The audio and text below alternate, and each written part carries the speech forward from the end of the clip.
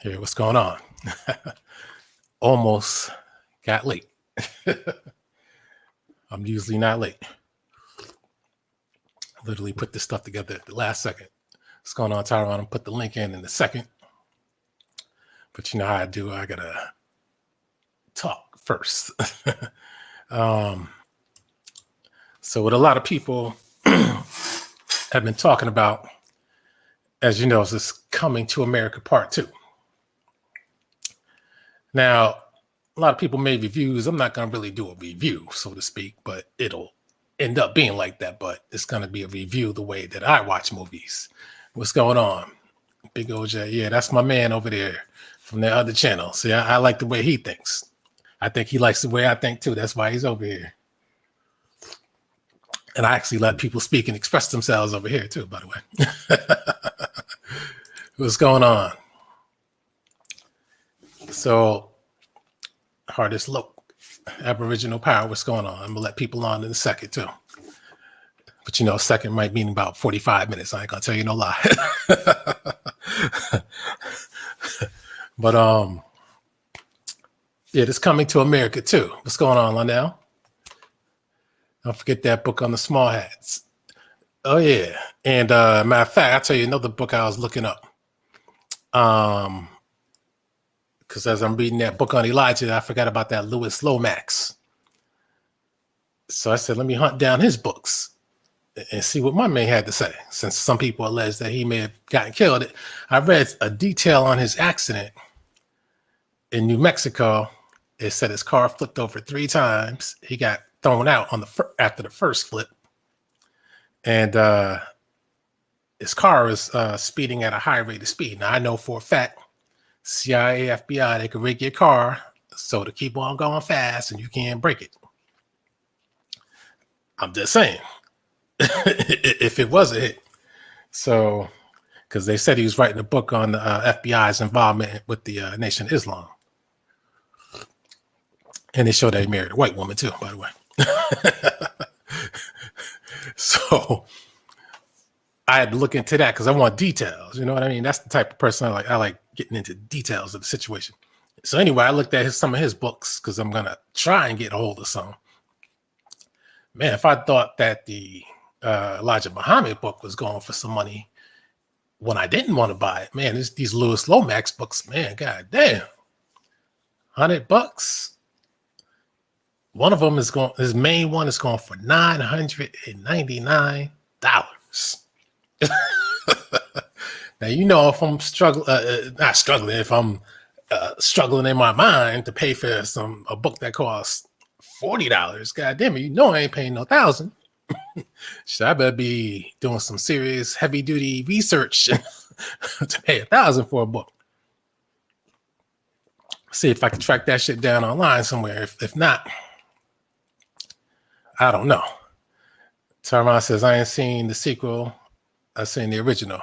Well, I'm not trying to spoil anybody's fun, but if you've seen the original, you've seen the sequel. Anybody who just saw the sequel, they know I'm not lying.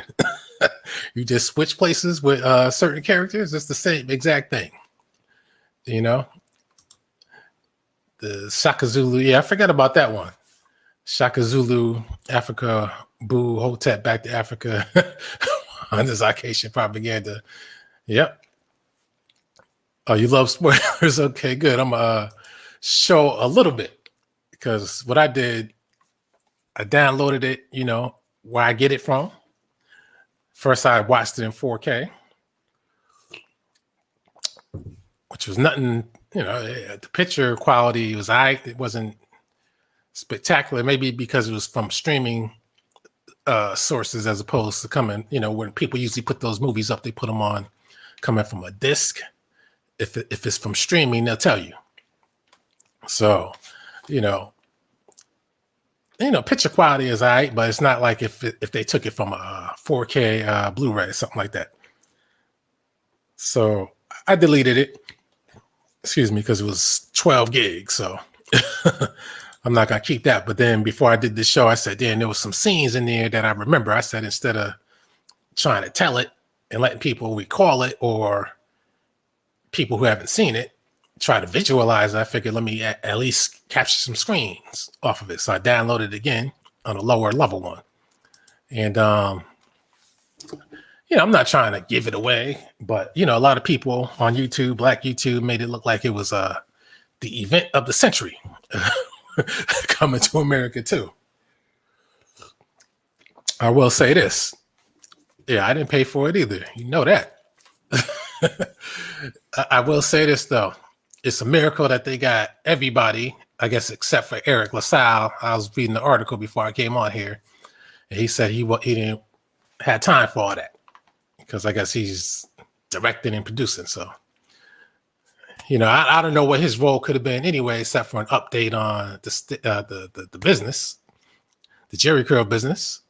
But truth be told, there would be no need for an update on that anyway, because by the time the sequel came out, nobody was wearing Jerry curls for quite a while. So, we can just assume that his business fell through. So he wasn't even necessary. Then you had the other I didn't see the need Leslie Jones. You know what I think it is, man? I think Eddie Murphy has been getting a lot of flack from, I'll just say it, lesser comedians for not looking out, especially when he was doing his Beverly Hills Cop, all what people call his white movies where he's the only black man in it. They were like, oh man, you ain't bringing nobody else up. You didn't bring Rudy Ray Moore. You could have put him in the movie or something like that. And that's part of the reason why he made that Dolomite. He didn't say that, but a lot of people were saying, oh, he wasn't looking out for Rudy Ray Moore when he could have, and other comedians. So he made that movie, put a whole bunch of comedians in there. And in a sense, when people do that, they're kind of doing it in a way to say, okay, I pay homage to Eddie Murphy, because that's the way I felt this Coming to America was too, paying homage to Eddie Murphy, not just hooking people up with a job. The first one came out before his ER. I'm not even sure. It may have.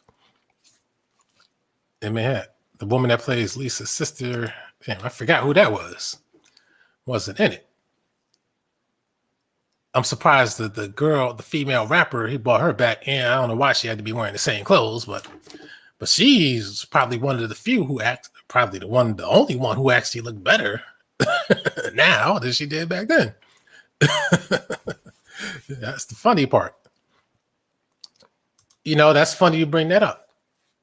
I personally love The Golden Child. But see, when the critics come out, the so-called professional critics, they said that that's a horrible movie, but the shit was funny to me. And that female was looking good. I wouldn't have minded seeing a sequel to it. I mean, he would have been better off. I know, history, they talk about it like it was crap, but that shit was funny though. So that's probably why they don't want to do a sequel to that. I don't know what took them so long with the Coming to America sequel, or even everybody's waiting for a Trading Places sequel, and it looked like they were setting it up to do it at the end of the movie. And they put the Trading Places guy in the movie, and they were in the Coming to America movie. So I'm like, that's the one we want to see a sequel to. And they never did it. All the DJs want to feel their breasts. So I don't understand what's going on with that. But Saturday Night Live, modern black comedians aren't funny. Yeah, that's true. I'd never been able to get into Saturday Night Live even when I was a kid, man. I used to stay up because I thought it was supposed to be funny. Now, when you're 10 years old and the shit ain't funny, the shit ain't funny. I mean, that's just the bottom line, man. I'm not going to pretend that something is funny when it's not.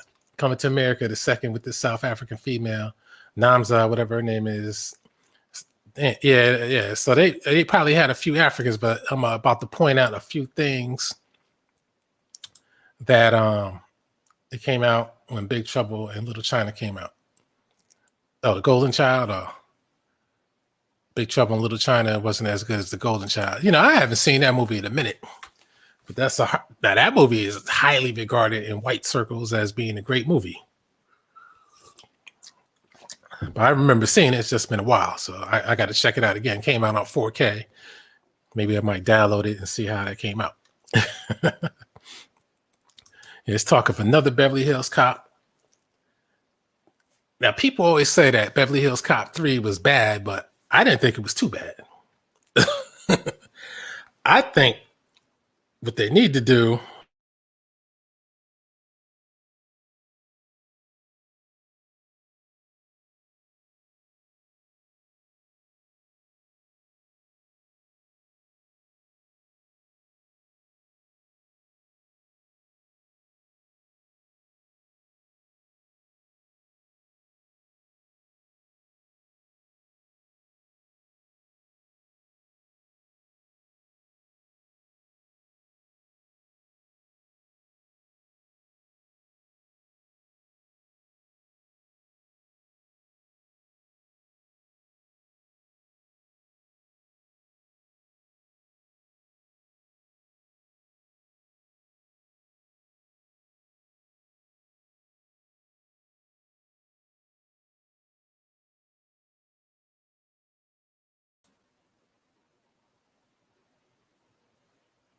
the hell, man, I just got dropped.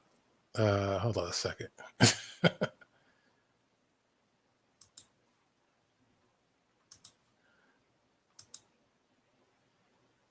I mean, I don't know how this is possible.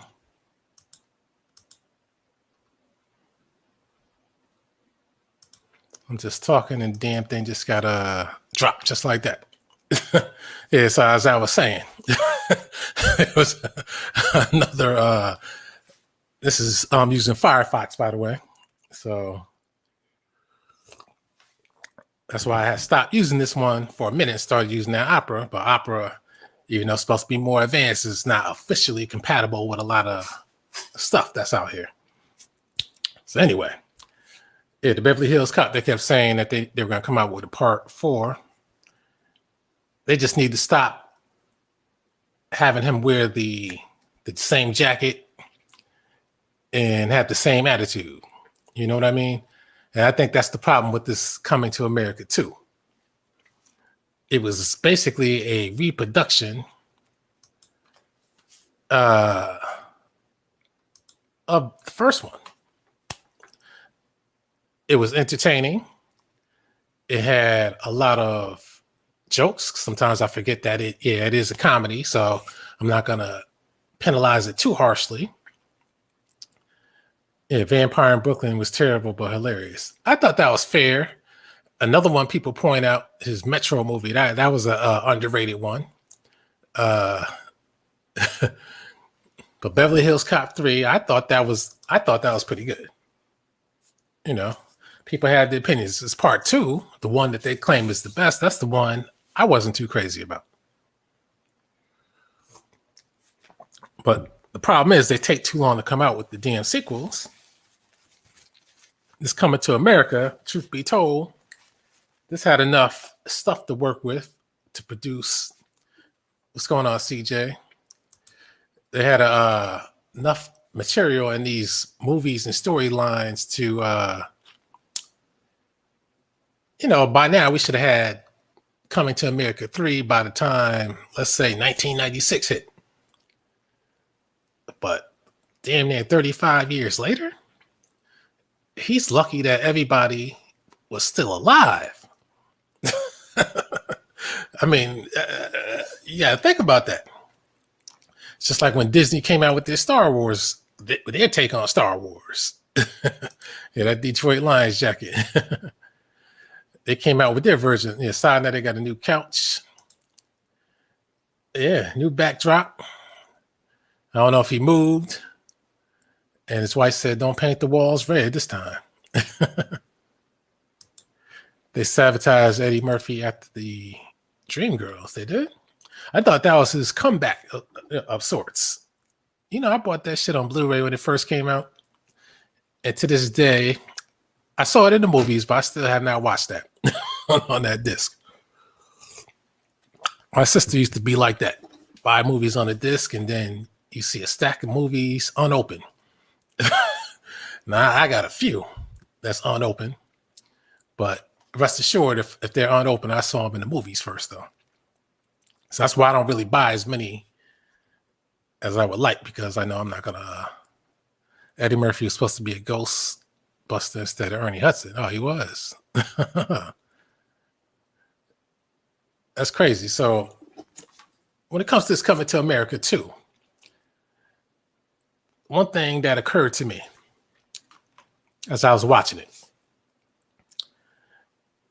and yes, it sticks with the Pan-African pipe dream. And that dream is a fictionalized version of Africa, a romanticized version of Africa, a version of Africa that doesn't exist. What do I mean by that? I mean, just like Black Panther, you have phony African locations. And what do? They give you things that they know Africa does not have, but they try to emphasize it in one small location surrounded by the king. And you never really see the poor populace. So they give you that high technology, high standard of living, all in a forest with, they always got to show a lion for some reason, lion and an elephant. And not all Africa has lions and elephants. And also, the truth be told, a lot of people forget that there are Asian elephants and there are Asian lions. In fact, I was looking up a few months ago about I think it was a North African lion that used to exist, or a Moroccan lion.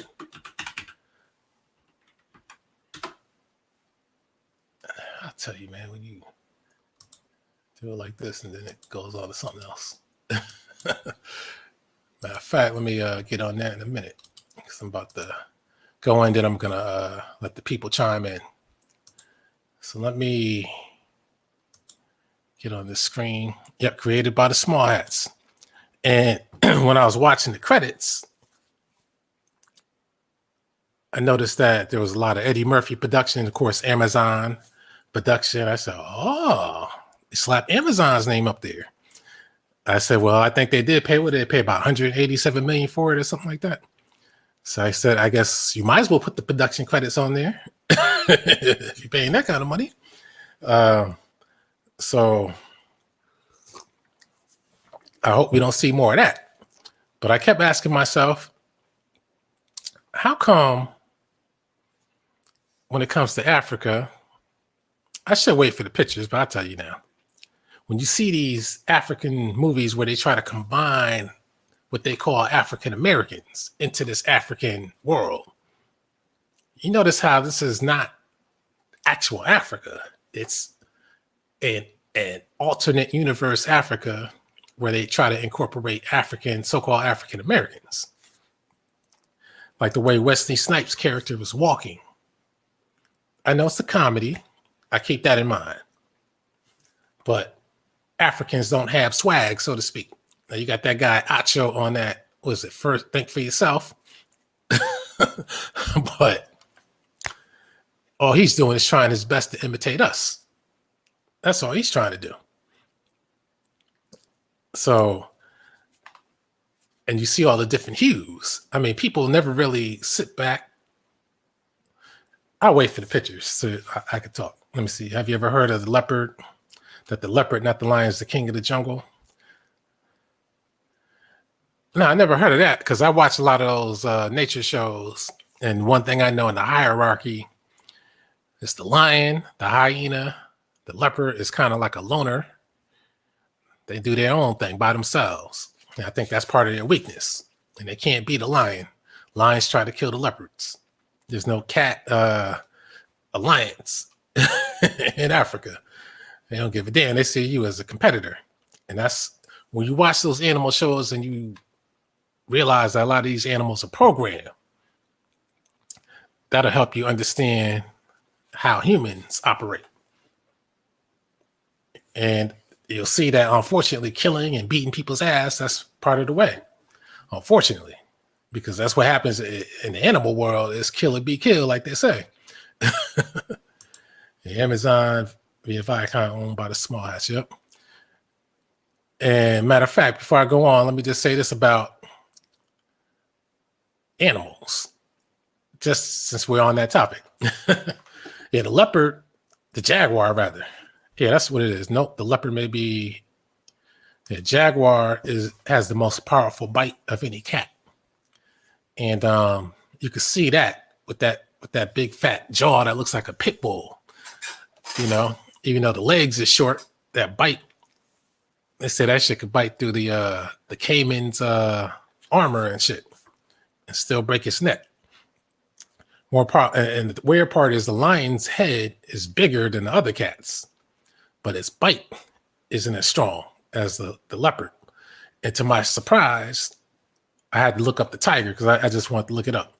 The tiger actually has twice as powerful as a bite as a lion does, even though its head is smaller. That kind of shocked me. I know the lion is bigger though, but still the head is smaller.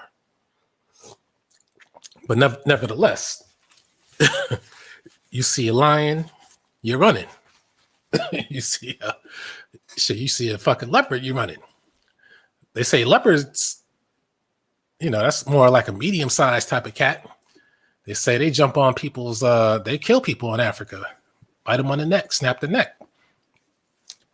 So that got me into looking up bites of animals because I was just curious of where a lot of these animals stood.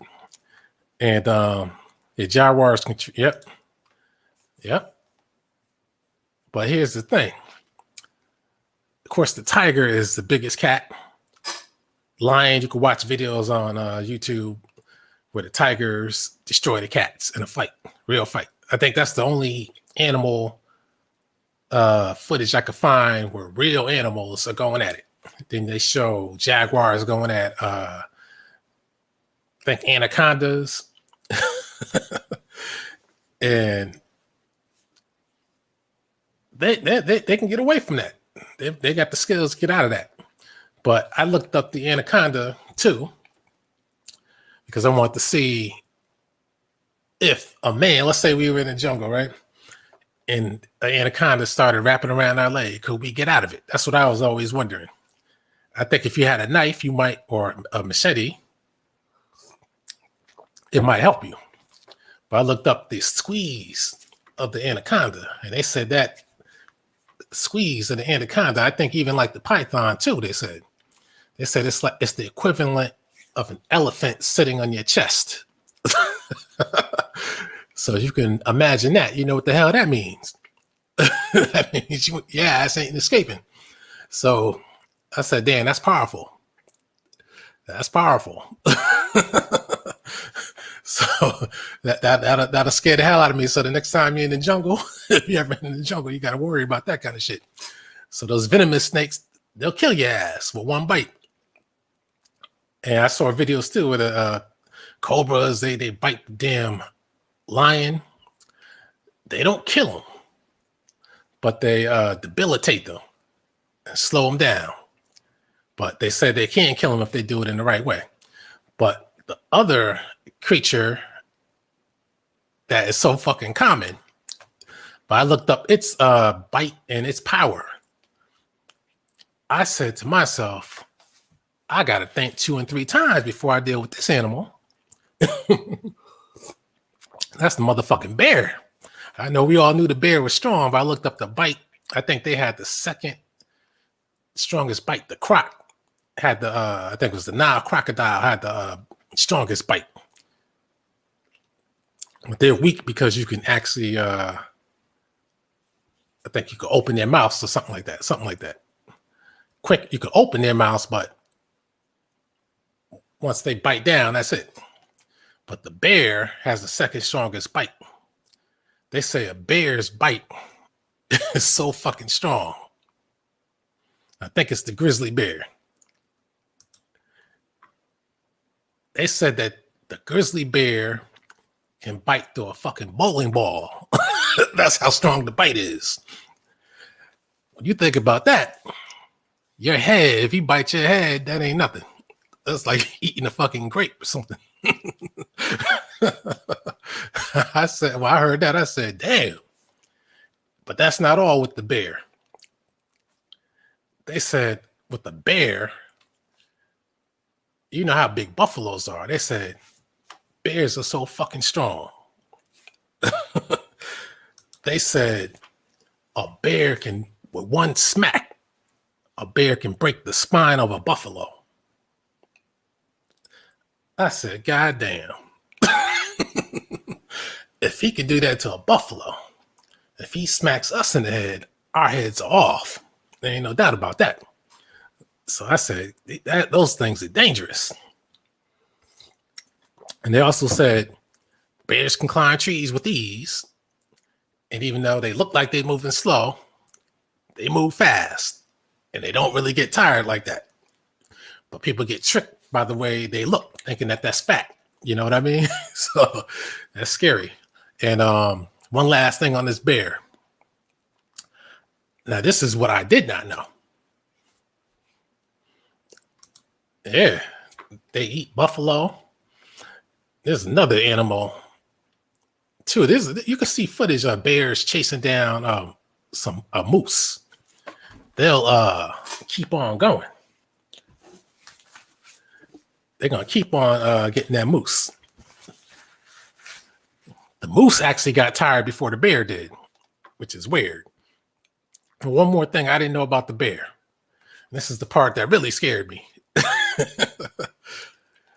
I didn't know that they made special guns for the bear, special calibers of bullets and shit. And I forgot the caliber, but you can look it up on YouTube. They got the bear guns.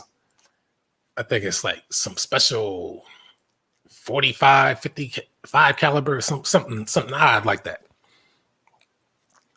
You need those special guns in order to penetrate the bear hide, because a regular 9 ain't gonna do it. I said, God damn. I said, so you can't just grab any gun and expect to stop a bear. That 357 Magnum might work, but the problem is, see, you got to look at those bear guns. They have them designed so that you can pull that shit out and be able to aim and shoot, before the bear gets you. So they designed special guns for the bears. When I saw that, I said, damn, I didn't know it was like that. I didn't know it was that deep. So, unfortunately, yeah, that kind of like, if you get caught with a bear, man, your options are limited, man. I mean, the best you could do is to probably, if you got a hamburger on you, you better give it up. Start easing away and get the hell out of there. It's the best thing you could do. The way it's looking, I think I'd rather take on a lion than a bear. But damn, that bear, the power ain't that shit. Yeah, it ain't no joke. And there's a video on YouTube about 2 bears fighting too. Man, I said, God damn, they really fuck each other up. He made that one bear retreat, had blood coming from the eye. The other one said, I got to go. I said, damn. And people forget bears stand up on 2 feet too. And they end up being about 7, 8 feet tall. Shit. I think that's probably the time to run. But anyway, let me get up to the main thing. I just want to point that out. But matter of fact, where are we at here? Share the screen.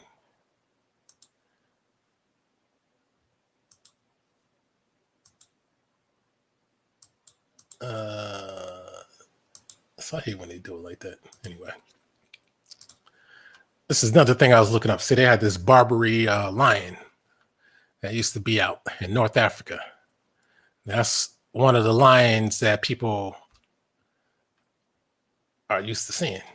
They say it's extinct,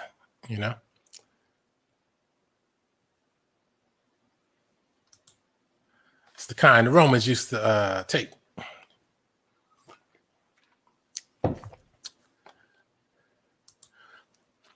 Anyway, let me do this. Get these screenshots of these coming to America too.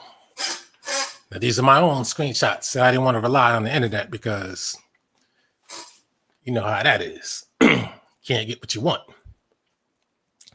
This is the opening credits. Now, as you can see, stereotypical Africa.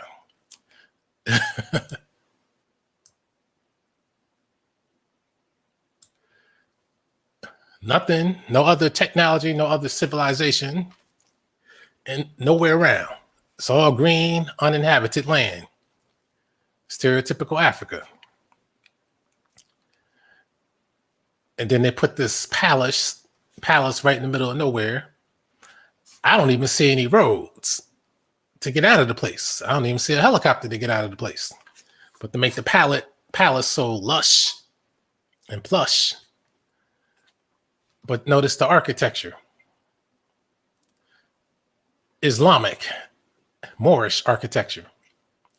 I don't even know what part of Africa this is supposed to be in, but looking at the hills and the elephants and lions, I'm guessing it must be somewhere in Central Africa somewhere. Stereotypical. Come on. The funny part about this is they merge a whole bunch of cultures that are in Africa and not known. And this is the funny part. Now that I say this is what I was going to talk about, that there's no ancient Egyptian motifs anywhere to be found. And all of a sudden I look at that, I must have missed that right here. But that's it. And you can see, oh, wait, hold up. Did they throw some clues in here? Is that a Moorish type of king? Could be, or maybe it's just Eddie Murphy. Who knows? That's the Z for Zamunda. So that's the only Egyptian-related stuff I saw, because a lot of these movies, you know, they're not allowed that's the recurring theme. Matter of fact, you can even say that this man's crown might look like Ramses II's crown. So maybe they had to be a little slick on a lot of this stuff. But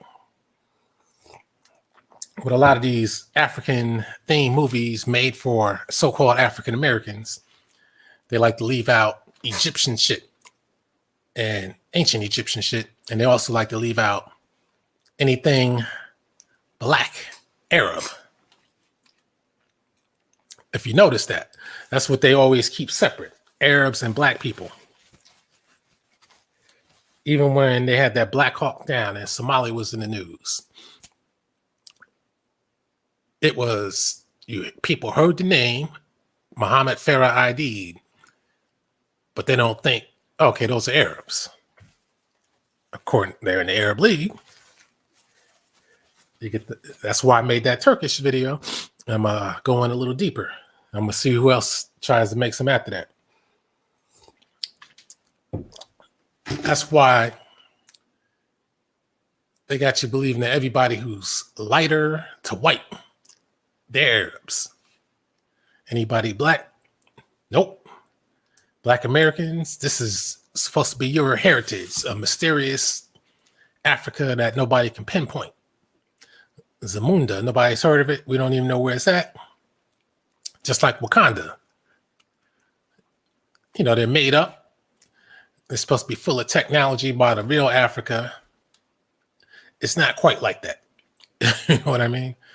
The most technologically advanced country in Africa is South Africa, and we know why that is. And a few North African countries, but even they're broke. You know, and Ethiopia looks like it's on the come up with help from China. Now, again, this is one of his bedrooms. You know, it's all elaborate, but as you can see, it's a European type of aesthetic. Now, of course, Black Europeans created a whole lot of things before the white people came, but that's another topic. And I didn't get to see that Oprah Winfrey interview, so I got to analyze that once it's available. But here's a thing I also noticed. This female right here, nice looking woman, dark skin, actually beautiful and sexy. But this is the trend I notice in anything, really. Whether you see news anchors, fashion models, or actors and actresses, when people are dark skinned and they're supposed to be beautiful, notice how beauty must always have certain facial features to them. Thinner lips, narrower nose. How many dark-skinned news anchors or models do you see when they're not trying to make a point that have what people want to call African features? But of course, these are African features too, or else she wouldn't have them, right? But this is what they use. And when people are light-skinned, they can be any kind of way. Now, of course, yeah, this is from the last movie, but as you can see, he wanted to pick a light bride, which is, I always point out, dark-skinned guys always got to have a lighter queen, so to speak. And all these variations in colors, I know it's probably an offshoot from her too, but of course, Africans don't really have all this kind of stuff. But yeah, I know that's supposed to be a so-called African-American bride. She's African style. And you look at the clothes, none of these clothes go together. Just like Pan-Africans do. They pick and choose and pull from little of this, a little of that. Some of this looks kind of South African, Zulu style, Nigerian type, East Indian type shit. I mean, they're all over the place. And that's what's typical of the American type of African look, the fantasy. Some more clothing. You know, it's almost like you're watching the Phantom Menace with these outfits. Totally different styles. She got a sexy ass body though. It's a nice looking female. But as you can see, all these clothes are so different. They only put it for the palace and the king. They never show the other people. And I doubt if Africans, some people might get mad, but I don't think Africans can make all these different varieties of clothes. I'm just saying, I haven't seen them. Now, of course, with this, you know, they opened a McDowell's in this country. And of course, you got to ask ourselves, why did it take so long? I mean, that's the main question. Why did it take so long? And they even used the same updated McDonald's look for the new McDowell's look too. Happy 30th anniversary. I was surprised this man was still alive. I don't know what the hell this man's been doing since coming to America, to be honest with you. But as you can see, these fashions don't seem to show any particular Africa. You got the Ghanaian kente cloth, 1990s African-American type stuff. Everything's all over the place because they figured nobody really knows Africa except for what you see on TV. And nobody really knows what the hell they're seeing to begin with. So just throw it all in there. And this is what Pan-Africans do as well, because they always talk about something called African culture. I even heard somebody talk about something called traditional African culture. I said, man, what the hell is that? I said, these people making things up and trying to sound like it has meaning. The hell is a traditional African culture?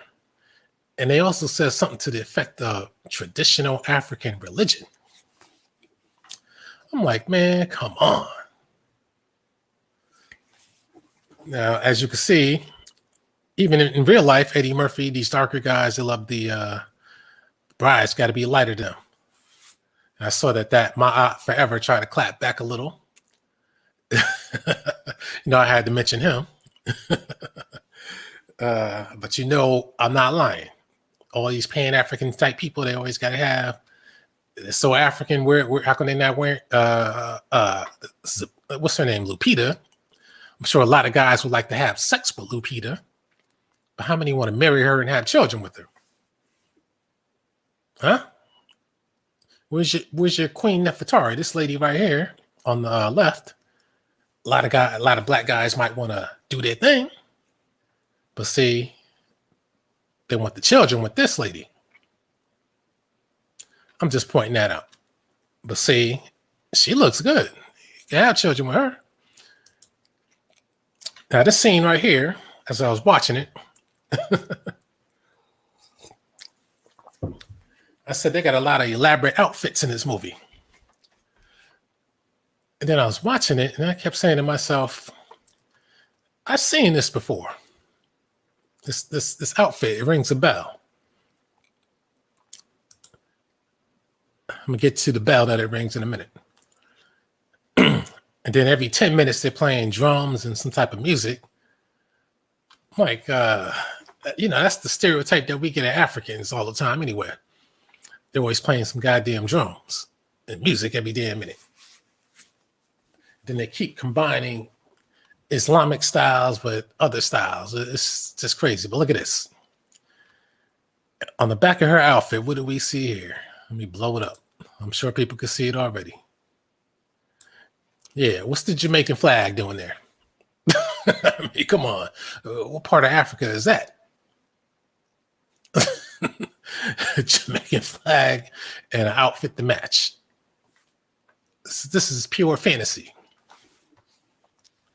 Pure fantasy. It is pure fantasy for real, but I mean, it's even more pure fantasy of what they're trying to pull over on the people. I mean, they couldn't, at least if they had to put a flag up there, put a flag of some type of African nation up there. But Jamaica? Okay. I guess that makes sense. There's that outfit again. As you can see, Eddie Murphy got a suit jacket. It looks like the kind that they wear in India, but modified with the oats on it to look African, what they think is African style. Actually, it's not a bad looking jacket, but all this stuff, I don't know where they're getting all this from.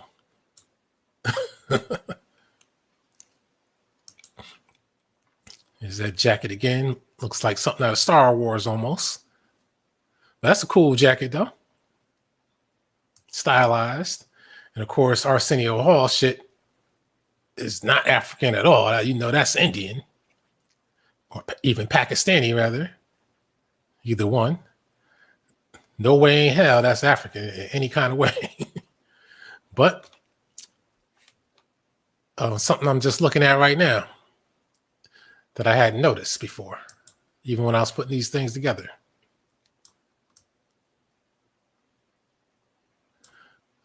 The background. Uh-oh. Maybe somebody put some real shit in there, huh? That looks like some type of Moorish type shit. European style. That doesn't look like anything in Africa. So, okay, somebody got slick. I guess they figured, okay, let's at least get around the small hat restrictions. I'm sure if I study this some more, you can find some more clues in there. No, that ain't it.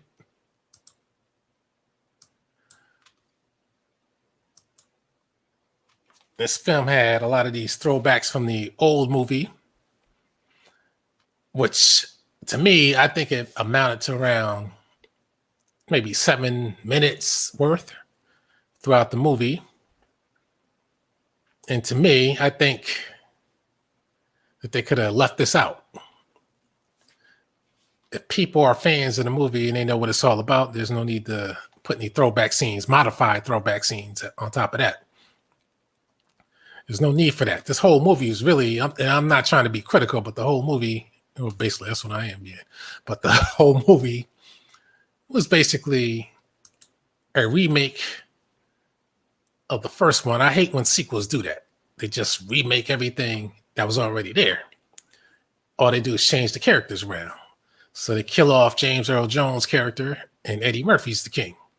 And now his son that he finds in Queens is basically what Eddie Murphy was back in the first one. But of course, since it's an Eddie Murphy movie, the king gets more shine than James Earl Jones got in the first one. And another fictitious thing that is just not real. This guy being African. You know, if this was North Africa or somewhere like that, they call him an African or an Arab. But this is what they pass off.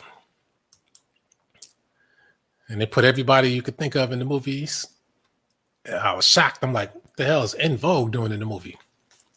Salt and pepper. But everybody that was in the last one was in this one. And the only thing that was different, truth be told, was the fact that everybody's older and James Earl Jones died. So this is Gladys Knight. Fancy outfits. Again, I keep in mind that it's a comedy and you got to have, you want to throw some other celebrities in there just to throw them in there. But this is still like the Black Panthers designed to get Black people to thinking that this is some type of cultural extravaganza for us, that we're finding our roots. But fictional Africa, fictional versions of Africa. But they never let you find your roots for real. And even if it was in Africa, they don't want you to find that. So that's why they come up with movies like Roots. Put you on some mysterious, barren African land. A few hundred people come in and take a few 100,000 people away. I guess that makes sense, you know. But that's the way they tell it. They figure, okay, well, you're here, so it must have happened. I heard somebody argue, matter of fact, I think it was My Aunt Forever, because I saw a retort. He had another guy that came on, and he was asking a lot of the questions I asked. And I think that My Aunt Forever, he doesn't like those questions. And about the slave ships, where are the slave ships at? He's making excuses, the same excuses that coons and Negroes make. And I'm saying that because it popped into my mind now, and I'm sure he's listening. Because just in case people don't realize, the man is listening. That's why he makes rebuttal videos. But see, he could save himself a lot of time by either coming on the show, because I'm going to put the link in a minute. Come on the show, discuss what you got to discuss.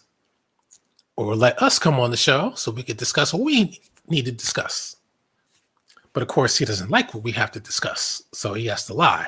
And this other brother, I forgot his name, he went on there, and I could see on his face that he's like, man, where is this guy coming from, and what is this man's angle? Anything I present that's Black, this man tells you, no, it's not. So the man kept asking where the slave ships at. Give me just one. You know, that's what I always say. Just show me just one intact. You know, they usually go to the flotilla, but that's not a slave ship. You know, those are pieces of wood. That doesn't suffice. So then some people say, well, you know, where's the ships that got the white man over here? Good question. And a good answer is they're on display. That's the answer. So that's not a mystery. They're on display. Now, My Aunt Forever also answered in a way that some Negroes answer. And Big J is one of those Negroes. He actually gave that idiotic explanation. The white man came to the Americas. And, you look at the Northeast, because that's what we're really talking about. You take away Boston, New York City, Philly, DC, Baltimore. Take away these towns, right? And any other smaller city. Drive into some backwoods. You know what they used to look like before the cities got built. It's a whole bunch of forests. But this guy, Ma'at Forever, Shaka Indugu Kemet, wants us to believe that the white man came over here on wooden chips and said, you know what? I think we're about to take this land. I think that's going to be the long-term plan. So we're going to need a place to stay. So I'll tell you what we're going to do. It took us, 3 months to get our asses over here in these boats, but we need a place to stay. So I think the wisest thing for us to do is to dismantle the boats with the wood that's already been bent in certain positions already. And it's hard to get out of the positions. They've been treated, nailed, all this kind of shit. Because he said something about wood decaying, wood being moldy and all that kind of shit. But for some odd reason, you want to dismantle a ship and use it to build a house. Usually when people build shit with wood, they usually use fresh wood. Not too many people use used wood to make anything. But this is what they want you to believe. You dismantle the ships that brought your ass here. That means that you can't get back, right? And that means that you can't go and get back up, right? Because you don't have any ships. That makes a lot of sense. So you waste your time dismantling ships. Not only that you need, but it takes a lot of time to dismantle a ship, and then you want to use that wood and rebuild a home. The natives didn't have any homes. That doesn't make sense. Let's suppose that you were trying to plan your attack, so you couldn't use their homes, right? Tell me what takes more time. Dismantling a ship and trying to turn the ship into a house. Because keep in mind, once you dismantle a ship, because the wood is already cut and shaped for the ship. So now you have to design a house based on the type of wood that's already been cut. So is that easier thing to do as opposed to looking around and see all these goddamn trees around, cut the trees down and building a house? I mean, come on. These people, when you keep coming with these lies, the question is why? I mean, why? And speaking of wood, glad I got onto that right on time. How come this palace is not made out of wood? Where the fuck is the stone at? I mean, you see all the trees and shit, but it's made out of stone. Another fantasy. And anybody can see this is Islamic Roman style. And yeah, the Muslims did take architectural styling from the Romans, by the way. Of course, we know the Romans took it from the Greeks. Greeks got it from the Egyptians. So here they have the Africans looking and sounding sophisticated, while they have us looking and sounding like bozos. This man's wearing a goddamn sweatsuit. This guy's wearing a stick-on afro. I don't like their so-called portrayal of Black Americans. And I had to show her, because I had to look up on her to see if she was in that original Coming to America. I'm like, was she in there? I think they just stuck her in there in that scene. But this lady is 6 feet tall. Now I bring her up, Leslie Jones, for a few reasons. Because when people want to talk about somebody who's ugly, they like bringing this lady up. But this lady's supposed to have the melanin. This lady has the thick lips that they love, that they claim that they love. This lady has the wide nose that they claim that they love. Well, how come when it comes to a woman that they must have and procreate with, this lady's not on their mind? Huh? We all know why. And I made videos about this in the past. The real reason is because people want whiteness. They want white traits, believe it or not. You see this among the Hispanics, Puerto Ricans, Dominicans, and all Hispanics. They want the white traits. They want to get away from this. Now, let me see. I was looking up the Roots movie location. Now, as I was watching this is what also creeped into my mind. You see where it's going. I said, damn, you know what? Leslie Jones, kind of with that wig on, provided that is a wig. I said, damn, man, she kind of resembles these Australian Aborigines.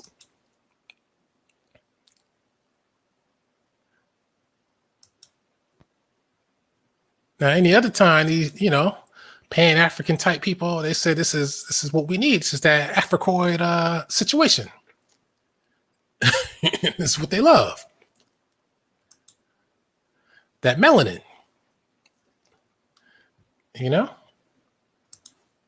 That's what they say they love. But they don't love it enough to go find one and marry one. But instead, they always say every time you see one of these types, not that these are common in this country, but you know what I mean, when they don't have white features. And we know it as children. People have always pointed out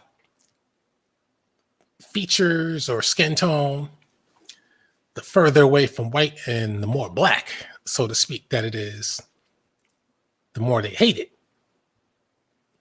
That's why you got people today constantly marrying whites, and of course that's a different style of nose. We're not used to that kind of nose. I'll be the first one to let you know.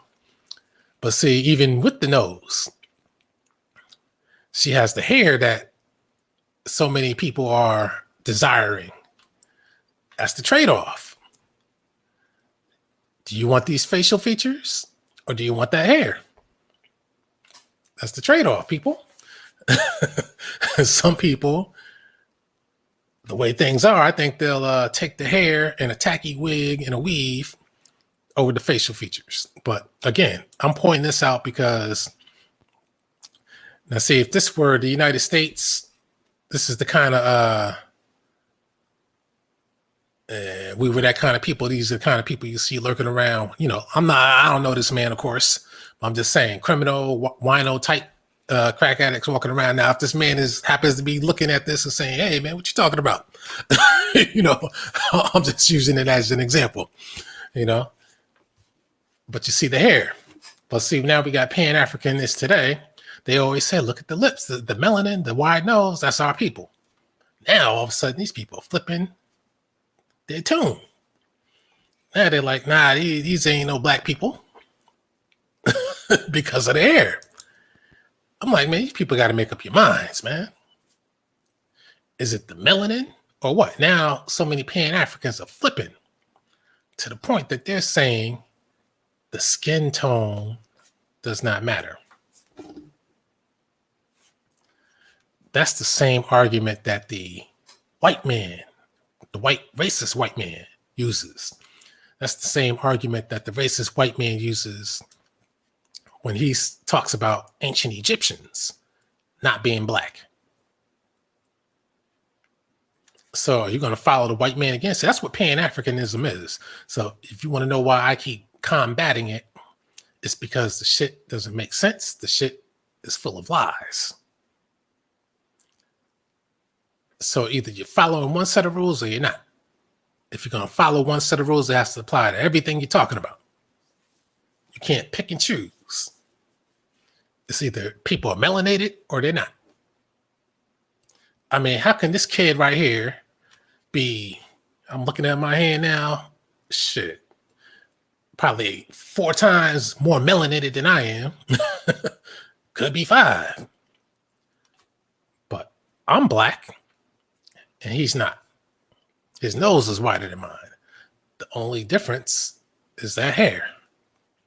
Or only primary difference is that hair that's supposed to make him. Now, if he had an afro, then I guess he's supposed to be black by any means. So that's what some people were saying.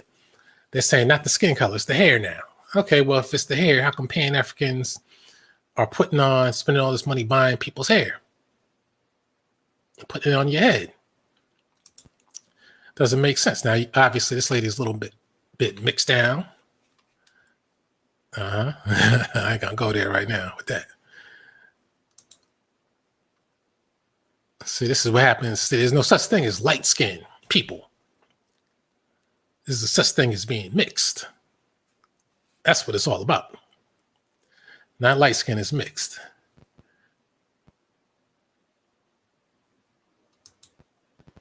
So again,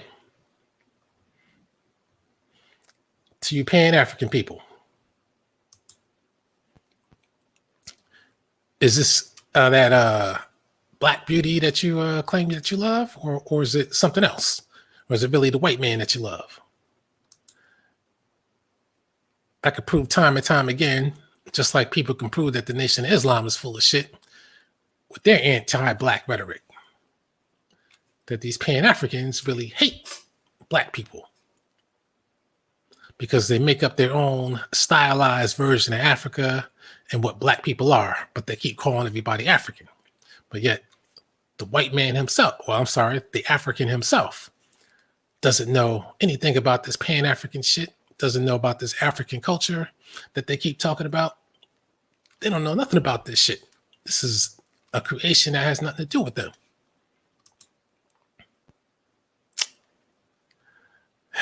Boy. I mean, damn. This thing keeps popping up. Sorry about that. my GTA 5 keeps crashing too after they did the update. So they need another update.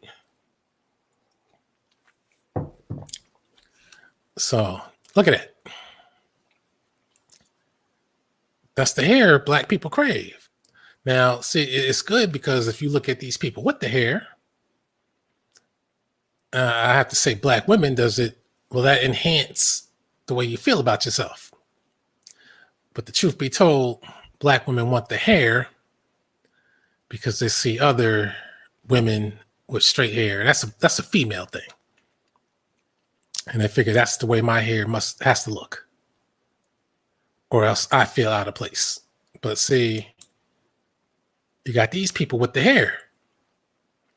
Now, do you want the look, or do you want the hair? And I ain't trying to put these people down. I'm just trying to point some things out. You know, how important is the hair? I know black women get upset when you start talking about that hair, but when you start talking about melanated peoples, because when we have these discussions, people always talk about, well, not everybody has kinky hair. And that's right. That's why I'm showing it right now. Now, here's some Aboriginal people. But I could be wind blowing. Yeah, that's wind blowing. But that's still a little bit bushy hair. So I'm just saying, we got to know what's up. So with this, again, for people, because people have made videos saying that this lady's ugly. Well, this lady is a prime representation of what Pan-Africans and others claim that they love so much. That's why I wish I could talk to this Leslie Jones. I tell her this my damn self. You're the one they should be putting on a pedestal because you're the one they constantly talk about. But you're not the one they marry. They don't want to, I'm not trying to be funny, but they don't want children looking like her. And this is real. They want children with that whiteness in them. Whether it's a Ma'at Forever, I'm pointing him out, or whether it's a Professor Griff, whether it's whoever you could think of. Who the hell was I just looking at? Who had the Eddie Murphy? Shit, himself. You name the dark-skinned black man most of the time, that's who it is. They got a white style woman by their side. And now I see a lot more people picking up on it. It's just my observation, my personal study. I noticed this. See, they'll take a dark-skinned woman like this as long as her facial features are white style. Matter of fact, let me do this real quick. Prove another point. I'm gonna get to the link in a minute. Hold up. Matter of fact, let me put that up there now, so that way people can get ready.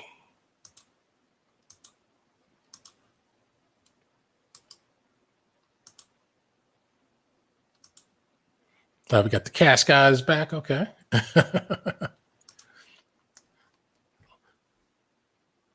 All right, so let me do this.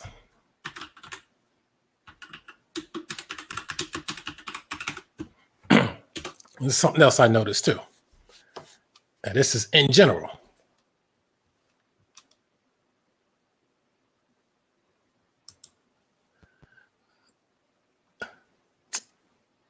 Of course, this guy, he's there because he's fruity. But also look at his facial features. She's an Uncle Tom. Her facial features, and of course, when it comes to females, you got to have breast size similar to these. Matter of fact, this is better to accentuate those. That's the truth with these anchors, because they do look like reject models. And what I mean by reject models is they're not good enough to be models because their sizes are not exactly what they require out of models, because in their looks, models got to be very thin and be able to put on anything. Anyway, see the features. If they're not half white style, they got to have, and see, those breasts are always a requirement on the females. Look at that.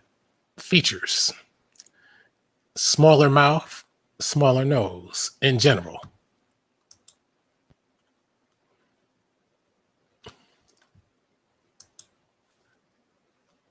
Because I notice this every time I'm looking at some news or something, I see a black anchor. Most of the time, that's the case. They always have to look a certain way. Oh, you remember this shit right here? But see, even his lips are fairly on the thinner side. See, more, they could be dark, but their features can't stand out too strong. That's Lester Hulk guy. I was watching the video, and he's Jamaican, and his mother is a white style Jamaican. I thought he was German with that name. See, he has no lip. My man got that kind of hair loss that I know that shit has to be annoying to him. It's like he can't really do anything with that shit, but it's going. And he can't cut that shit off because, it's just not ready yet. But there's going to come a time when it's going to be ready. I mean, or he can go to Tariq Nasheed route and try to manufacture some braids and a hairline, So this lady right here, features, and she's probably half white. But again, they all got to be oh my God. God damn. I see why she got hired. God damn. Shit.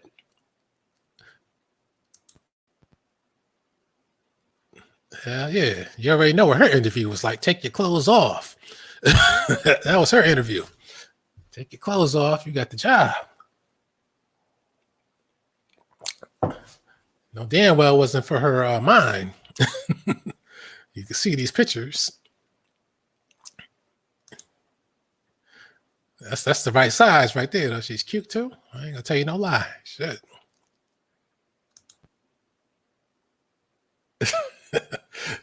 Anyway, uh, former Fox News anchor signs. So I haven't been watching Breakfast Club in a minute. So because once I realized they're nothing but house niggas on the take spewing propaganda.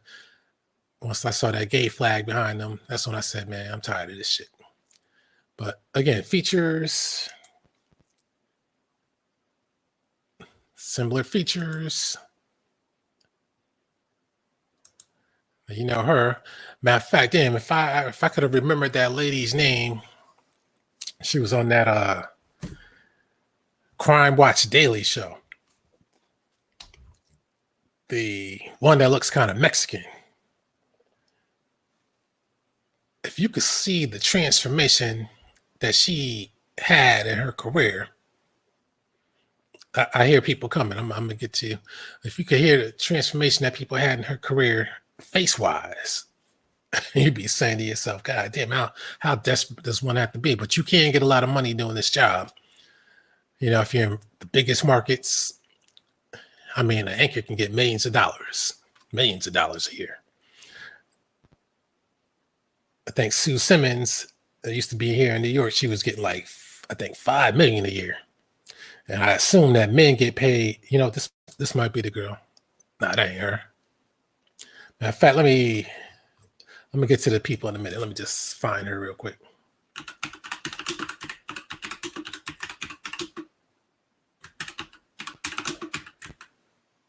I think her name was Katrina. Nah, that's not her name. Nah, that was the Russian. This lady right here.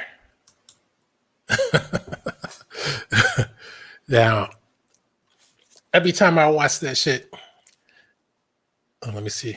People are coming on Roots. Tyron, I'm gonna be with you in a minute. Let me just finish this up real quick. Every time I would watch that show, I would look at her and I would think that she was a Mexican or something. I would say to myself, but her face looks kind of odd. You know what I mean? I said it doesn't look real. Look at that. And everybody would make comments on there saying that she looks kind of odd and her facial expressions are crazy. So I said, but she said she was black. So I'm like, okay, maybe she's Mexican, half black, half Mexican, but no, she's half black. Now, here's one part of her metamorphosis. I mean, what makes you can see these are clearly fake eyes, and the nose was a little bit more out in this picture versus this picture right here. I'm like, how can you do this? See, here we go. I'm glad it came up, so I have to search. How could she transform herself like this, knowing that when you go from job to job, they're gonna say, okay, show us what you did before, and then they see a different person, they're probably gonna be saying to themselves, okay, man, who are you? I mean, which one am I getting here? You see that? See, this is what we call self-esteem issues. She's not comfortable with her blackness. She felt that, okay, let me transform myself into a virtual white woman. See, people want to accuse Michael Jackson of that shit. And look at this. And she wasn't exactly looking bad before. I assume that that's her original state. I don't know which one it is, but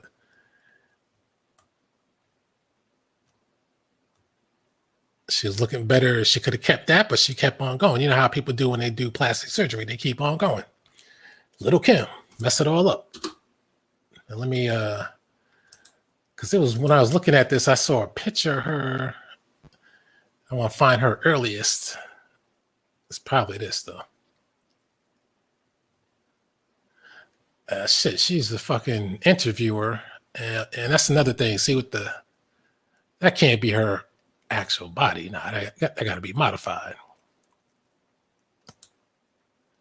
So this lady went too damn far, if you ask me.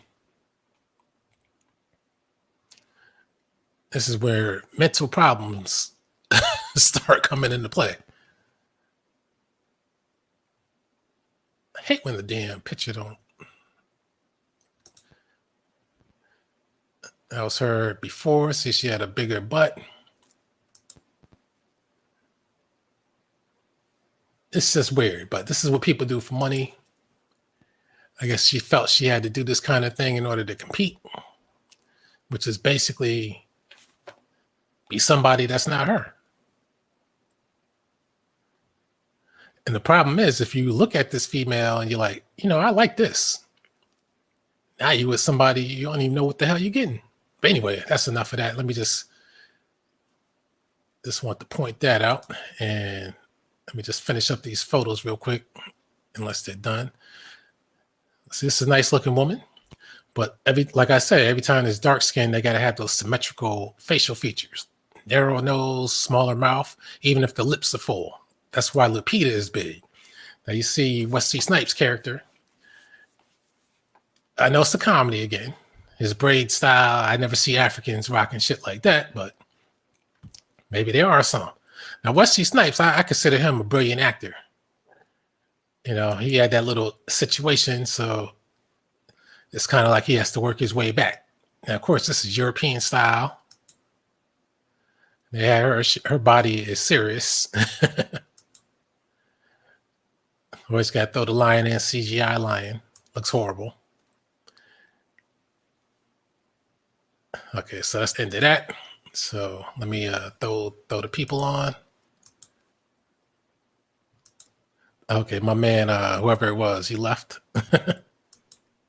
So what's going on, Yo, brother? what up, man? What's hey, up? what's up? What the fuck was that on the last picture? The old person. Oh, that was Arsenio Hall. He was playing some, I don't even know what the hell that was. See, Grandmother. they over there stealing something off of Shaka Zulu.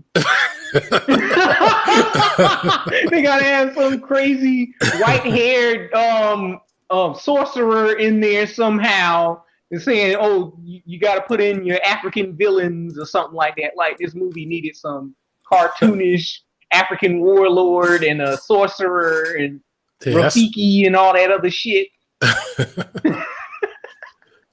So, you know, that's crazy, man. I mean, again, it's still with the fake stuff, though. It's makeshift Africa. Yeah. And speaking of makeshift Africa, I want that nigga Cash God to come on the live. Oh yeah, haven't heard from he's him been in a talking while. big shit. He's been talking big shit in the comments, saying chicken saw and those aren't Indian features, those are African features. I want that goofy nigga to call up. I see him. You're nothing but a bunch of spoil. See, he has to come over now because his man Afro Synergy got taken off the air. So. And you know, man, looking back at that Mock Forever, that man's a shield. He was over there cocksucking the Afrocentric Mexican the other day. I'm like, really, dude? You bringing out all the stops like, oh, you can't be Indian because it's straight hair, and you using all those images, drawings that are black and white to just credit Jacob Van Myers, John Ogilvy, or Arnaldus Montanus. You know how out of touch my Aunt Forever was. This is how you could tell. Well, you already know he's in France, but when that Mexican came on, he's like, "Oh, we have an Asian here." I'm like, yeah, that's the first thing he said. We have an Asian on here. Yeah, Asian daddy. I'm like, man, you could tell he's not from here because and the Mexican he was talking to, he didn't even know shit about his own culture. He's just sitting up there trying to shield, saying, is Kemet the true religion? I'm like, why are y'all still talking about religion? That's a forever, never-ending debate. Yeah. Call the Mexican an Asian, and the guy is one of those Mexicans that didn't really look all that Asian. No, he didn't. And then he admitted, the Mexican said, yeah, there's some Asian ancestry somewhere in my lineage. Yeah. And then my Aunt Forever, I would tell people to go over there and shoot your shot, But apparently, if you shoot your shot, you're gonna get cut off if it's too good. Yeah. So- Even if you got evidence to show, he'll just say, "Oh, your methodology is all off. Y'all use the all black is everything site, huh?" Yeah, true references come from a museum. That's true references. A museum that doesn't put down racial descriptions or anything like that. It's just something that's neutral and from a Eurocentric point of view. Right. If the museums don't work, then you can go on to a video I made in the past. Yeah, you can use my own videos where I interview and escort many of people to the Egyptian exhibits and talk about Akhenaten and Ramesses, and we do 10-hour lives talking about which religion is superior over the Hebrews, the Moors. We're just Kemetic. All our family, our culture is tied to Kemet. Yeah, that's And I'm from Igbo tribe because I took a DNA test. my man's full of shit. And then his partner with the 80s shag, that guy with the white shirt, what's his name? Right One or whatever the hell his name is. I invited that guy to come on because I said, you guys can do what you do in a controlled environment, but why don't you come in to an arena where we're going to let you speak as long as you want to speak and speak about whatever you want to speak, and see how you do. Just like my man Meatball. I kept, he was supposed to come over here, but instead he's so scared but he's made the rounds in other people's arena. But I mean, I'm like, damn, man, am I that scared? I know my questions hit hard and hit to the core, but what I do is I like to get to the point. You know what I mean? Yeah. I don't like to keep talking for hours and hours about the same thing when we can just kill it right there. Yeah, or they'll deflect and say, "Oh, could you answer my question, Alquanr? Do you know anything about the 5 civilized tribes? Well, do you know about the Creek freedmen?" But when that dude was on, matter of fact, with the Mexicans, see, I didn't like what I heard from the guy because he was trying to convince. It's like he was being anti-black because he said, "Yeah, he was." These black people keep thinking that they have something to do with the Olmecs. Olmecs, like they use black and white pictures that don't have any credibility, and their methodology is all off. Can you tell us what do the Olmec peoples in Mexico are like, and is they have any connection to these Black Americans that appropriates the Olmecs? And he said, matter of fact, let me get back on this screen now. Because you try to say black, any of these faces could be mistaken as Negroid. Yeah. But and these niggas love using that talking point, like, oh, Indians don't have any phenotypes like Black Americans, but you see in Bantu features on these statues, right? Yeah, I mean, how do you mistake black people from somebody else if black people are supposed to be unique? That's what I can't understand. But see this right here. All this can mean right here is that this guy got some black in him. That's why he got that dark. You can't say they basically compromising polygenic traits. DNA doesn't tell you anything about the outer appearance. It just only tells you what you're made up of. It doesn't explain where does nappy hair comes from. It doesn't say like environment created nappy hair that's in Africa. And nappy hair doesn't exclusively come from the UV rays or the equator that's Africa. That none of that shit means African base. Equator circles the entire globe. UV rays circle the entire globe. What they try to do is try to grift and say, oh, the Wormian Ice Age couldn't allow black people to live in America. That makes no sense because you have the American bison. Right. This guy right here. You have the alpaca. Yeah. Here's another joker, Renoko Rashidi.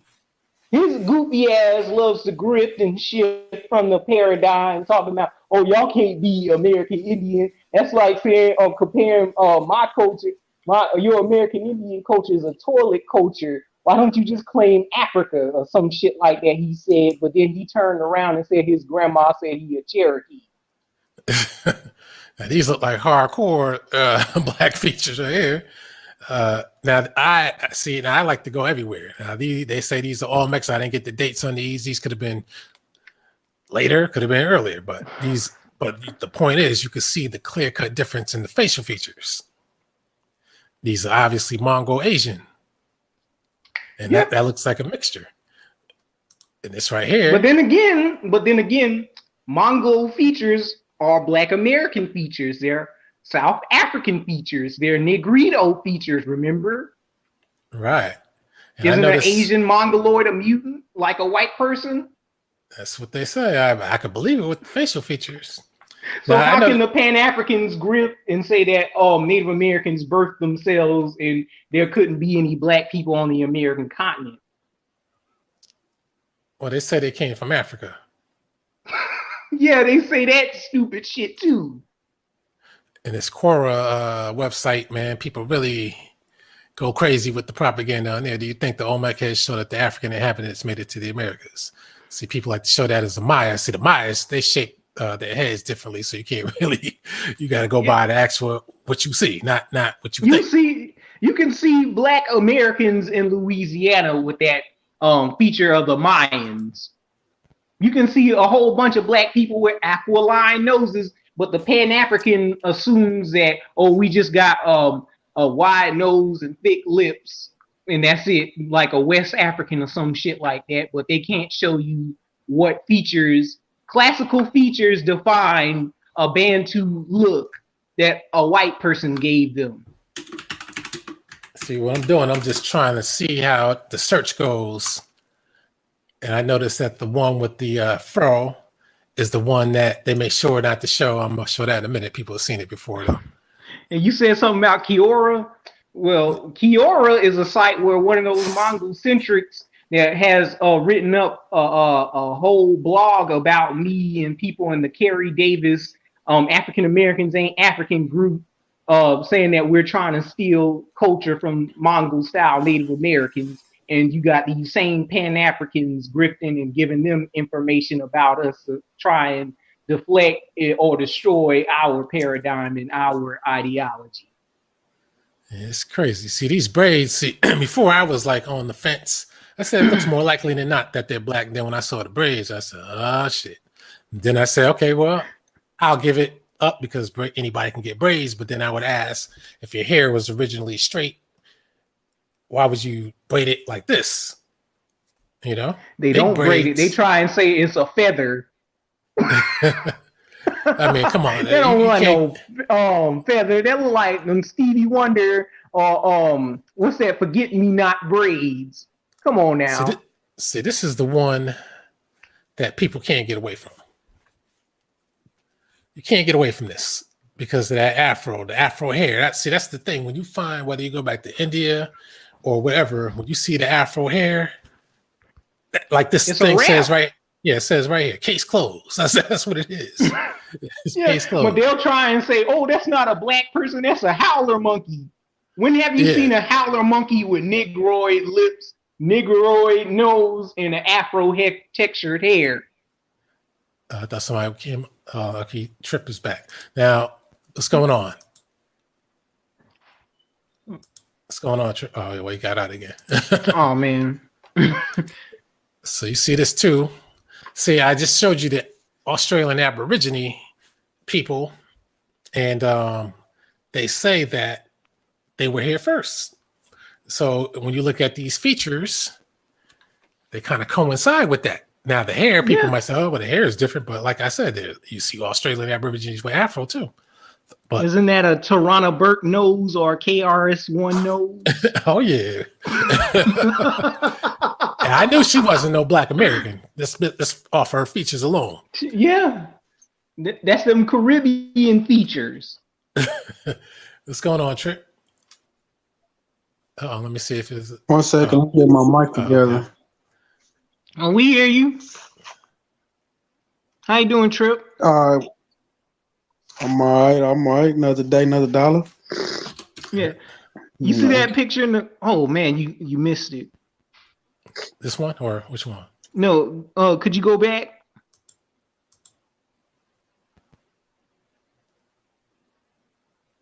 Which? Oh, I That didn't even picture see in this the guy. left-hand corner.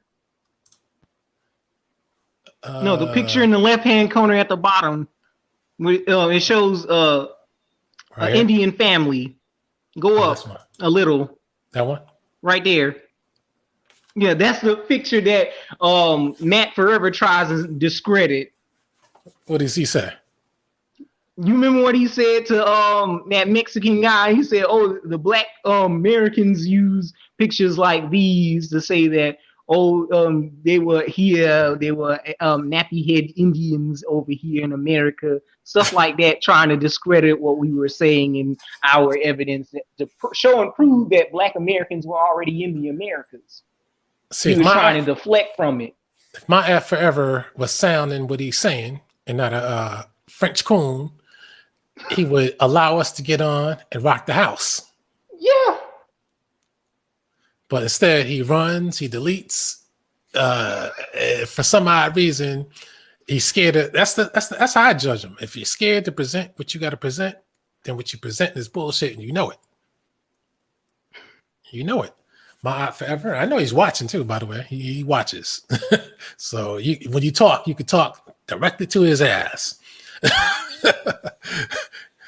And you know he watches because he makes the video rebuttals. So that's how you know he's watching. He probably paid that Mexican guy to come on and say his piece about that shit. That's what I was thinking too. I'm like, where this Mexican? He's like, okay, well, how'd you find my channel? Yeah, because Mexicans don't sit up there and claim some Kemet and shit like that. Yeah, they're not interested in that unless they're worried about. Like I said, you can always explain how a Mexican came to be, because when you see these skin tones, I mean and look at the little boy with the hair. And look at those hair. I mean, people act like this is imaginary stuff, but we're supposed to be from Africa.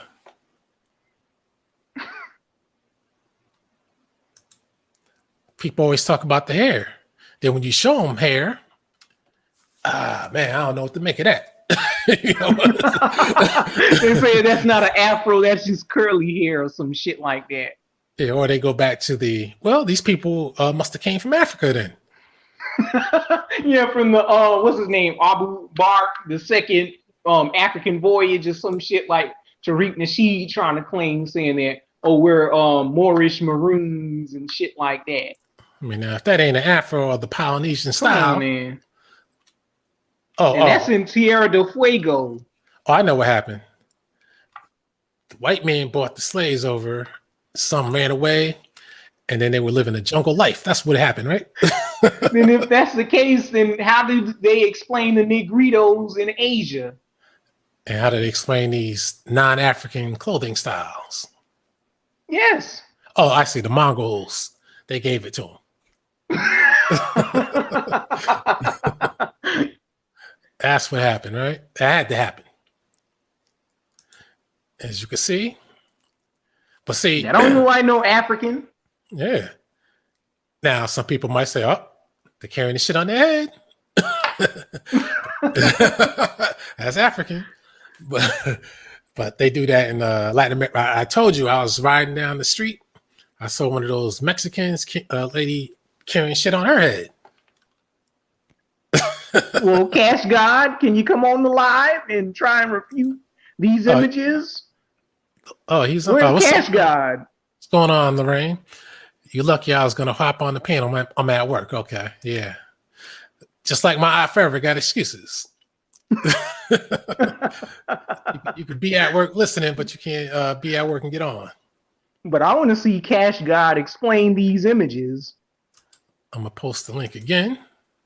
For people who want to get on. Is that Judge Joe Brown you talking with you? No, that's Taron and Trip.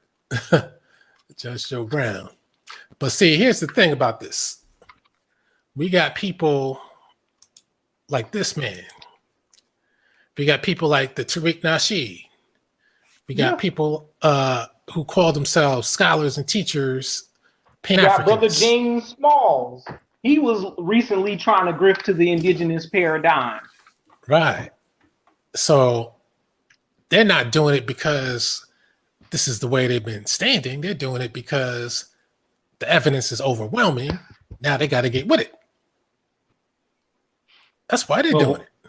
Before they was trying to compromise like their own Pan-African scholar, Ivan Van Sertima, Clyde Winters, David Imhotep, just because they got the Afrocentric perspective talking on the American culture and speaking on it from a quote-unquote Egyptian West African perspective instead of an Australoid perspective. Right. Now, I'll give them an excuse. I'll say, you know what? Maybe they're just now discovering all this and they've incorporated into what they've been talking about. I'll give them that excuse. But the problem is... And a lot of those Mongol natives was mad because these Afrocentric scholars were teaming up with a bunch of Jews talking about the American Indian paradigm instead of them talking from their own cultural experience. Like Van Sertima is from Suriname. He didn't talk to from the Olmec perspective of his own Surinamese culture, or John Henrik Clark was talking about the American Indian culture with Michael Bradley, who wrote the Iceman Inheritance. And he didn't talk from it from his own Muskogean heritage because he rejected that. He wanted to be a West African and go over there and team up with Kwame Nkrumah, who didn't want him over there in Ghana to help him build up a black economic base. Damn, I know they had that shit on display in New York. God damn. Crazy how you get that there without breaking that shit. Hoping it that's have a a big car ass accident. boulder. You don't have a car accident, you know? Yeah. What? In Chicago Park? They just got it out there like that. Is that the real deal? I don't think so. I think it's a replica.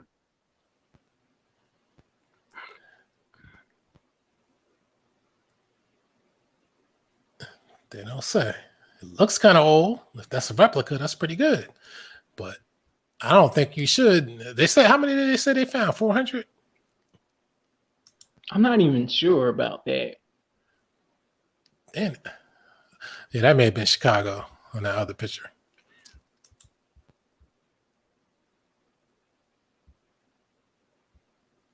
Yeah, I mean, the elements in the north with the snow and shit, that'll really beat the shit down. So now these holes, what do you think? That's gunshot? Looks like gunshots, right? I don't think so. I think it's like a design that was a part of their head dress that they had or something like that.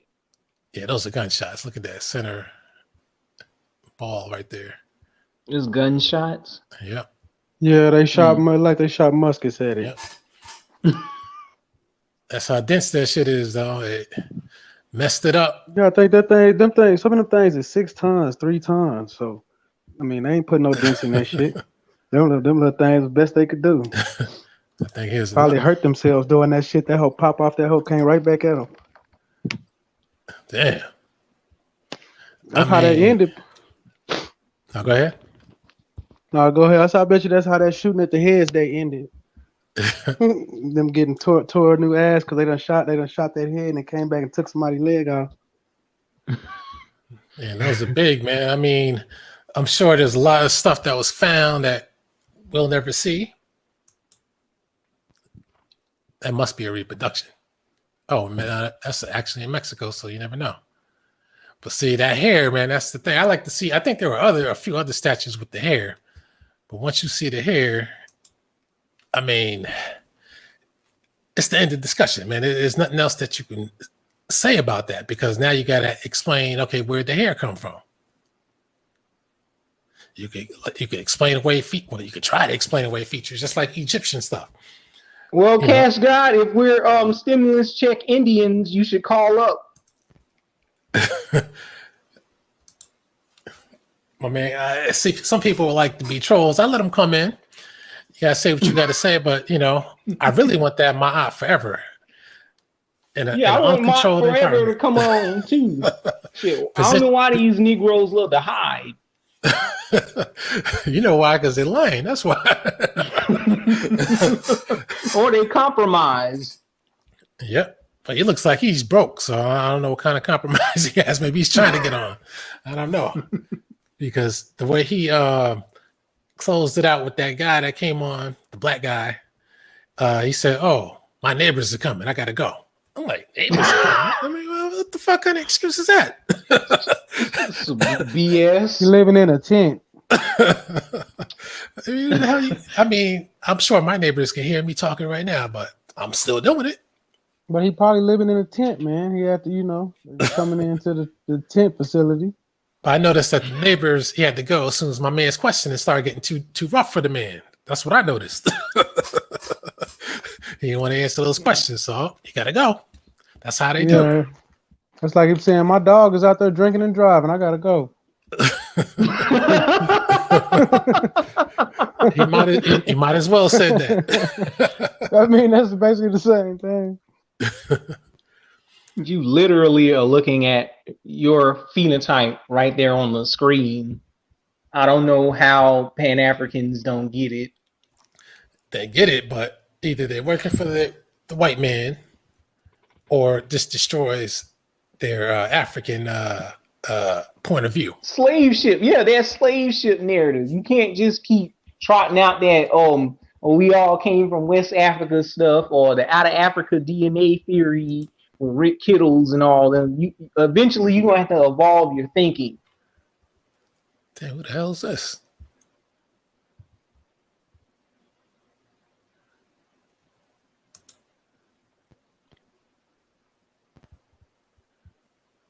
Oh, it's a Kiora site.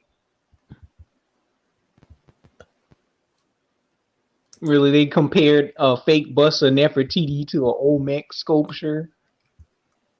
Oh yeah, that's definitely fake. I wonder who that is. It's clearly a black man. Maybe is that a black Chinese or what? But yeah, the My Forever guy, I can't believe. See, the brother, I don't think he came on again because he was on 2 times, and I think a lot of people, he was filling the man out, seeing where he was going, and trying not to get cut off. So he was asking, he's being as flat as possible. I do think they on a payroll with Eurocentrism because you never see these Native Americans or these Hispanic Latinos ever talk or expose Eurocentrism. They always want to target Black Americans, Indian paradigm, and then throw Pan-Africans under the bus. But then the Pan-Africans throw their own icons and leaders under the bus because they're talking about an indigenous paradigm in America. Right. Well, don't forget that Spain is in Europe. Most of their culture is based in Spain, so they look up to Spain. So you know what I'm saying? Like even they shows like a Univision is shot in Spain. A lot of their shows, so they idolize European ideas of beauty, style, and music and stuff like that. Yeah, and that Hollywood movies, they be casting like them Latino actors to play ancient North Africans and Egyptians and stuff like that. Which is kind of admitting that they're saying, okay, well, these people are mixed, but they just don't want us to play them or any African to play them because then, of course, the audience will say, okay, those are Africans and Blacks. Or if they want to portray them as a villain, they'll get some evil, sinister-looking nigga like Peter Mensah or what's that guy that played Heavy Duty off that G.I. Joe movie? What's his name? He also played the 50 Cent father off of the Get Rich Die Trying. Okay, yeah. I don't know his name. I know who you're talking about. Yeah, that guy. I forgot. Yeah, that's one of those actors you know the face, but you don't know the name. Yeah, whenever they want to portray like the Persians or somebody as like a bad guy, they get some sinister looking black dude, bald headed black dude to play them. But when they want to portray the culture in a positive light, they'll get some Jake Gyllenhaal or what's that nigga that played Memnon off the Scorpion King, because he was an Ethiopian, but they got a white dude playing him. I don't even know. Matter of fact, I didn't even see that movie. That's another movie I didn't see. You ain't see Scorpion King, man. You've been missing out on a lot of movies. You know what's even funny? I didn't even see the damn Mummy. That's the first one. I'm gonna tell you this: the first time bullshit too. They had a whole Latina playing. Yeah, hold on. Let me let him talk right quick. No, you good. I was just gonna say, if you watch Scorpion King, well, man, you made me forget what I'm gonna say. Get on now. But when you see the Mummy 1 and 2, they got a whole Latina playing Queen Nefertiti or somebody. Anak Sunamun, yeah. On Anak Sunamun, they had a Latina playing Anak Sunamun, and they had a white South African Arnold Vosloo playing fucking Imhotep. But if you think about it, in the damn movie, what? But if you think about it, it's kind of like symbolism wise. It's telling you that Anaxunamun was from America and that motherfucker was from South Africa. Like, you know what I'm saying? They was. You gotta remember, like, Egypt was like supposed to be the melting pot. Like, it's like America back then, you know. So these could have been culturally two different people. They just had to make it be a Mexican bitch. They couldn't put a, you know, but that's on them. That's what Seti was starting to say. Oh, it was a melting pot, but he says it was a melting pot for Africa, while white people like to say, "Oh, it was a melting pot," so that takes the African element out of it. There's only two gateways. Yeah, they want to assign like a Jim Crow Dixieland era that was in ancient Egyptian times. Like, where's your proof for that? Now, well, they say it's called the Spice Road. Basically, there's only 2 entranceways, and that area in between there was like a buffer zone. One was that where the Great Wall starts at, and the other one was when you get past the Great Wall. It was like Egypt was supposed to be the, you know, where the hell you gonna go? It's like policing zones, right? It's like the Turks. You had the Mongol Turks.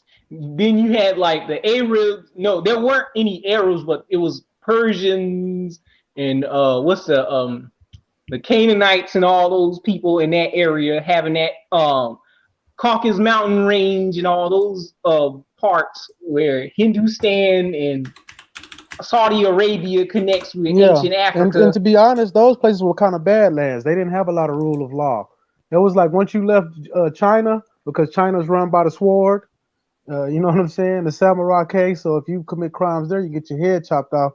Once you got out of that area, boil you in hot oil. Right. So when you get out to those areas, though, it was anything goes. That's Persia.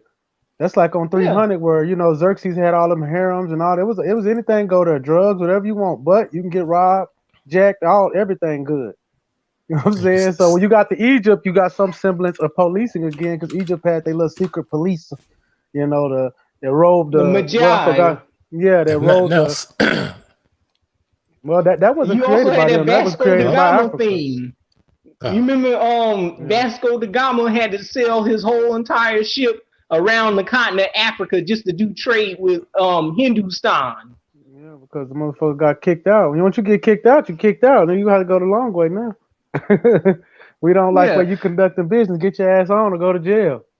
They was doing the same shit with Magellan to the Americas. Magellan couldn't sail through. No, walk through South America and then get out to get to Asia. He had to sail around the United States, the Caribbean, and South America. Remember, just to get to the Pacific. We talked about this last time.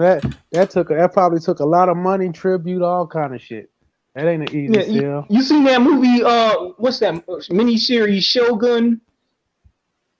I don't think I've seen it yet. I study a lot of samurai culture. Yeah, it was about this these Dutch pirate captains trying to get through the Magellan Passageway just to get to the Japan. And then when they caught them, they was trying to make these white dudes take a bath or something like that, or boil somebody in a pot of oil. Yeah, pay tribute. Yeah. See this Mongol Turk woman in Afghanistan. And then we're gonna rob you. Remember we talked about last time, those are pirates. That's what piracy was. You white boys don't get to freely run around where you want to run around. You better have something to give up. What you got over there? See this Mongol Turk woman in Afghanistan? Oh, zoom in. Well, Mongolia is in Asia, I guess you could call it that. I guess that's what they call it, right? That's the Russia Empire. No, she's in Afghanistan. A lot of people don't realize it's a confluence for white, black, and Mongol. That is a southern Afghani, so I would think she probably came from Pakistan or India. India has a caste system of Nepal, Laos, Nepal. They got the light skin ones run out of there. She looks like she's partially white style and Mongol. Yeah, I can see that. There's these people called the Tsars too around that area, like in Turkey too. They run around that motherfucker named Muslims. So they're white. They're white. Basically, they white like Muslims. That, I mean, if you look up the conflict in Turkey, it was against two sides. I can't remember the other one, but it was like a massacre of them motherfuckers. So they run all around that area: Pakistan, India, Laos, Cambodia. They Muslims though. So that's why I try to explain to people with Saddam Hussein, that's not an Arab. That's mostly a Mongol. You can see with his whole overall phenotype, Mongol mix. What, Chester cheese? A nigga like pizzeria. Look at that. The Mediterraneans. That's what they do. Yeah, he looked like one of them Lebanese as well.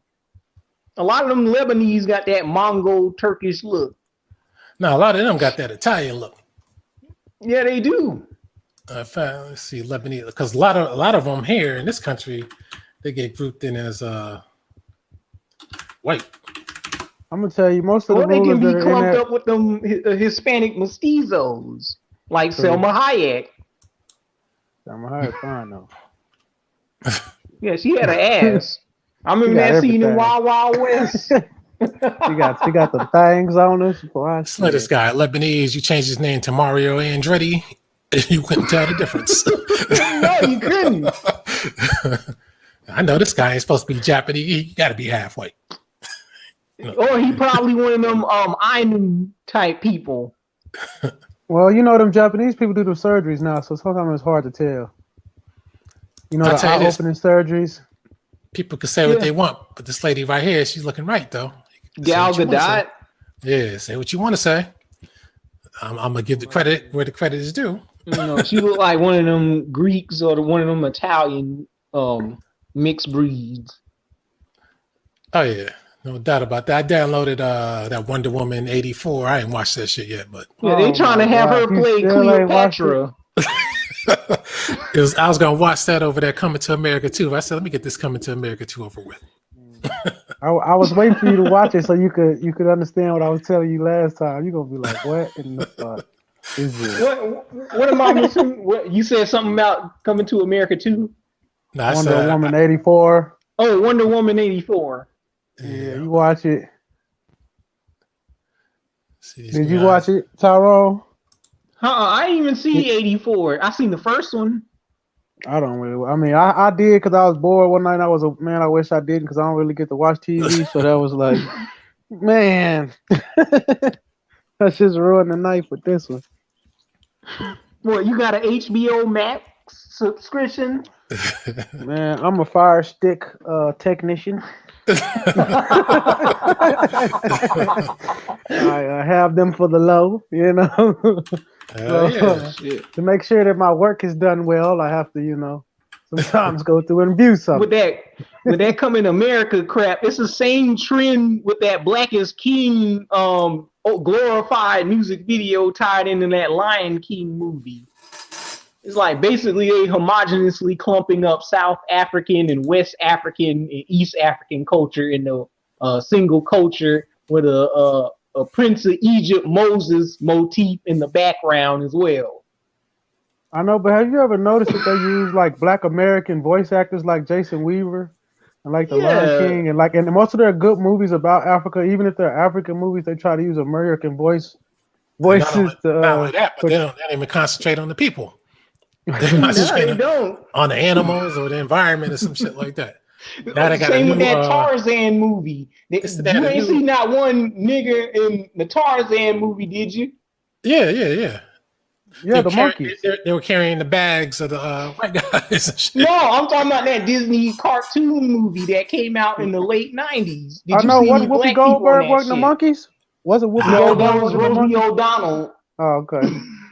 Now, you know, Okay. the thing I haven't really been a Disney fan growing up. I'm gonna be honest with you. I haven't Mhm. either. I've been a Warner Brothers fan. Yeah. Because it's just Disney character. It just seems so boring. Disney cartoon movies. I'm like, Yeah, it's the same bullshit formula with the singing along and the princesses and crap. I'm like, how I are used these to made for like. kids? I didn't like it I as a used to. kid. I used to watch the new Ninja Turtles, but I always used to root for the bad guy. I thought Shredder was on his gang. He a black American that got moved to Japan because his parents died, and he came back and run a whole gang of ninjas. He's a winner. Nah. He was just voiced by what's his name? What's his name from Bel Air? If you the read, Uncle Phil? if you read the comic Uncle Phil books, was his voice. Oh, I didn't know that. yeah, but if you read the comic books, apparently that is in the comic books. He's supposed to be a so-called, I guess, either half black and Japanese or just all the way black and was He's just adopted by the Foot Japanese. Clan. He's just Japanese. He just got. And why was voiced he by a always couple painted of so black dark? men. Maybe that was just me as a kid. I thought, man, he dark. Nah, it was just they had Uncle Phil voice him in the show, the cartoon, and they got what's that other guy, Kevin Michael Richardson, to voice him in the new cartoon. Damn. Yeah, it's Ninja Turtles. I was with that. What's that? Like Power Rangers and shit out there. Wow, you're like, man, this shit. This battle is never. It's never gonna end, man.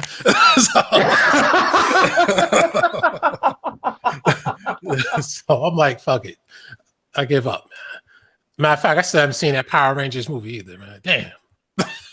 You know, Which one? The original one or that new Oh, one? they made another. They made another. Yeah, one. Now they you know made a new movie.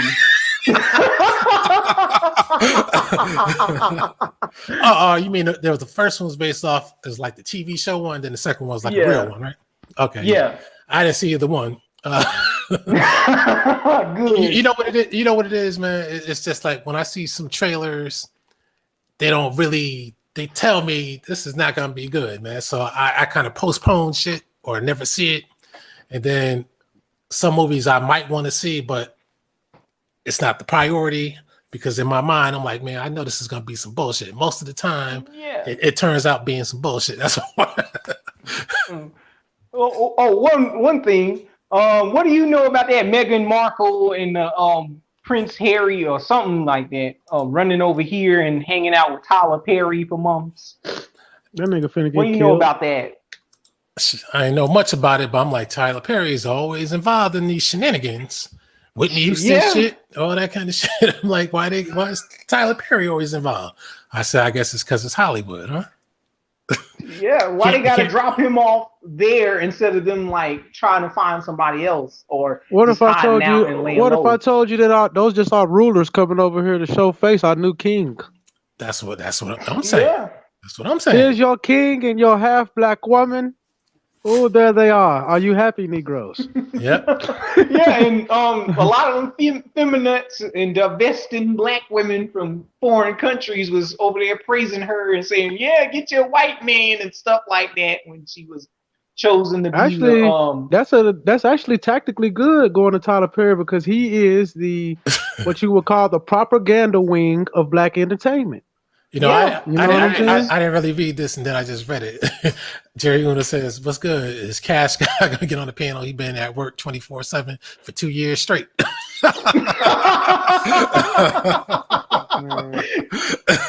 Yeah, come on, Cash God. We want to debate. We want a healthy debate. Ain't nobody gonna bully you off the live. Come on and speak your speech. These people get scared, man. I mean, you got to understand if what you're saying is sound, say what you got to say. I go on other people's channel. I say what I got to say. People may not like it, but can you prove me wrong? That's the question. No, he can't. He over here saying all that chicken saw crap and talking shit, saying we quadroon stimulus check Indians. He needs to come on. See, his Afro synergy is also he's on Twitch, but that's a weird place for him to be with his subject matter, but you know, I guess he has no choice. So Why don't you just ask these dudes? Why don't they just move to Africa? They be talking about Africa like it's that's one of the something in the I questions. know, right? That's one of the questions they hate for people to ask. Matter of fact, you seeing a lot of these Africans on Twitter talking shit about that Coming to America 2 movie, saying that these Black Americans misappropriating our culture and that y'all disrespecting us by portraying us as drug lords and wealthy kings and stuff all day, and talking shit about people in Chicago. Well, how come these Pan-Africans ain't quick to move to Africa with all this shit going on Twitter? Right. You know what? That they want you to show the kids with the flies in their eyes. You know the guy, the BAIO, the whole lip. That guy, he took away the red, black, and green from his YouTube logo. He's scared to death to answer questions. He's another block and delete type of person. But this guy, I always ask him, when are you moving to Africa? For what we've been on like 3-4 years now. He's still talking about, yeah, this is what I want to do when I get to Africa. I'm like, motherfucker, when are you getting there, man? I mean, the hell's taking so long? But what about that Pan-African that's already in Africa trying to sell people on the idea of moving back to Africa? What's that Pan-African dude? I don't know which one actually moved there. Ain't that the ones you got? The one that keep vacationing to. Yeah, Alquanr talked to him before. Oh yeah. Damn. Search for Uhuru. Yeah, search for Uhuru. That's an East African term, right? It is. That's a commonality. That's a commonality with Matt Forever and these other Pan-Africans. They always using that Swahili bullshit. Oh yeah, didn't you see him trying to get some Swahili lessons and speaking Swahili? Yeah, Obarigani. What the hell does that got to do with Egypt? And what that got to do with West Africa, where you claiming you an Igbo? But check this out. That BAIO, you know what he did? This is how afraid they are of answering questions from the outside. This guy had the nerve. This is how fucking phony these people are. This guy had the nerve to go on his channel and then have one of his boys interview him.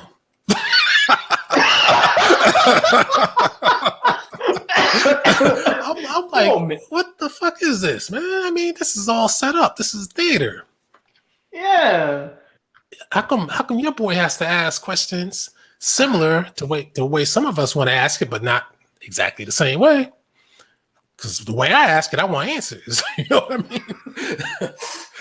So I'm like, man, this is crazy. But this is what they do. Oh, I get why they do it. They do it because it's an FAQ page for you. If you got any questions, they can always go. And I got a video on that if you want to go to my page. Like you said earlier, see, my FAQs are right there if you have any real questions. Yeah, that's what some people say. Like Meatball, for instance, he'll say, I've made videos about it. Go watch the video. Get your answer. But why do we have to do that if you're right in front of us? Tell us. But then he grifts and say, oh, the Indians were selling Indians into slavery and Africans into slavery. So we can't be Indians because the Indians was enslaving us. Huh? Yeah. Now this, my forever guy, see, the interesting thing about this guy is the man is all the way in France. That's what we got to keep in mind. And the man's not married to a dark-skinned bush woman in the heart of Africa. Or even a dark-skinned Haitian. Nope.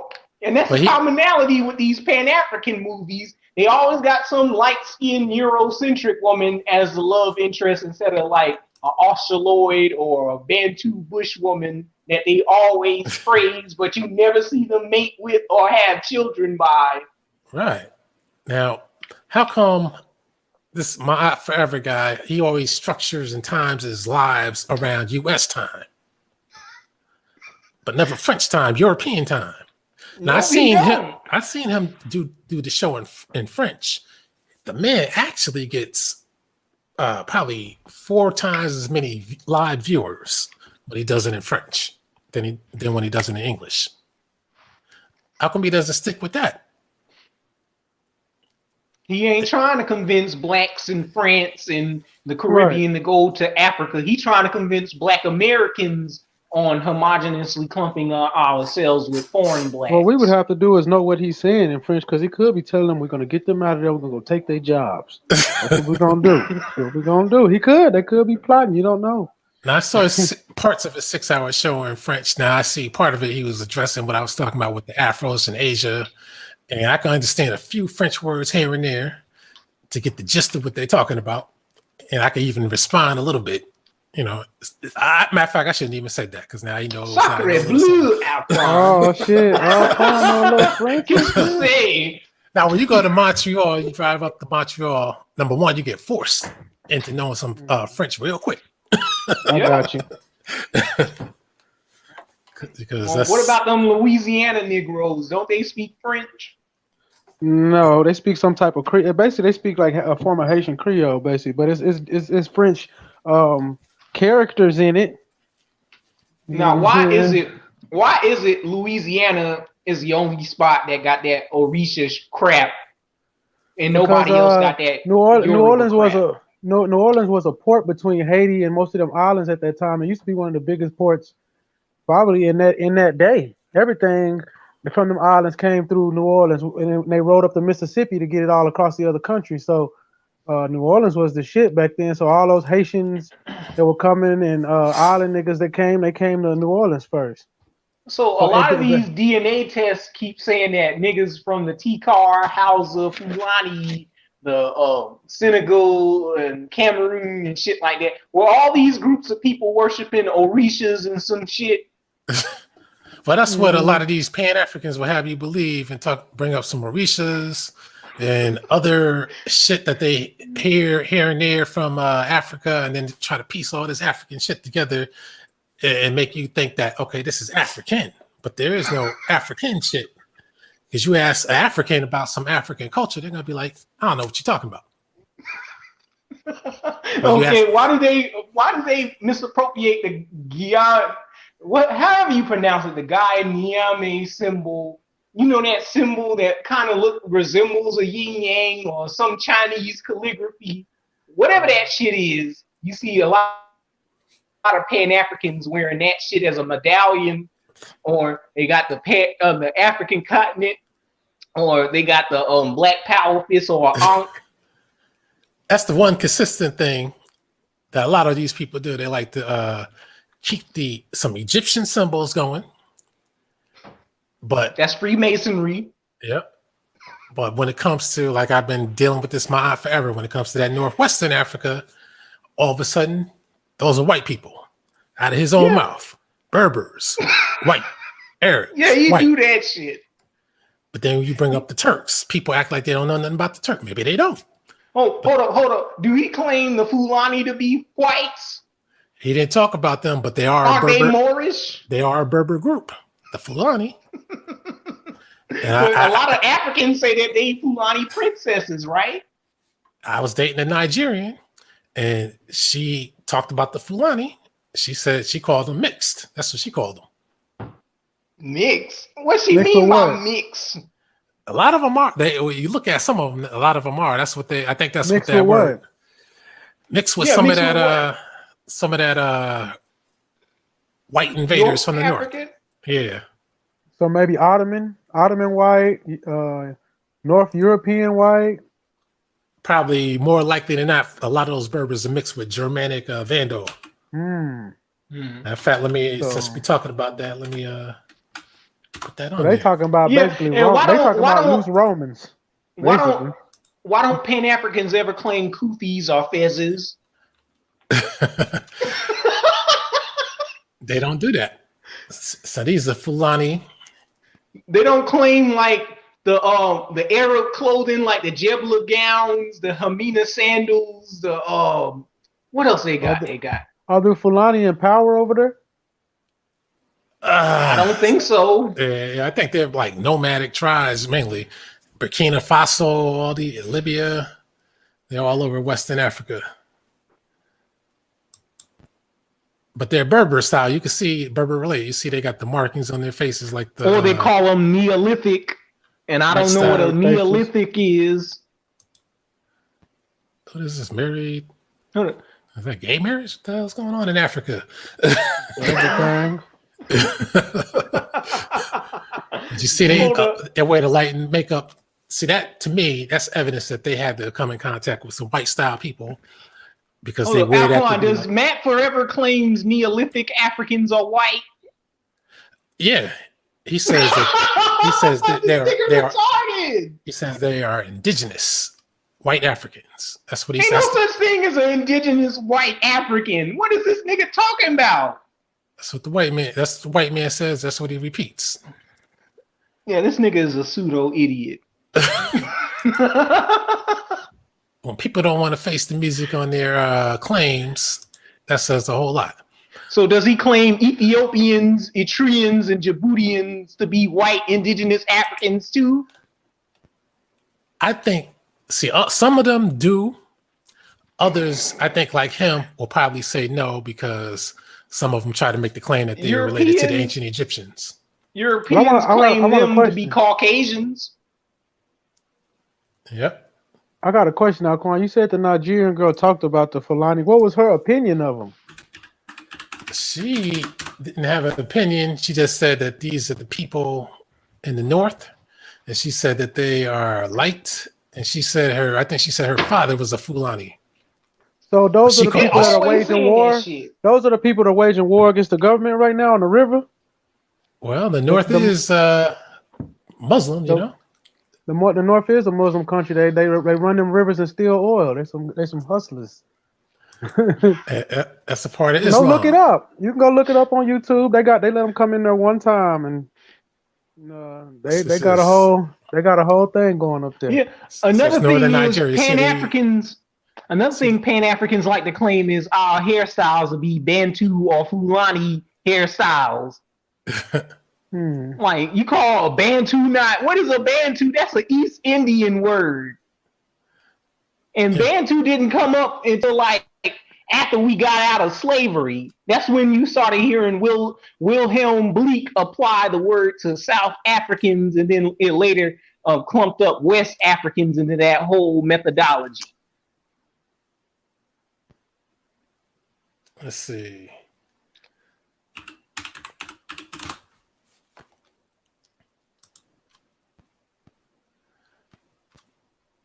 Now, so she said her father was Fulani, and she told you she didn't know nothing about Fulani culture, but her father's Fulani? Oh no, she said that makes no sense. She said she was her father was Fulani and he was light skinned. Okay, but but you didn't ask her. Okay, I'm just asking. She said her mother was Igbo. But her dad was in her life? Oh yeah. That's the one thing I respected about them. They were very. Her father was a Muslim too. They were very her daddy didn't teach her nothing about Fulani culture. That's what I'm asking. Shit, she didn't seem to get. She was just lying to your ass. No, she did. She did. I'm exotic African Alquanr. Right. No, she had an exotic. No, she did show me a picture though. She showed me a picture. She was from Detroit. Nah, she was straight out of Nigeria. She was straight out. A lot of them Nigerians say that they part Fula. But that's the lady I was telling people about where I said, she said, if you don't like the way things are here with the white man, you keep talking about this white man, why don't you go back to Africa? That's what she told me. Damn. Really?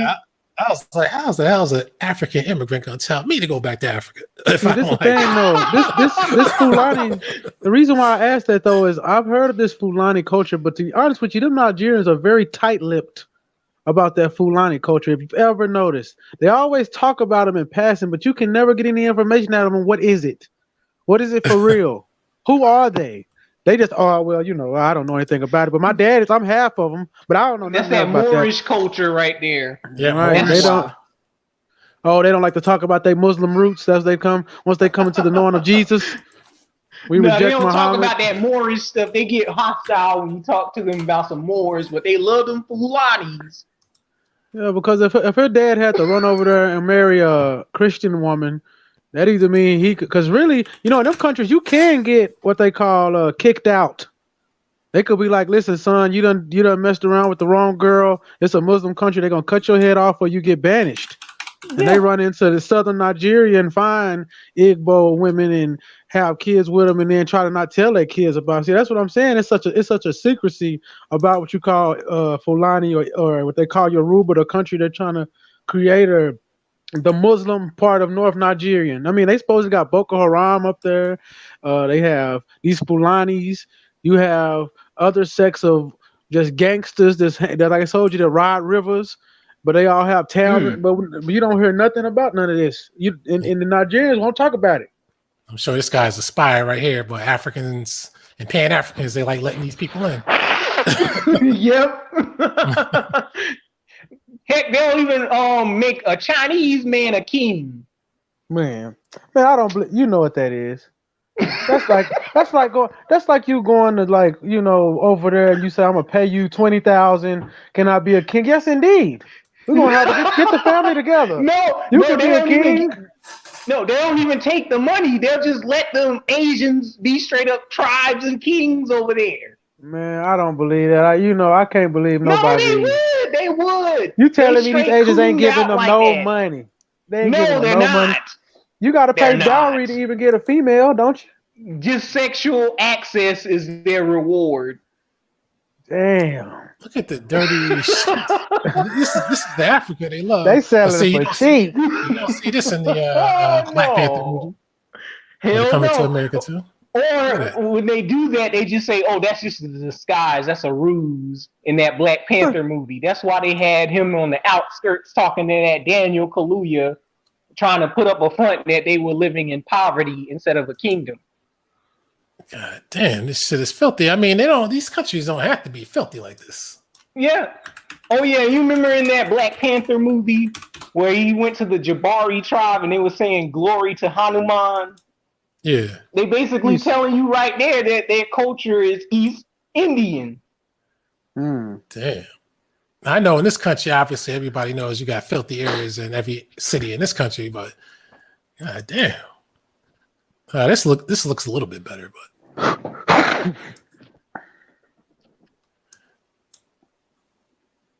what was that? Ghana? Senegal. Oh, Senegal.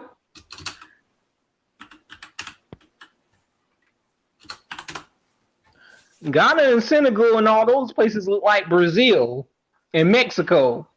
But they want to big it up and say it's the greatest place in the world. No, one of the most dangerous places. All them dangerous animals in them countries. Yeah. You get bit by an ant over there, they take your leg off. You fuck around with a sea otter in the Amazon. That shit is basically a water jaguar. Yeah. Oh yeah. For real though. See, these don't look imagine in Africa, they got shit like that too. Look at these filthy streets. Roads not paved and no markings on them. That look like Brazil. That look like Peru. Well, Brazil at least clean their streets. Yeah. That's Egypt. Egypt is basically a shanty. It's Sudan. Yeah, Egypt is Sudan? Like that too. It is. The Arabian countries, they don't look at this. Unbelievable. They do get bombed the shit out of though, so I can't. Not Sudan. Not Sudan.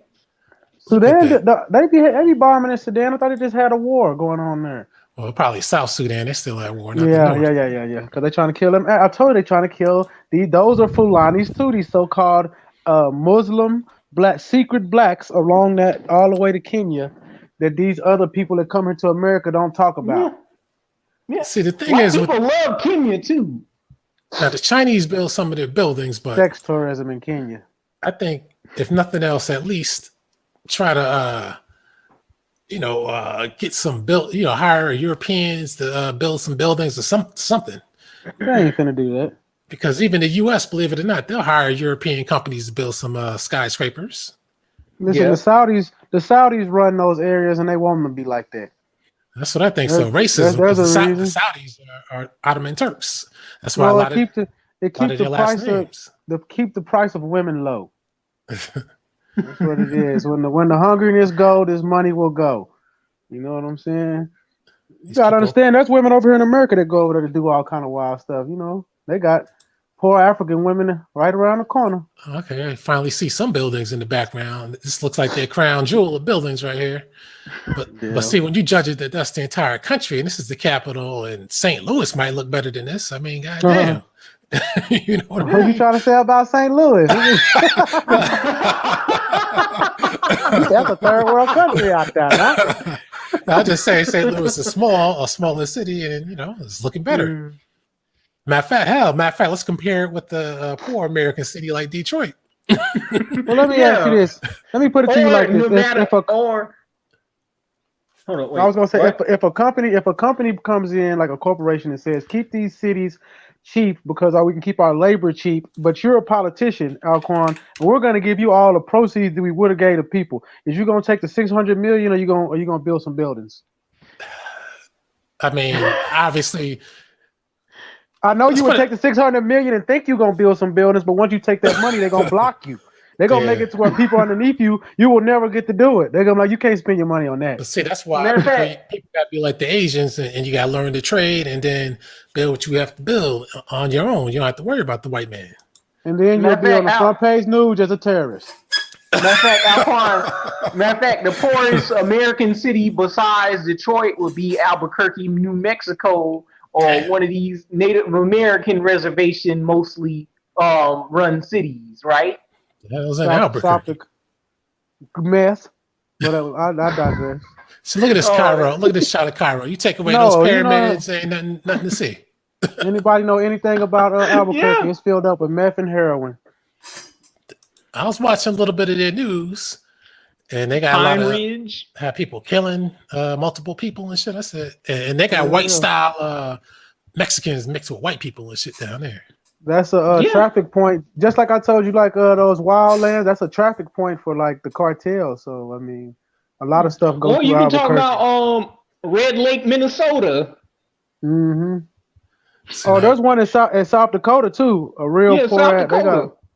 Man. See, Cairo got those old medieval mosques and shit mixed with all the ancient Egyptian shit. Now, when people tour a place like Cairo, the funny part is they don't really look for the Islamic shit. Some people might do it because that's their area of study, but for the most part, they're looking for what the people did before the Greeks took over.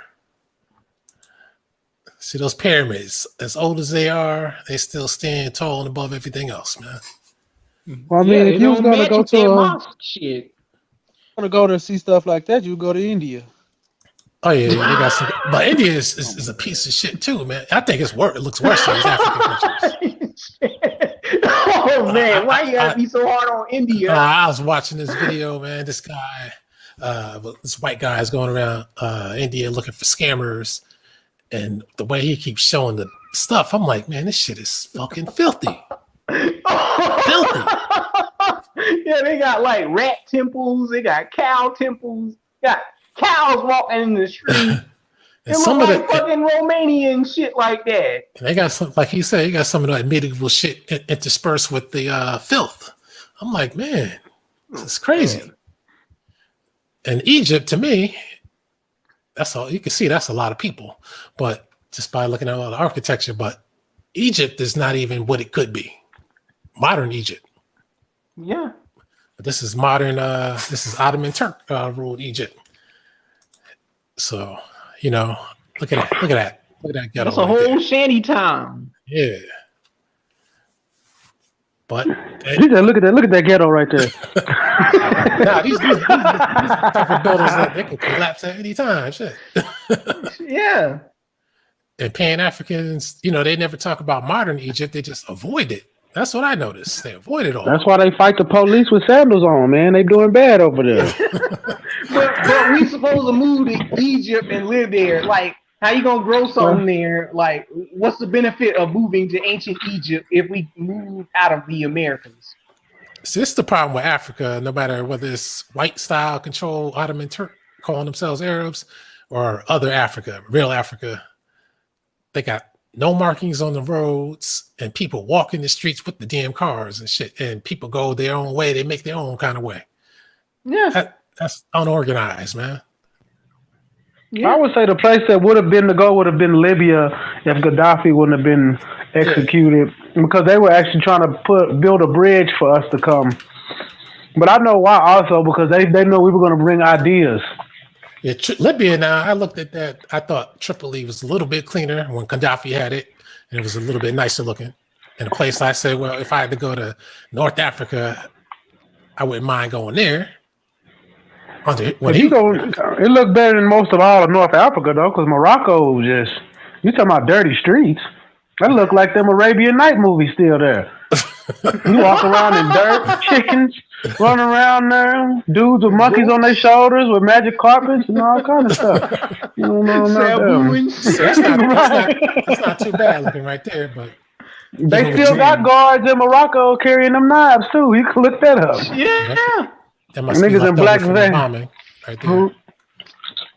Left over from the bombs. See that civil war, the white man. This is Tripoli, Libya. See, do you know how hard that would be to pick up all that stuff with them little cars? That's why I think sometimes these places, I don't think they have the stuff to do it. Yeah, but I mean, I'm sure they can pay people to keep. So that ain't bad. But you have to trust your government officials to do right by you. Yeah, this beach is filthy. God damn. You see all that shit? It looked worse than one of them Brazilian or Panamanian islands. Like, it's pretty dark. Now. Pretty dark. Those buildings ain't bad. Supposed to be the Mediterranean. Yep. Like I told you, you want the 600 million, or you want your people to be eating, streets and stuff. 600 million your way though. If you're a responsible person, man, I wouldn't want to be. I guess if you're used to this shit, then I guess you're used to it. I'm gonna tell you, over there in Africa, if you get to that point, you are not able to be responsible. You're able to go spend your money elsewhere, because if you don't, you will become Gaddafi. If you don't, you will become Saddam Hussein, and we will go to America and tell them you're a terrorist threat. Yeah. You're right, though. You're right. So take your 600 million and go have fun. See ya. At least they got a few. I think this is the concept, right? See, stuff like that can improve the situation. But see, it's funny how the Arabian cities can get all the good shit. I mean, these other countries got oil, and they don't seem to share with the so-called Arab countries. Because the Saudis take their oil from them, but low prices. That's why they keep the shit looking like that.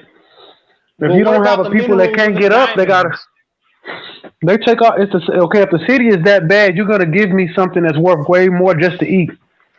You ain't got a car, you ain't got nothing. You walk around like this. I can basically decide the price of things by how low I keep a certain area.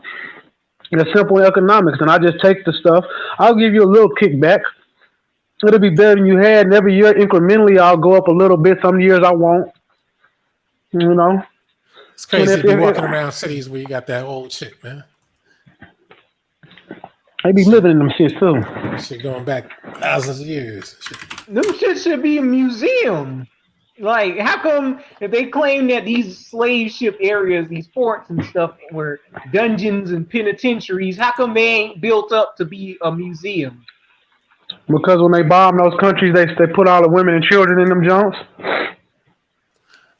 Like that building. I ain't gonna lie. You can look this up in Iran. The reason why Iran really shut itself off to the U.S.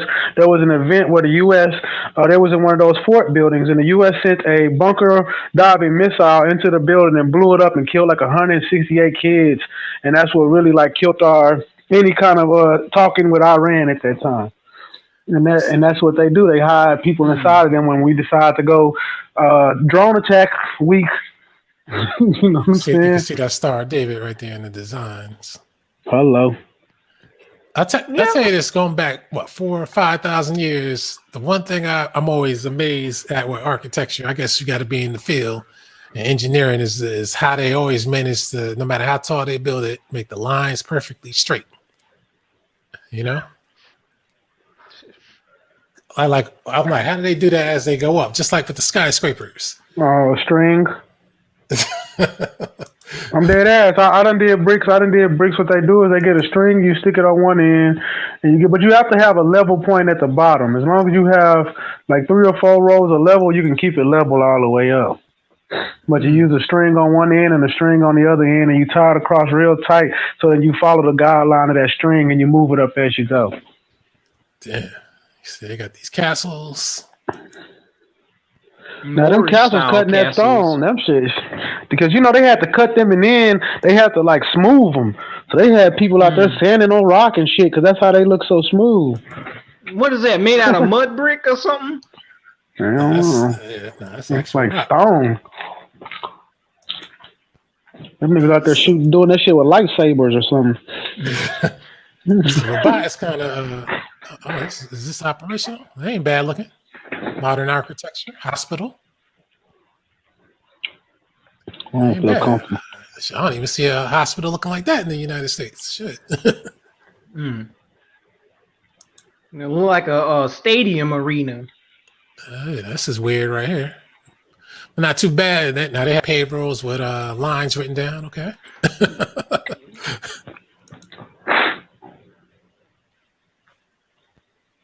What's that? Let's look at the famous Casablanca.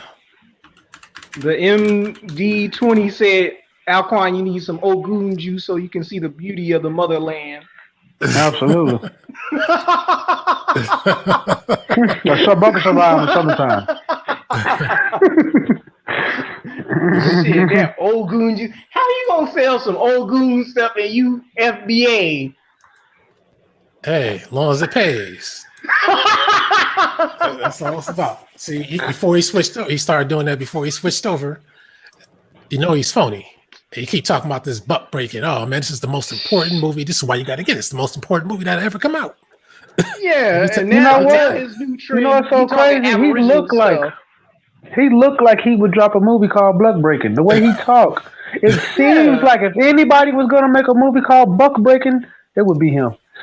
If you get what I'm saying. Oh yeah. I bet you that was the best.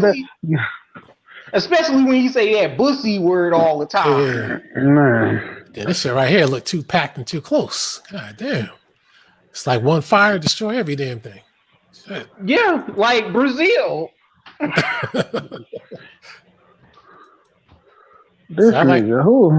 like this kind of shit right here, though. I ain't gonna lie, this architecture is impressive. But I'm sure that shit that was made long ago. I feel you, but do you know how big those hallways is and how long it would take you to get everywhere? Yeah. I mean, God, yeah, I'll be walking forever. I don't want to hear her talk this much. Go ahead, baby. Go ahead. I got some things to do back here. No, I'm just saying, them castles is crazy.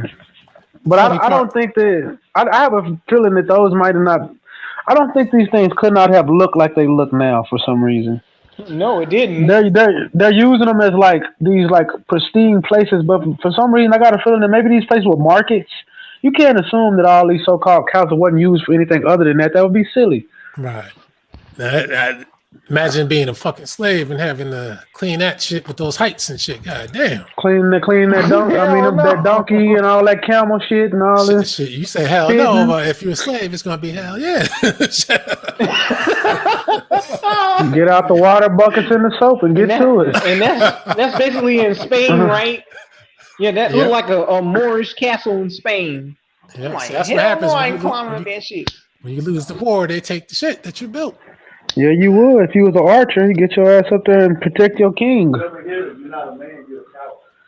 So a lot of these things, I get the battlefield. Some of this other stuff, these had to be something more than just that. You know, shit was intricate, man. You could tell that shit took a while. Exactly. So if you would do this and wouldn't want nobody to look at it, that would be crazy. You know what I'm saying? I got another question for these Pan-Africans. You play the game Assassin's Creed, the one with the Native American as the main hero. They got a campaign on there with George Washington as the king of the United States. How come these Egyptian Pan-Africans never made a pyramid like that in the Americas? I feel you. What are you talking about? The one where that black dude was like Danny Glover and he was the one like teaching you?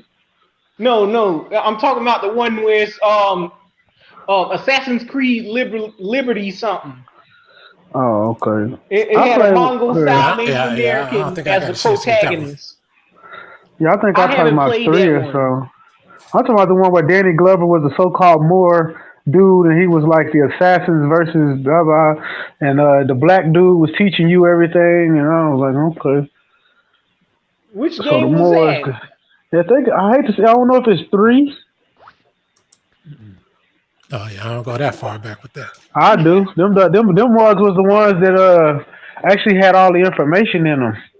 They was a little bit more like in depth about what you were, and a lot of more like you can go back and read little articles on it. It was more period. What I mean by period based, you're gonna see more black people. You're gonna see some things that they really kind of been hiding in these last few games. That it's there, but it's not like that. Oh, 3 was crazy. I mean, it showed everything. It showed that you know like I said, it's a war going on with all this like you looking at now, all of this material, all this propaganda. Yeah. I mean, that's what the game is really based off of, propaganda. And you trying to outbeat propaganda with will. Yeah. You know what I'm saying? Making stuff happen yourself instead of trying to let somebody else tell the story. I'll cut your throat. So look at Mauritanian capital, man. This shit is absolutely. That's Mauritania? Yeah. It looks beautiful.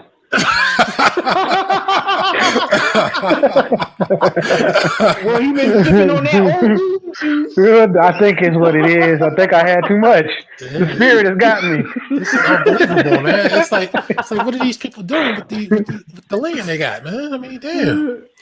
Nothing. You let me with this shit. Give me some money. I mean, what you mean? That's like a fine eatery there. That little stand with the couscous or whatever. The little... And this is the country where the mulattoes are running the show. Look at that shit. A few modern buildings. I guess that's because it's international. They need hotels and shit. But okay, that's like a little bit better. A middle of nowhere. Yeah, that should look almost like a little town in Hempstead, Long Island. Shit. Yeah. That's Flint, Michigan, cuz. Flint, Michigan. It's like 50 people town or something like that. So you got all these clear-cut black people ruled by a few mulattoes.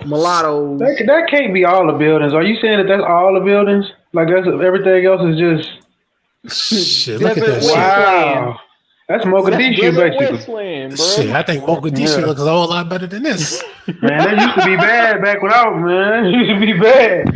They don't know how to repel that have you sand. Have you ever looked up how Liberia looks? Liberia? Oh, that's what my God. Yeah, that shit look like Brazil, too. You talking about a waste. A wasteland, Black Americans. Well, so far it looks better than Mauritania's capital. Shit. Yeah.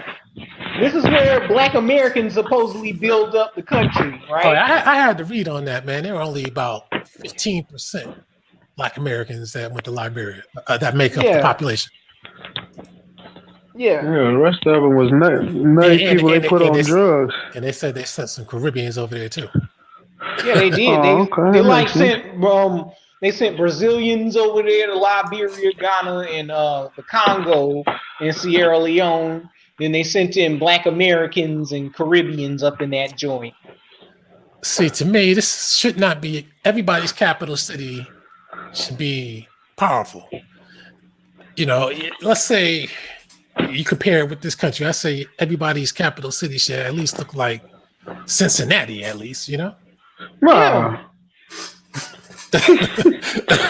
I mean, it's supposed to be the capital. I mean, but the capital don't mean what's the most what country we in? What's the richest city though? Because you know they be having unofficial capitals. Here go Cash God saying, I want to hear y'all Aboriginal languages. Stop talking European. I want to hear you speak West African, Cash God. Come on, West African. Speak West African to us. English is our language, so I don't know what he's talking about. These white people that come over and speaking English. Yeah, they were speaking forms of Latin, grunts and grunts. Nah, this can't be. What we talking about? They got some shit like this? They got supermarkets and shit? TJ Maxx home? Nah, that can't be. Hold on. Click on In this Liberia? Where's LA? Right? Is this No? Liberia? Bustling Center. Oh, that's what they call Monrovia Landing in San Gabriel Valley suburbs. LA. Yeah, okay. It's that's why. It's called Monrovia Center. But have you thought how nonsensical it is for these people to think that these white boys that used to grunt and groom and barely couldn't talk, keep chewing tobacco in their mouth all day, the hillbilly's still out here. Their real people are still out here, and y'all telling us they taught us English. No, they didn't. Okay. Because they're using American Indian words in their language. That's what I'm saying. There's no such. We talk, man. Now, they be giving this white boy too much credit. They thought he came over here speaking perfect English. There was like 3 of them. Yeah, The rest of them had guns at their back. Yeah. Yo, you looking at Liberia? Yeah, that's Liberia. Oh, they not even. Hey, man. I didn't even look up Monrovia, California. Let me look up that shit real quick just to see what the population is. It better be 700,000. I don't know if you got to type in Liberia Vice or whatever, but there's some pictures of that place that's like that will blow your mind. Like I can't believe that they living like that. Damn, that shit is 36,000, and that shit looks better than Monrovia's capital. God damn, that's a small town and shit. Matter of fact, let me see how many people in Monrovia. I think it sounds like it might be about 2 million. Cash God says, Alquanr, show me the great stimulus check Indians buildings, what y'all currency name now. Well, it's easy to be funny, army, but where's your country? they got just over 1 million. I'll tell you this: after we start waking up on our actual truth of who we was, I don't know if they created or if it's a nuclear weapon, but a sickness show did go through this country and went through the world. So I don't know. Maybe the time clock is ticking. You need to learn the story of Tetsakota before y'all quit open y'all mouth. Sometimes, some of this stuff is beyond your reach. I do believe in the spirituality of our ancestors, though. I believe that a lot of the stuff that we looking at, it ain't got to be as spooky as we think, but there is a time for things. There is a time for us to take back rulership. Could you come on the live? We want to hear. Man, why y'all talking about the smoke with this man? He don't want no smoke. He told you he don't want no smoke. He ain't coming. He got lost in the store, and his mama had to call the police to find him. They was like, Cash God, your mom's at the front. Cash God. Now, this is Chad's capital. This looks a little bit better. But I noticed when people are like right in the middle of the desert, man, it's kind of hard for them to keep the city going, Yeah. At least they got some. Washington, D.C.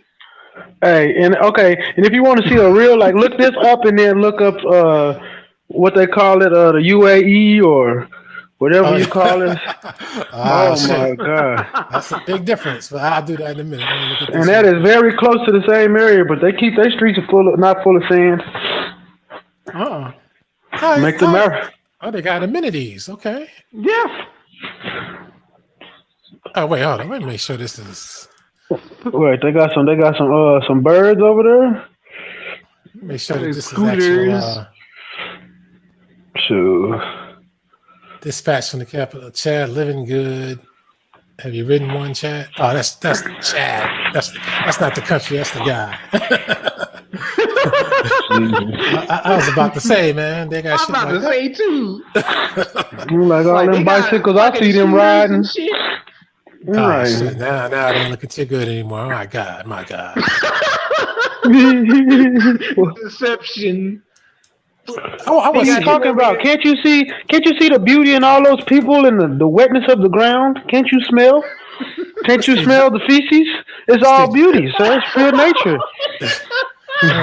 Don't be that way, Alquanr. It's the motherland. The motherland. Is there a GDP? 30 billion. I mean, in a desert country, man, you should be able to work with that, man. 30 billion. Yeah. God damn. Now listen to what you just said. And remember what I told you. You want the 600 million or you want to go over and help these people? All right. It'll be the 600 million for you then. Damn, I mean, And they only have 16 million people. I mean, damn. But let me explain something else to you, Alquanr. Even if you went over there and you took the 600 million, try to help your people, they are so poor that they would turn on you at the drop of 60 bags of rice. That's all it would take. This is 60 bags of rice. This clown says English comes from German, so I guess y'all were Aboriginal Germans. Yeah, I know this is an unfair comparison, but New York City, 884 billion. That's probably. Damn, New York City, 884 billion GDP. Let's see what St. Louis is. That's the comparison. I know the U.S. is richer, so.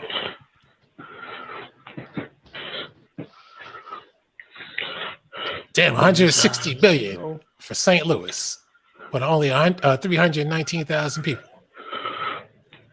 Let's see what Detroit is. See, what I'm trying to see is, are these Africans not economically sound? What the hell is going on here? They're not. They waiting on us to build up their shit. Yep. Well, they're gonna be waiting like Liberia. Like I said, that's why they don't want to go move over there. They're talking all that motherland, but do not want to go back there. Maybe Detroit is hiding it. They must be hiding it. I'm sure it has their GDP. What's $50? What's another broke ass black city? There's Baltimore. Oh yeah, that's a good one, Baltimore. I'm sorry, y'all from Baltimore. No offense, y'all. Y'all know wrong, y'all. It's all love, brother. Nah, man. Okay, I'm gonna have to look this up separately. Okay. Damn, Detroit is 237 billion. 237 billion. And that other country was making 300 billion? Oh my God, they taking all the money. No, 30 billion. 30 billion. So you say Detroit do what now? 230 billion. 230, and the other one did 30? Yep. Yeah, I don't know how they ain't getting no research. They getting robbed. Yeah. They getting robbed. And Baltimore is 188. Oh my God, how does that? I mean, and Baltimore is 500,000 people. I know they're attached to the U.S., so they get money. That's how many people was in the African city? That was that's for the whole country though. That ain't for the city. Oh, well, you know what I'm saying. Oh, 16 million. So Baltimore had how many? About 30? 600,000, I think. About 600,000. Oh my God! So they making more money than stomping the shit out them Africans economically. Yeah, I mean, now, how much do these Mongoloid Native Americans make in Albuquerque or South Dakota? Because I know they ain't got no like economic empowerment, like no restaurants, they own native-owned businesses or something like that. Not a lot of that shit exists. Before I look, I'm gonna take a guess. You should have like Mexican food places. Before I look, I'm gonna take a guess at 50 billion. 50 billion? I'm taking a guess. Let's see. I mean, they can. Yeah, look these up. So I guess they don't want some of this shit advertised, I guess. Once you start going down certain rabbit holes, Google like, what you looking for, nigga? What you doing, man? Matter of fact, you should go or what's that other search engine? I was close. 39 billion. 39 billion. 39 billion. And so basically, Albuquerque is the closest to a third world country we have in America. Yeah, Baltimore, it is. And how many people in Albuquerque? Only 188. Wait. About 200,000? No, it's 650,000. Okay, 545. That ain't bad. I didn't know it was that big. I thought it was a lot smaller. That's about 600,000 people that with the greater area. Damn, I thought it was a lot smaller than that. Shit. No, that's a large amount of land, just like Texas. But don't nobody go out there like that. And metro area, damn. Oh, that's why they don't have anything. Metro area is all right, I'll give you one more broke city, East St. Louis. Oh. St. Louis? Yeah, how much East St. Louis out there cracking? What about Chicago? Is that a poor black city? Nah, that's just a super segregated area. All right. Mismanaged. Mismanaged. All right. And mobsters taking the money. And Russians, too. Don't forget about them Russians. East St. Louis. I got to look it up this way, I guess. What about Oakland? Is that a poor black city because they are about to run all the black people out? Yeah, nah, that's not poor. They got a small hat mayor, female mayor. Oh man. The East St. Louis County is 71 billion. Let's see about the city itself. I didn't even know they had a county with that name on it. Yeah, that's a very black city.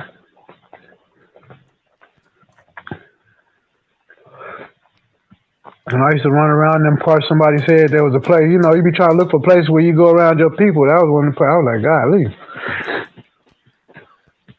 Okay, they don't want to show that.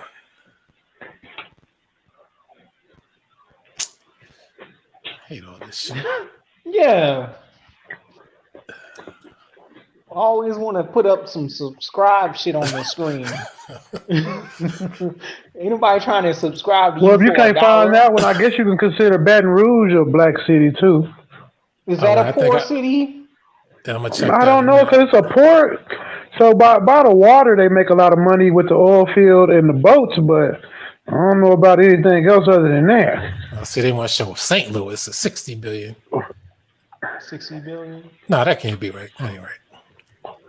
This ain't right. That's per capita income. Hold on.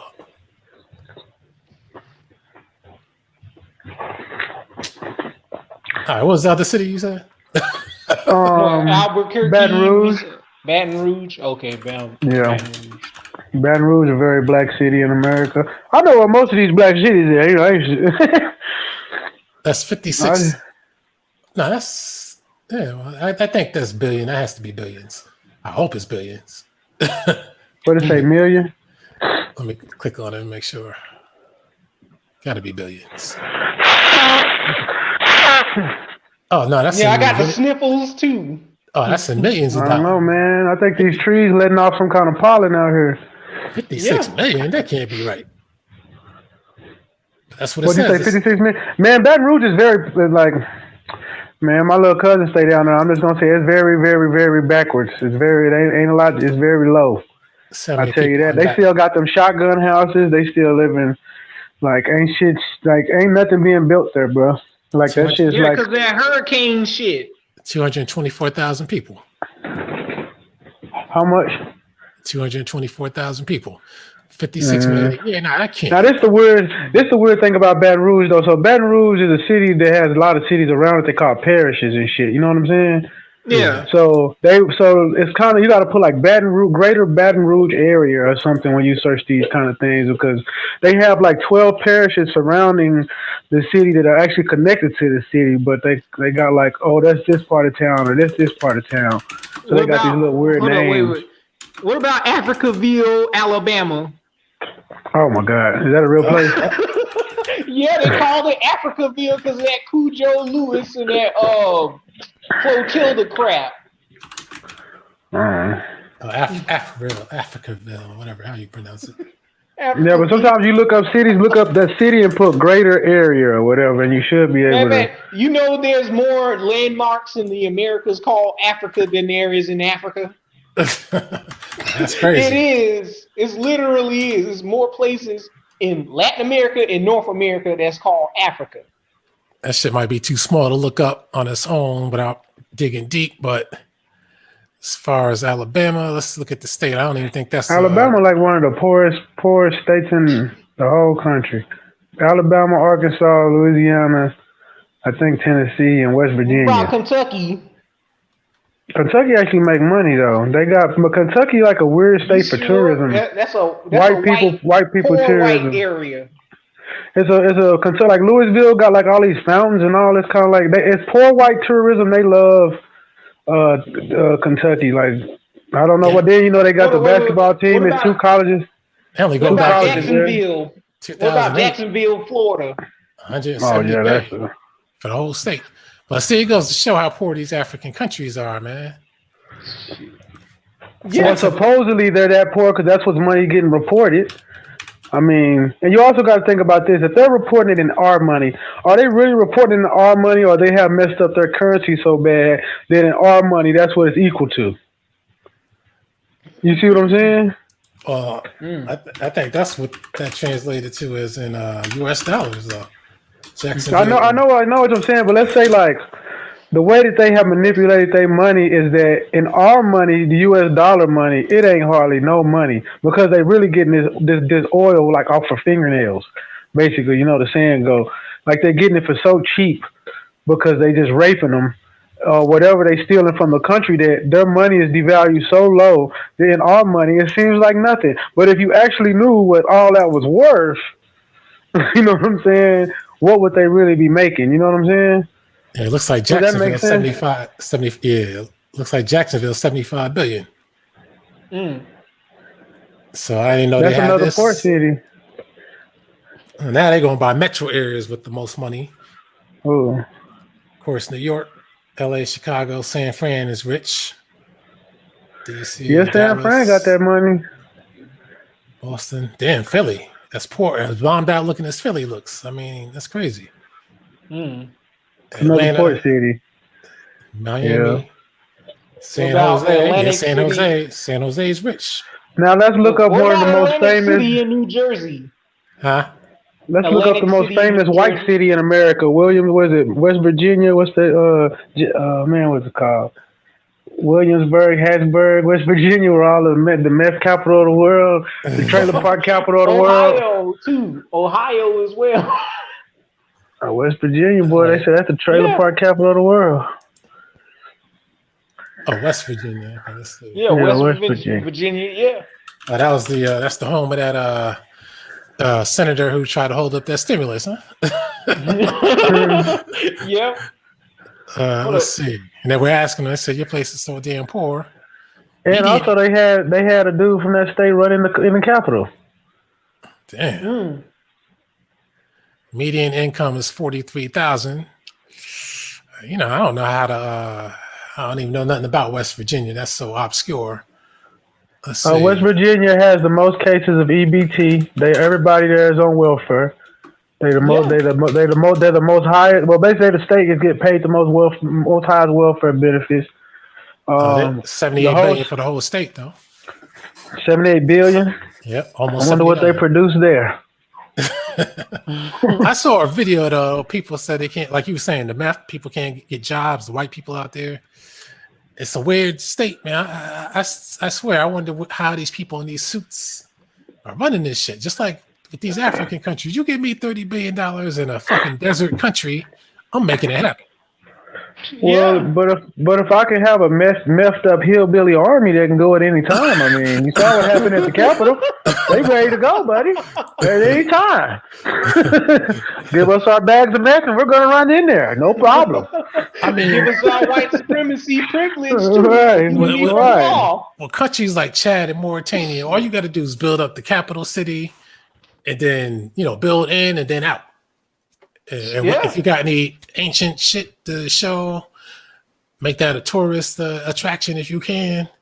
So that's why Egypt gets the money that it gets, even though it's a dump, because of all the old shit, The pyramids, but they don't talk about like the Libyans and the ancient Canaanites or whatever shit. They don't promote that type of culture in the Western media as having a great civilization or a tourist spot for people to go to. So they promote the Egypts and the West Africas and the South Africa because of the Shaka Zulus or the King Tuts, or they want to go see Kenyans and stuff like that, where the ancient Egyptians say that their ancestors came from. Jerry said that Detroit's surrounded by some of the richest suburbs in the country. Which is, it has to be the case because they got sports teams, and Ford and GM and shit. Gary, Indiana, GDP. Let's see. Yeah, how much does Gary, Indiana make? That's where the Jacksons come from, right? Somebody asked what percentage is white at Gary, Indiana. They say, I'm guessing that's 18%. White alone, 15%. Hold up. Did they turn the Jacksons family home in Gary into a museum? Oh, let me see.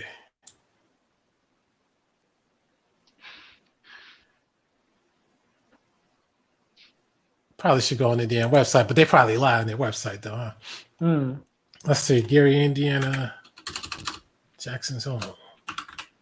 Now, I saw something. I forgot what actor it was. She was from Virginia, I think. They turned her childhood home into a museum. Because I know they got Barry Gordy's Hitsville Records. That's a museum today.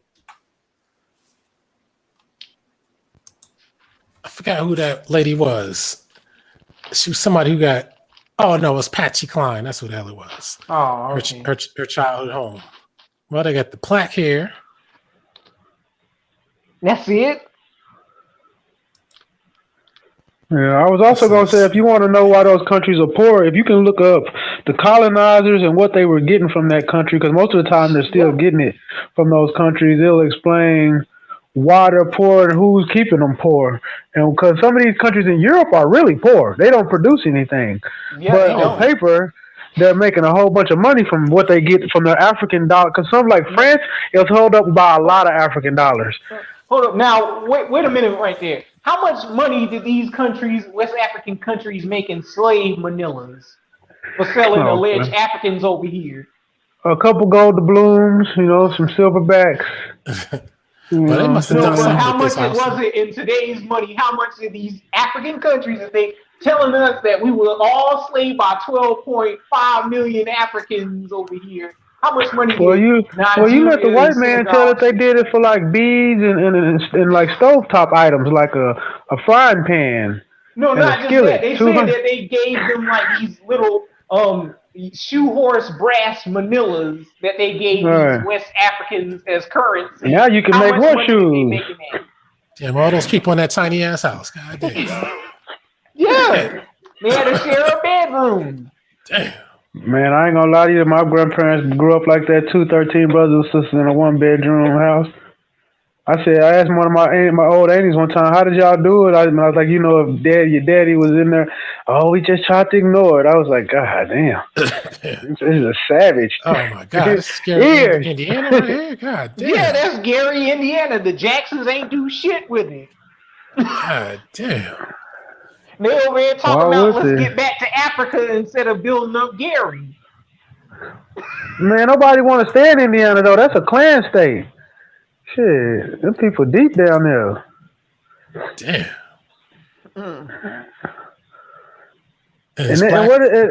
Black Mayor, right? Black Mayor in a Klan state?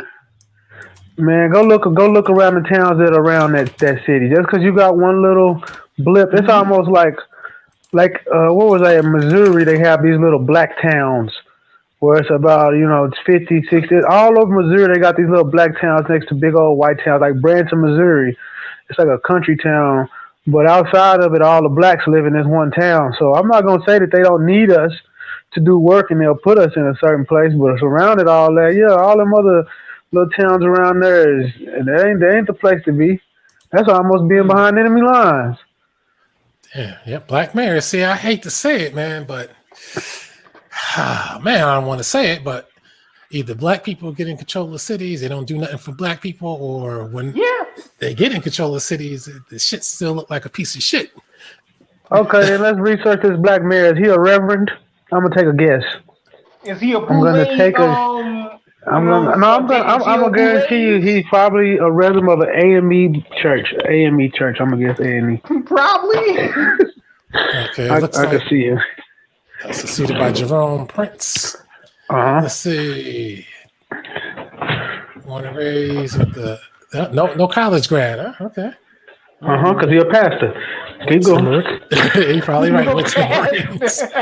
That's usually the case, though. I know these things, man. Man, I know the old Southern hustle. I grew up here all my life. I know how these niggas come up. If they can't make it in the boule the first time, they're gonna find a way, and that church is the best way forward. They don't say he was a pastor, but I'm a making the congregation pop that pussy. He doesn't say. I'm gonna go with you on that though, because he doesn't have a college degree. That's usually the way it comes up. So. Right, what kind of person gonna be the mayor and ain't got no credentials where somebody can just shoot him down and the only thing he got is God? You can pull God at any time. Yeah, you can pull that crypto dollar. Let's see what this previous, the previous lady, she had a Harvard degree. and a doctorate from Harvard Law School. You beat a woman with a Harvard law degree with no degree. Yeah, you the best pastor in town. Yo, was You he the best pastor in one town. of them fraternities? Let's see if her term was up. They say Freeman Wilson was denied a third term in May or a primary when she lost to Lake County Assessor Jerome Prince. Since there were no other contenders on the November general election ballot, Prince officially succeeded her in office January 1st, 2020. That dude was a dude that looked after your tickets and stuff.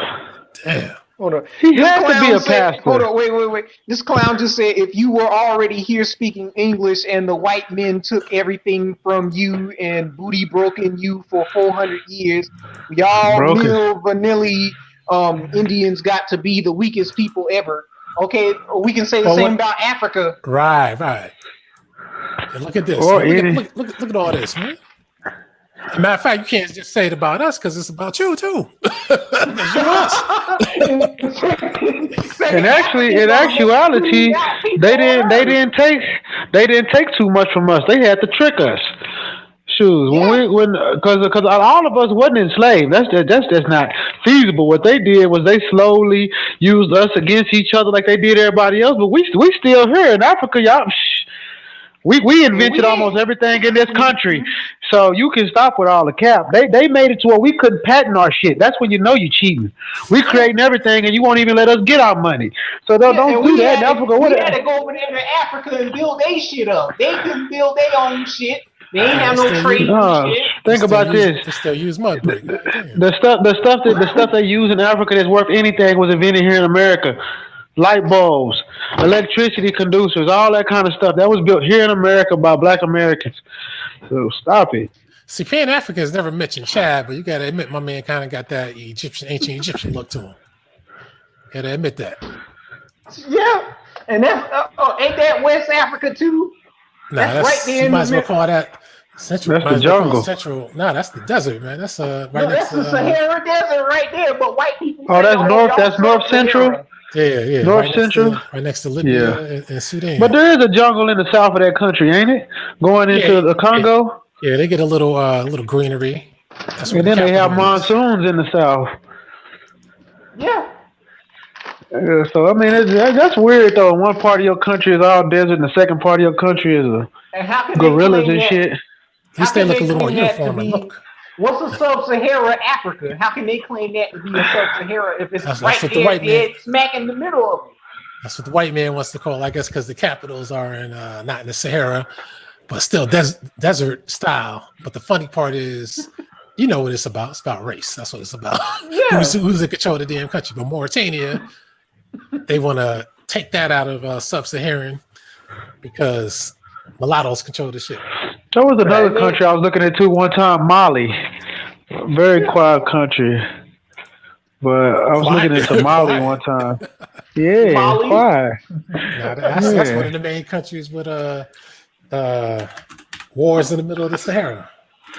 Yeah, but that's Muslim or Christian. I don't really count that as. That's just a white man practicing. It was race war. You don't understand. If we had money like that, we might do stuff like that. Go find some dummies and go give them some money. Let's get some new weapons and try them out here in the desert. But we're going to get this 110,000 over here, and I want to fight these 10,000. That's the $10 We got to keep all that shit together for mud and keep rebuilding that shit all the time to keep it alive. You would think I would have just said, hey, man, put some cement around that motherfucker. You know? Yeah. They don't got no cement. Damn. It's a desert. I don't know. They got sand. They don't got cement. They probably don't even know how to make no cement.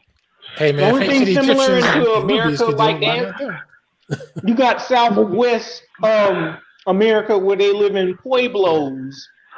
That's what it looks like West Africa. Yeah, but the Pueblos still standing up today, and they don't look as bad as some of that. Man, look at people. I swear, man, it's almost as if these places are just, I don't want to say huts, but you know what I mean? It's like they didn't come up too far from that. You know what I mean? Yeah.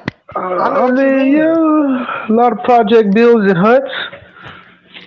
And then they might have one or two more modern buildings, but I was looking up buildings in Salt Lake City, Utah. Don't ask how I got there. The Mormons? You talking about the Mormons? I was looking up that Lebanon, where he's from, or where he's at.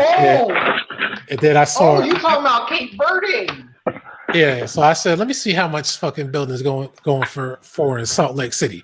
I think it was a 20 or 30 story apartment building. They're going for $16 million. Really? Luxury.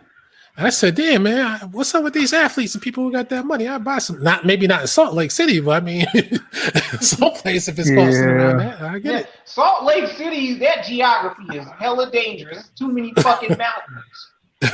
True. Going in and out that hole is kind of dangerous when it snows. No, not even when it snows, raining and regular, like dry weather. Oh, that's just fun. You know, I think bushes would be big business in Africa, man. Hair bushes and shit.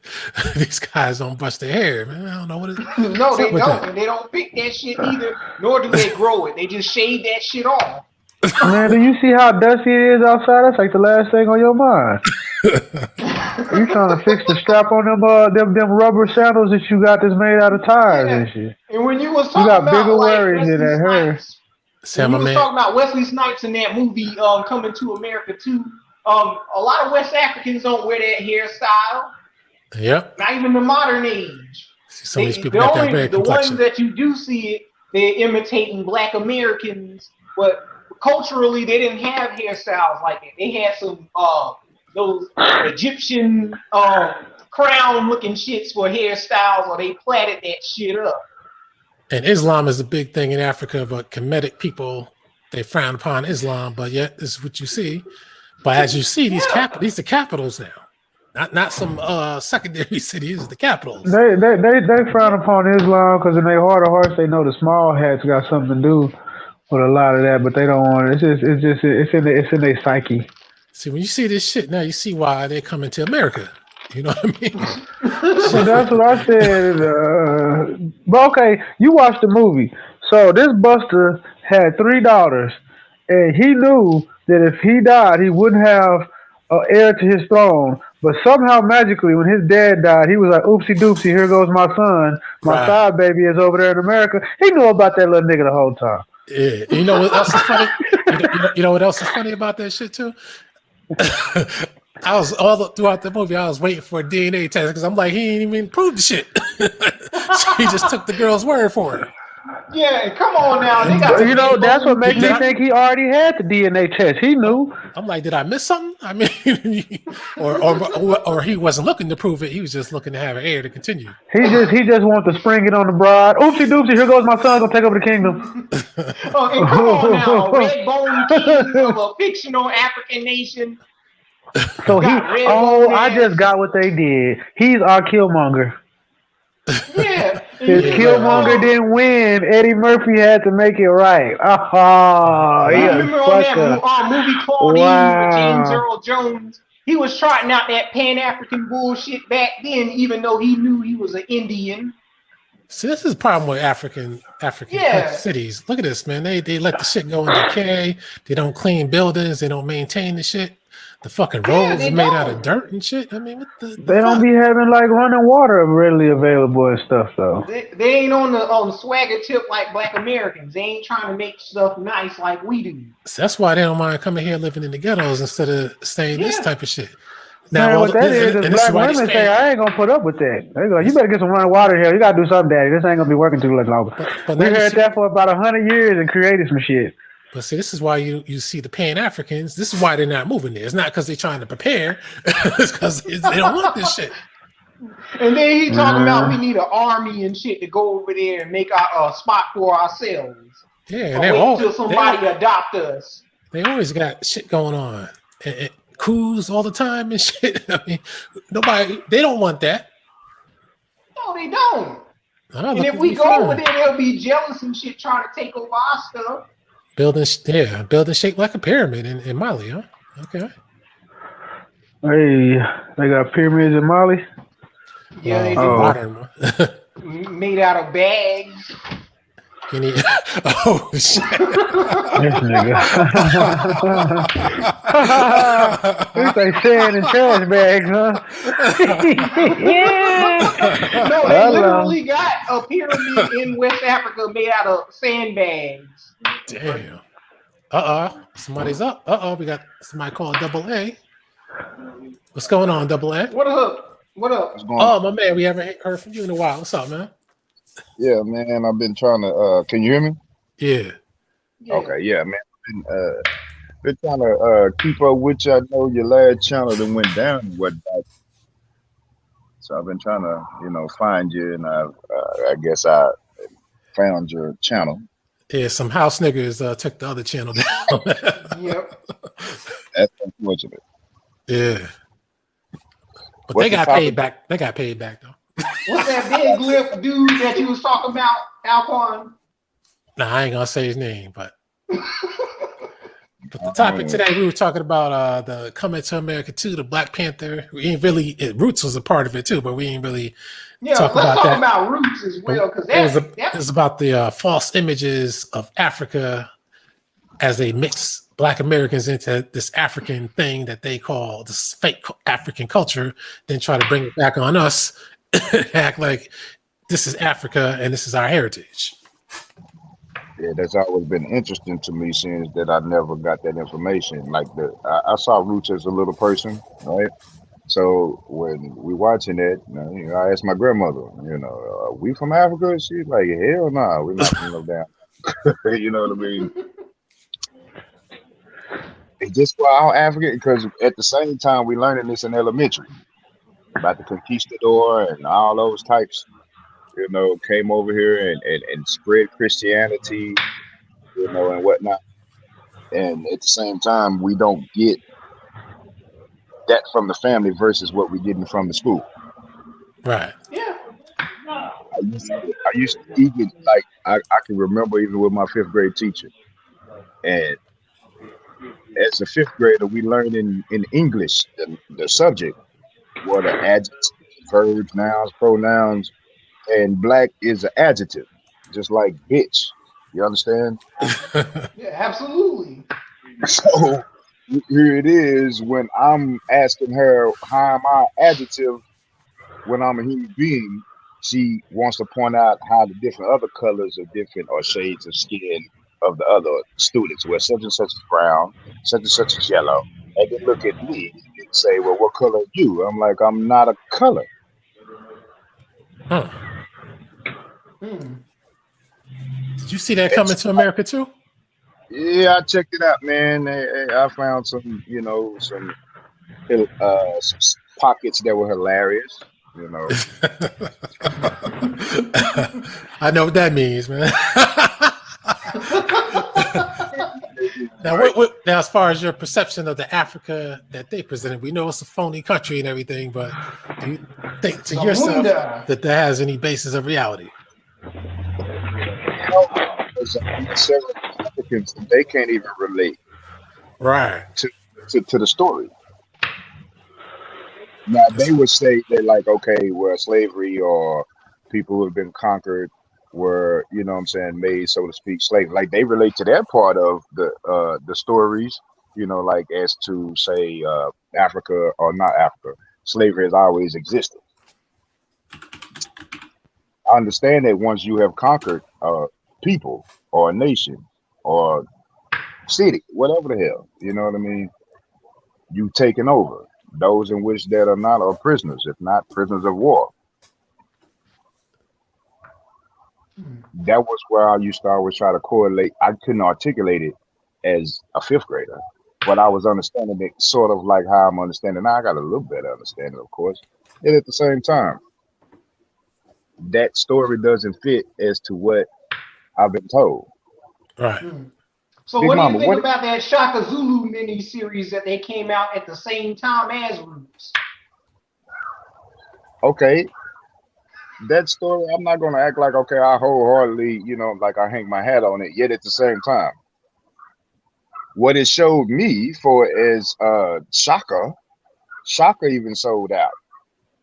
Yeah. I don't know if you But the part towards the end where he asked the white man, I forget his name, Bonnie or some shit. He gave him a name, right? Yeah. Did you bring me back something shiny? You know what I'm saying? Like, what the fuck does the African need with something shiny when he got a whole fucking kingdom? Yeah. You know what I'm saying? And he brought him some dye. You know what I mean? To dye his hair black. He gave him a mirror. It's like really. But are we gonna believe that that's true? Are we gonna believe that? No. I hate to believe our people was that silly, or not our people, but people be so silly that the white man trying to tell us, yeah, you silly niggas to sell out for a diamond chain. I mean, like seriously, that and man, look, man, like now, tell me now, if not that being not true, then how the hell is it perpetuated so strong? Because even I wore gold chains back in the day. You understand? Like seriously. You know I gotta see that. I gotta see that again. Maybe a lot of times when people give it up and say, "Okay, give me a little something," is usually out of let me act like I want this little something, even though they're gonna whip my ass one way or the other. So let me take this. Now this is the 1800s, so to speak, when the Zulu Nation shit was still prominent. All right, by then. Hell, even the Indians got damn guns because of the battle they done went through over here. How the hell he so late on getting the cannon? You understand what I'm saying? Yeah.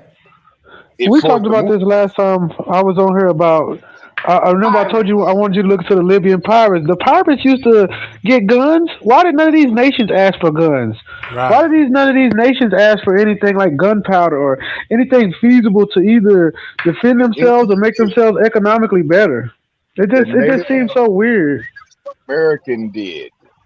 Part of those treaties is like, okay, well, give us some of what y'all got, so y'all can't come up on us again. The only difference the white man did was get bigger guns.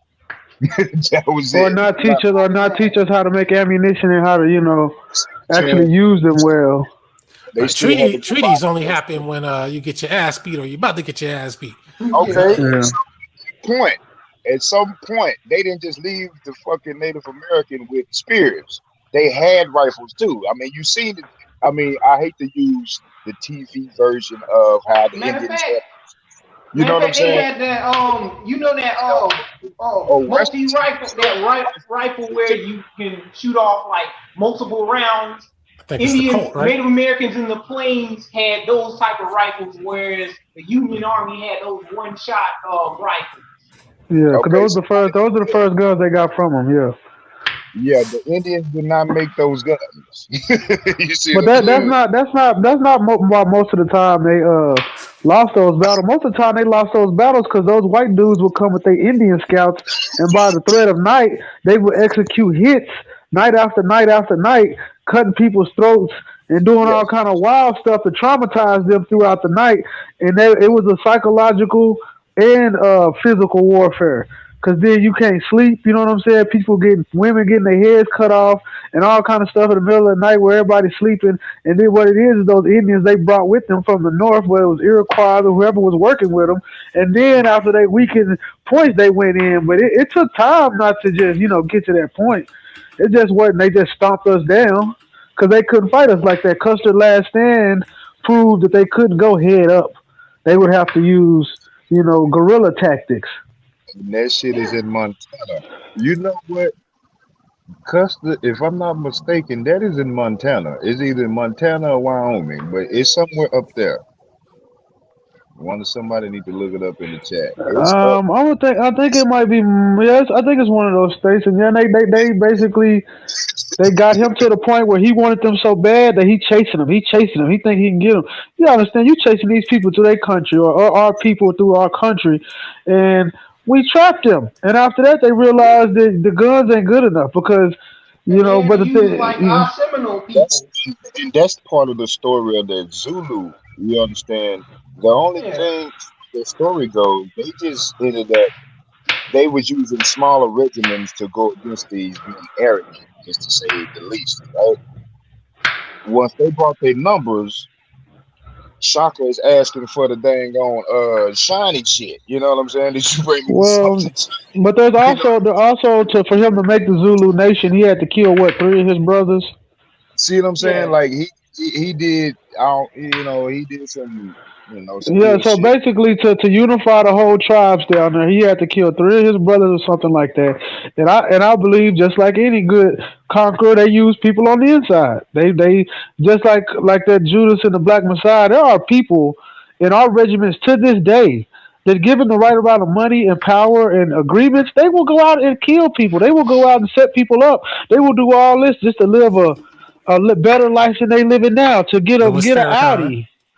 You know what Yeah, I'm Louis saying? And Farrakhan. they will do all of that shit. So if you think that it was bad back then, if let's say you were of the old kingdom he took over, and you never got over it, you would side with the white motherfuckers that came. So when people were getting poisoned, or people were getting sick, or people were dying for some reason, nobody could figure out why all these murders are happening, and all this is going on while they're on the outside, running these little bullshit fights, but they're really just willing you down from the inside and the outside, and promising those traitors a piece of the pie. Like I said with the pirates lost because some of the captains got red coats.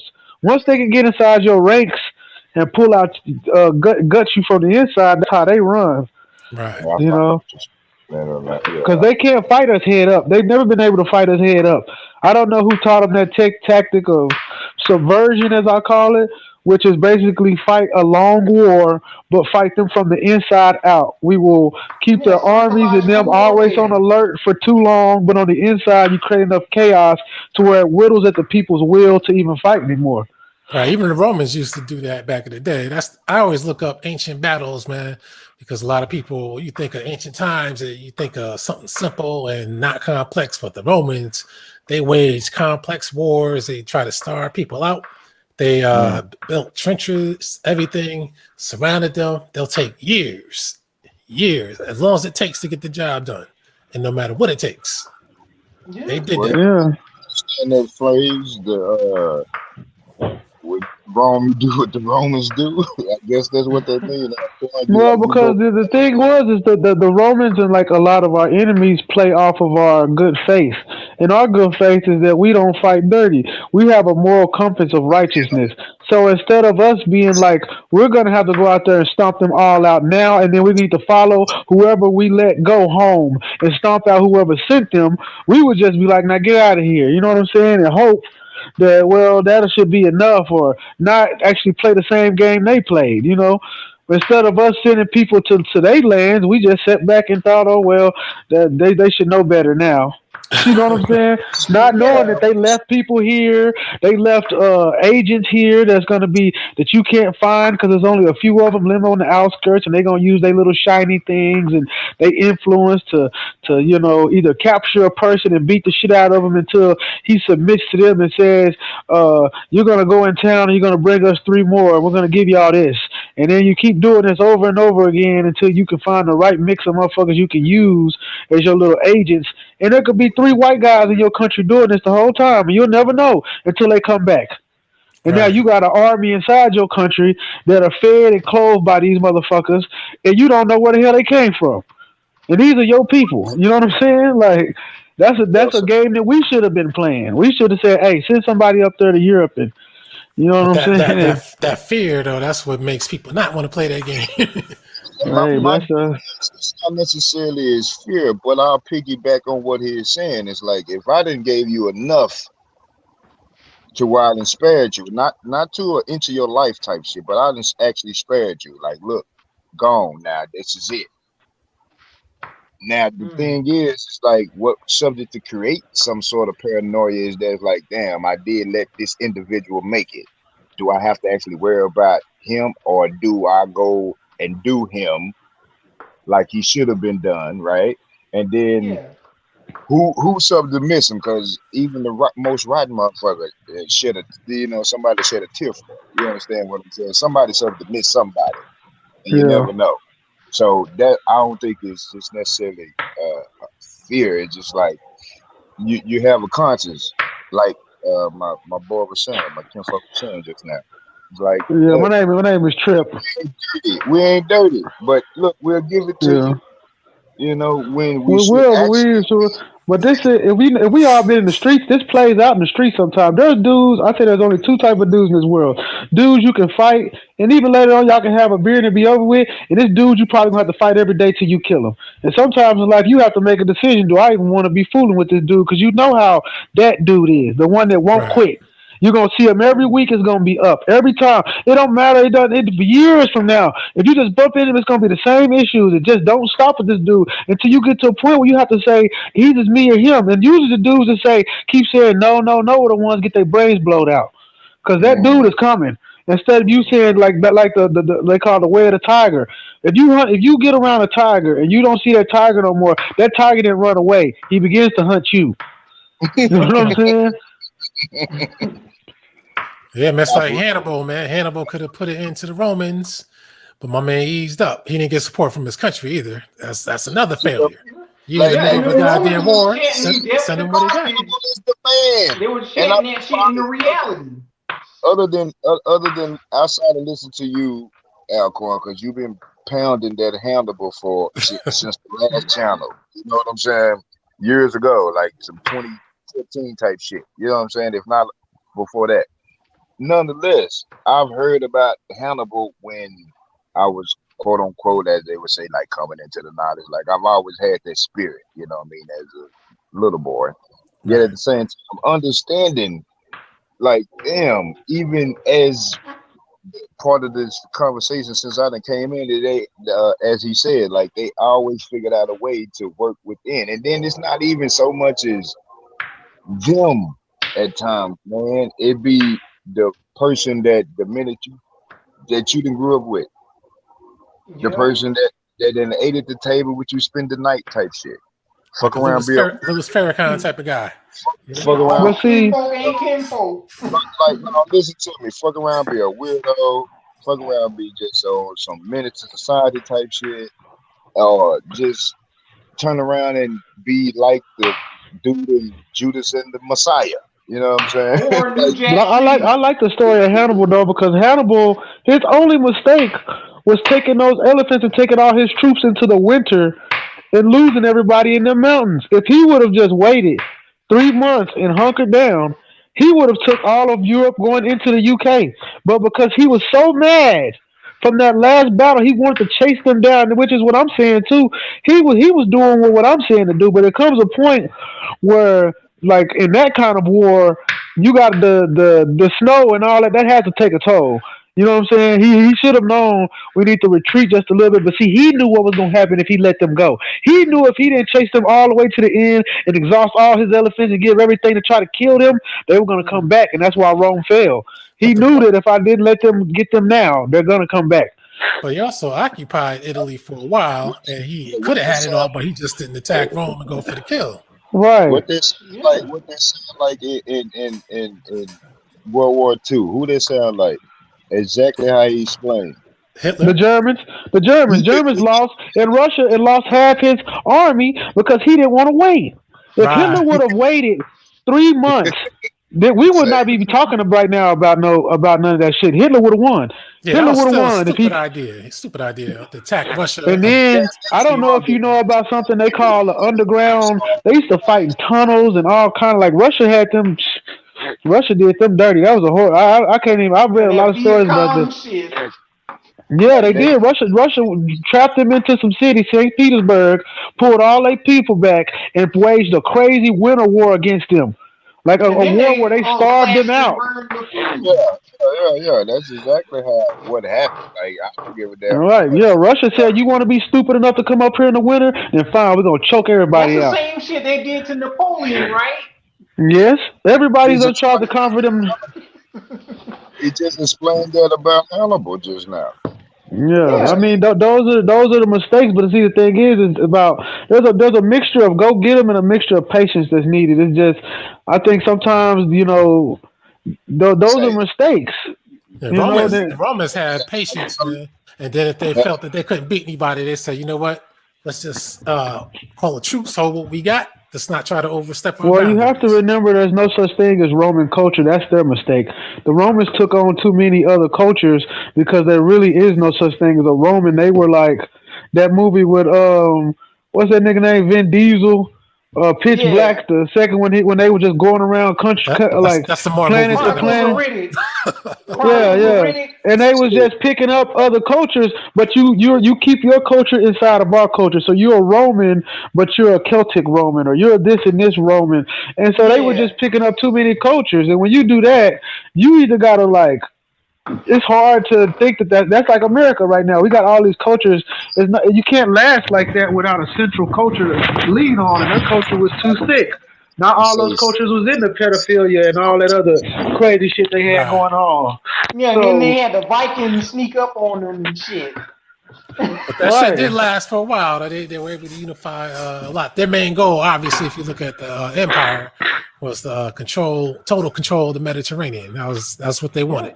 That's what they got. Well, the reason why it did last is because they had bureaucracy. They had what you call today a system. A system that actually worked better than what those people came from, but was very unjust and very slanted. So it lasted a long time because they couldn't figure out a better system to replace it. And when they didn't, Rome ran into chaos for a long time. It took Europe a long time to get out of that chaos of what Rome left. It took the Moors, basically. You know, it took a whole new group of people coming in there and instituting new laws and shit by the sword. You know what I'm saying? So it wasn't just easy going. It's because they didn't have nothing. They didn't have no other choice at that time. Because if you know, like us, we're smart people. We know if we end the system today, most of our people not gonna make it. They don't know how to do nothing. Right. They don't know how to. They don't know how to clean water. They don't know how to eat. That's a responsibility that when you wage that kind of war, that you have to understand. Like we going all the way. Yeah, so, and another thing, what the brother was talking about when he was learning in school. They also, our own people tried to run afoul on us by trying to Africanize our culture, like the Gullah Geechee or the Mardi Gras Indians claiming, oh, this is West African because we speak Creole or some shit. That's not a West African language. That's like a lingua franca. That's a melting pot language. And then they sit up here and say like, oh, we worship some Yoruba Orishas and we wear West African clothing. Huh? Or we paying homage to the Mongol-style Native Americans. That makes no sense because white Mongol-style Native Americans at their powwows wear West African shit. Well, I would tell you like this. I think sometimes we classify some of this Egyptian shit wrong. Why don't we just call it what it is? A death cult. It's death cult. It's a people that worship a dead god and they worship death. But they don't worship death in the way of, it's a Masonic thing, order out of chaos or whatever. That's all based in death. So they're a cult of death. So when they start talking about voodoo and stuff, what they're really trying to do is, I mean, it's a form of war. They're ready to die. And we still have that problem in our communities now. Matter of fact, Alquanr, you remember that movie that we was looking up last podcast? What are you going by? Because that there was absolutely heavy. The death cult. I mean, the god of all these, huh? Yeah, I follow the dialogue. I'm talking about like what to call you by your name because I'm going by. Trip. I'm Tyron Leung, and that's Trip. I don't know what the hell happened to the names. I don't know why the names don't come up. Yeah, I'm looking at it. I'm like, damn, I done found Alquanr. The damn voice is distinguished. Yeah, his voice do stick out. Yeah, and you know, I'm listening to you. Like that is absolutely powerful. As to what you're saying, it's like is it no different than being in the Baptist church when they singing death tunes and why you feel some type of. You know what I'm saying? It is going up tomorrow to see my Lord. I'm going up tomorrow. I used to listen to them church songs because I played in the band in church, and that shit used to hit me different. That shit used to make me feel weird. Like, oh my god.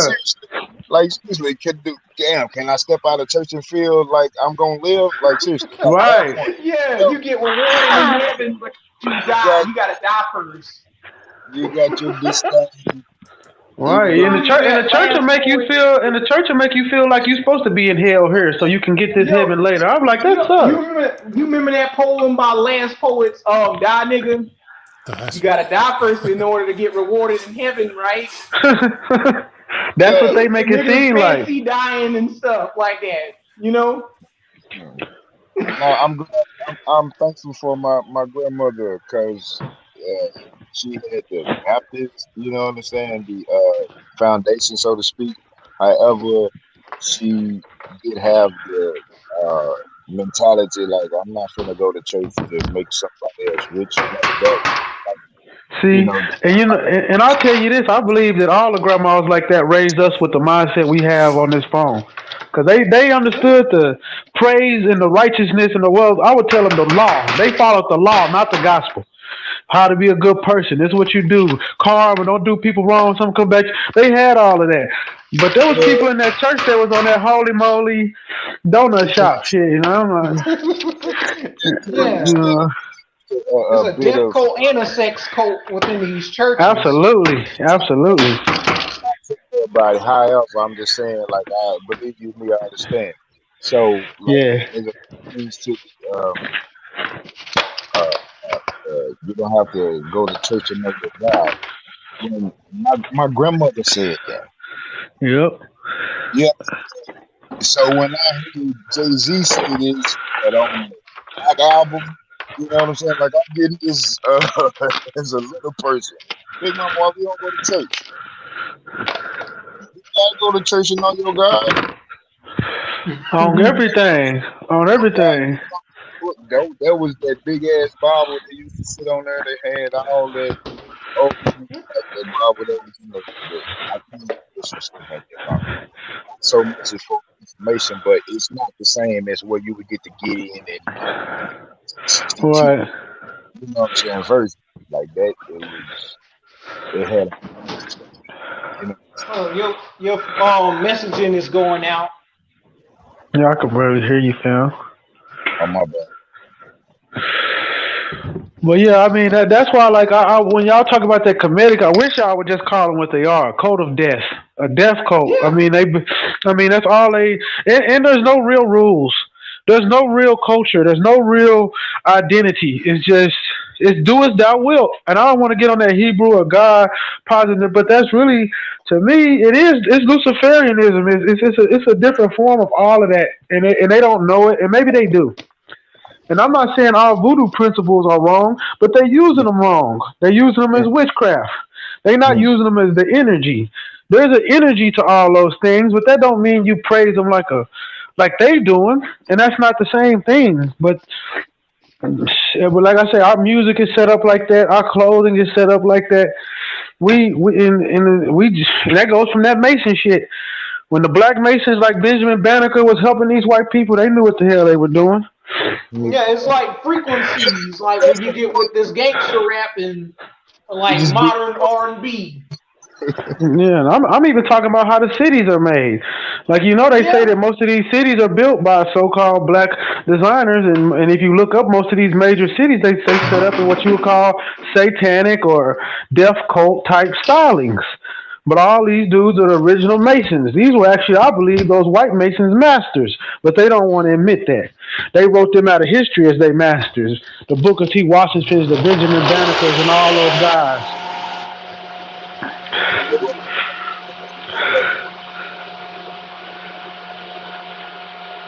Who vacuumed They this? were the masters of the small hats were the masters. I'm sorry. Tyrone cleaning his car out. I'm not cleaning my car. I'm just messing with you. I'm sorry for the loud noise. Yeah. Did you hear me? What'd you The say? masters, because you brought up Benjamin Banneker, or were the small hats the masters? I believe that the small hats were pumped up by them. I believe that they worked hand in hand, because you remember, I'm going to tell you this right now, the so-called Nazi thing that happened in Germany, I think that was to get rid of the so-called mulatto/black Jews that were running around Europe. So that they could cleanse their blood. I believe that they went in there and they got rid of all the nappy hair ones and got the white ones in there and created the new state of Israel. That's why they were killing gypsies as well. Remember in school, they used to bring that up all the time. They killed gypsies. What are gypsies? Gypsies are like mulatto Mongols and mulatto Asians that were running around that did little like a circus kind of people, but basically they lived in the woods type. They didn't want to live in the cities. They were roamers. They got rid of all them people. In a sense, they were trying to kill out homeless people. No, they were just killing. They were ethnically cleansing their blood. Right. Yes, and they were ethnically cleansing their blood. They had too much black, still tawny, running around in Europe, and I don't think they believed at that time if they let them run around for long enough that they would genetically be white. Yeah, So like they Meghan Markle. Like it's Meghan Markle, for instance. I gotta find that interview. I gotta hear it for myself. Yeah, I mean, if you put it together, they show you. You can go look up pictures of what they said the old Jews look like. They used to have curly hair. Some of them were redheaded. They're basically just Negroid mulattoes living in Europe. That would roam. Even the Jews they killed were so-called roamers. But remember, they owned the banking system. They owned all the money was tied up with these people. So one, we need to get rid of them because they could really bankrupt us. And two, we want to ethically cleanse our blood. We want a white Aryan. That's true. They wanted white to be white. But they had too many, them kind of people running around the country seduce, because that's what gypsies known for, right? Like you watch the Hunchback of Notre Dame. Esmeralda was so beautiful, and all the gypsy men are so pretty. So that means they were running in town messing with all they women. So now these dudes coming home, they're blacker babies, and they like, no. You know a Jewish trait, right? Right. What is this Jewish trait right here? A Jewish. Oh, okay. Yeah. Absolutely. I'm just saying. I think that what they're not saying is they ethnically cleansed Europe, and that's just what it was. Because if you look at the pictures of Anne Frank, she was a big nosed kind of white girl. If you go look back at those pictures of Anne Frank, she wasn't a white. If you will look at her, you can dispute that she might have been a mulatto, which means both parents were mulatto. Look at a whole bunch.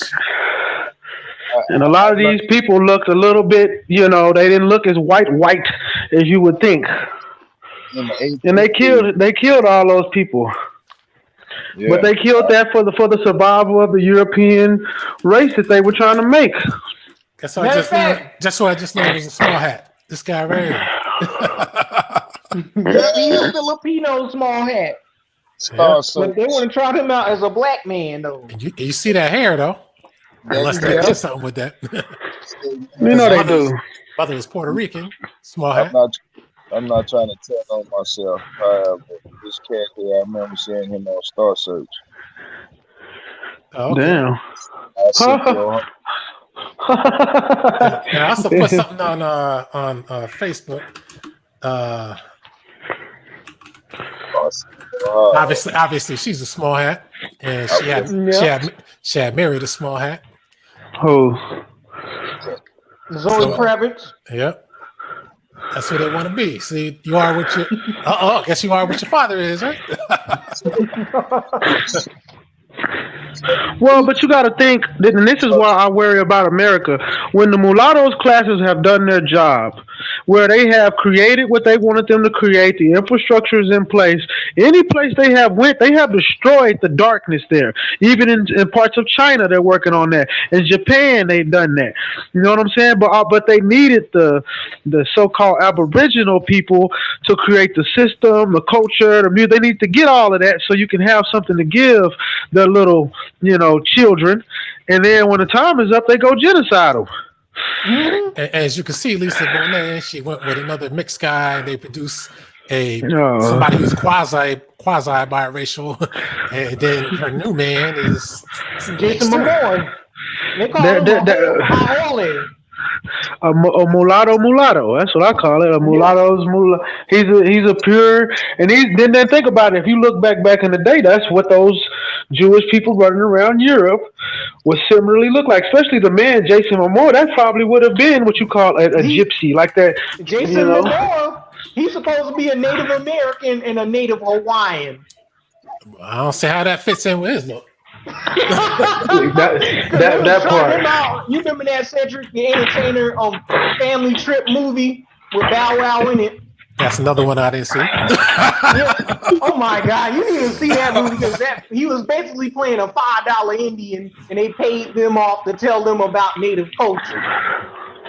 I'll give you another one. What about the Rock, Dwayne Johnson? That is a look of what I call a mulatto's mulatto. Dwayne Johnson. He is black. Yeah, but he is the epitome. of the Go ahead. what they want as far as the non-aggressive, aggressive mulatto.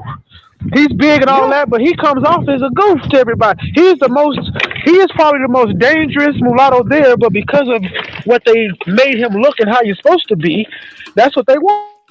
But I wouldn't call They want you to look good, but you don't think good. I wouldn't consider him a mulatto. What you say, Alquanr? He's a mulatto. See, 'cause He's what he's called. he look like Man, his the father, rock. though. He doesn't look like his mother, though. You think his father is not a? No, I can remember. See, I'm not trying to tell him like vaguely. I can remember his daddy. Like the daddy was a wrestler. He used to be into that. I forgot he used to have hair and shit. How you forget Alquanr? You in the 90s and shit. Clown flow. You know what I'm saying? But what I mean by that is these are like these, like he could play anything. You don't know, like, okay, if you were just a person running through and didn't know a lot about, like, he can almost play anything. He almost can be anything. If it came out of his mouth and he said, I'm black mixed with this, or I'm this, and this, and this, you kind of have to be like, I believe it. You know what I'm saying? Oh, looking at this picture, he does have a little bit of his mother's nose. That's the main thing I said he didn't have. Yeah. When you see But it his closer. mom is basically their version of a mulatto or a half caste. Yes. They real people have natural nappy hair, but clowns like Matt Forever don't understand this because they don't look to like Polynesia, Melanesia, or Australian people. Right. Is his mother Taiwanese or something? Some Polynesian. No, she's Samoan. Oh, Samoan. Samoa. Okay, that's what it is. Okay, yeah. And the thing over there, I'll tell you about Samoa. Samoa has what you call black people, but they also have these other ones. It's like that movie Mona, where they're nappy hair, but they're not really what we would consider black. They look more Asian style. Like Samoa is a segregated island. The Asian style they came in later because of Manila Galleons. I mean, even the Philippines going through this right now, so they love to get that color out of these places. Yeah, Indonesia trying to colonize Papua New Guinea right now and trying to bleach them out to look like Polynesians. These are Melanesians. Because they got that melanin. But I have a deep belief. I want to send you this picture because I told you about the island hopping last time.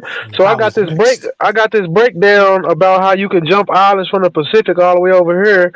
And I believe that a lot of black Asians, some more black people here are probably more akin to the Asian side than they are the African side. But check this guy out though. See, no, people don't talk about this man. Who, Tua? Yeah, now I mean, come on. You should see his little brother. You should see his little brother. He looked more blacker than him. But see, people don't. I notice people are kind of silent on calling him a black man or not. You know? And they lean more towards black. But see, this is the damn. Yeah, that's a straight up nigga.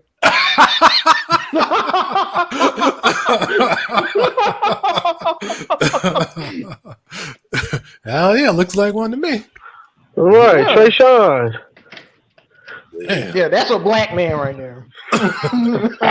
No doubt. You can't just sit up there and say that ain't no black man. You show a picture of Mott Forever. He said, "Oh, those are not black people. Those are Asians or some shit like funny. that." I've been arguing with people on YouTube because they say they are black coaches. The Jets just hired a black coach, and they calling him black. Racially, that's what it's called. Racially ambiguous. That's what the word is. They're racially ambiguous. Or you have Renoko Rashidi or Tariq Nasheed sit up there and say they African satellite. What you say, Double A? Man, looking a little different right here. The adjective. Yeah. The adjective shit. They racially ambiguous. You don't know what he is. My man look like Vin Diesel right here, though. Yeah, you do. But if he came up to you and he told you he was white, you probably wouldn't question it. If he came up and told you he was Hawaiian or Polynesian, you wouldn't question it. That's a racially ambiguous racial class. If he said he was Italian, because man, I tell you, man, I keep seeing so many Italians that I'm like, man, ain't no way. Hell, you can look in the mirror and say I'm white. No way in hell. No, you can't. Italian American. They wasn't. What was it? 1960s. They became white in 1960s. Yeah. They only been white for like 40 years. What is he? He's Lebanese, right, or Syrian? But whatever the case is, that's Roman. You can see that Roman type situation going on. But you can also see I that. don't know about no Roman. That's just a nigga nose for me. No, what do you mean by? Well, you know they say Sparta was black. I mean, most of those places there was a lot of black Greeks. The Spartans were so-called black. So I but tell they the like people. to attribute. Oh, I'm gonna let Alquanr talk. No, I was just gonna say, when people they want to say this is white people calling them black, I'm like, man, you can call them what you want to. I said, but according to the United States, he's Arab, so-called Arabs are classified as white, so you can't say that he's black. They only want to call him black because they say, oh, look, we got another black NFL coach, so stop stop complaining. Well, they call that a minority hire. They don't even say black; they say it's a minority. But since he's classified as white, he's not a minority. Yeah, they be playing pseudo games like that. But I don't call it no white nose or Roman nose. That's an Alquanr nose. We got Alquanr, I don't know if you still got those videos. Like a long time ago, you had these breakdowns of European blacks where you would show all the Greeks and all that were black and shit. It was a long time ago. You used to have those blacks in Europe videos. I think that page got took down too. Yeah. I'm gonna go through the list and see what else I got that didn't make the cut. But I'm gonna put all that back up and do some more. That's how I'm gonna do it. That's when you used to play music in the background and shit. Yeah. This guy right had that cool jazz on. I forgot my man right here got killed. Who's that? That was the former president of Yemen. Oh shit! He look like one of the mulatto Negroes. Yeah, you know this guy is funny because he used to talk about the Somali. He used to say, "Oh, they look like Indians." Really? He said that shit? But check it out though.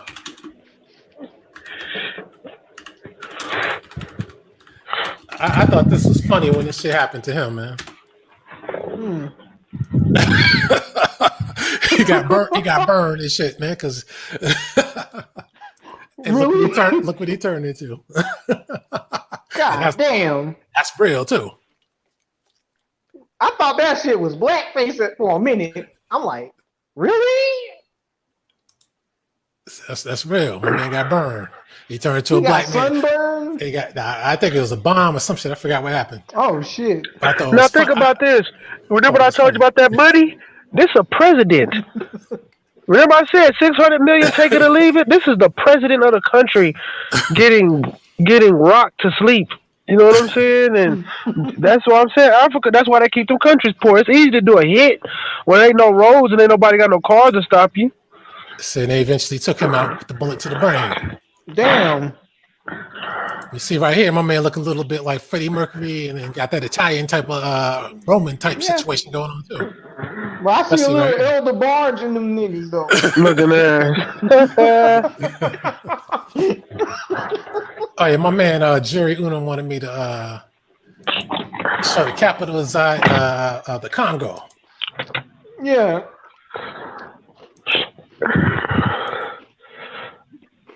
I mean, that's looking halfway decent. Is it the DRC or the regular Congo that's in West Africa? No, the DRC. That's fair looking for what it is and what they've been through. It's fair looking. Yeah. Compared to those other capitals. What about Luango, where the ancient city used to be? I mean, but I'll say this: Africa might be bad, but those little poor ass countries like Cambodia and Laos, they way worse. And do we consider those? And do we consider those people black? Have you ever seen like the black Cambodians and Laosian people that are over there? Like, them dudes is dark and some of them got nappy hair. Oh, yeah. Check it out. But Pan-Africans compromise them niggas too.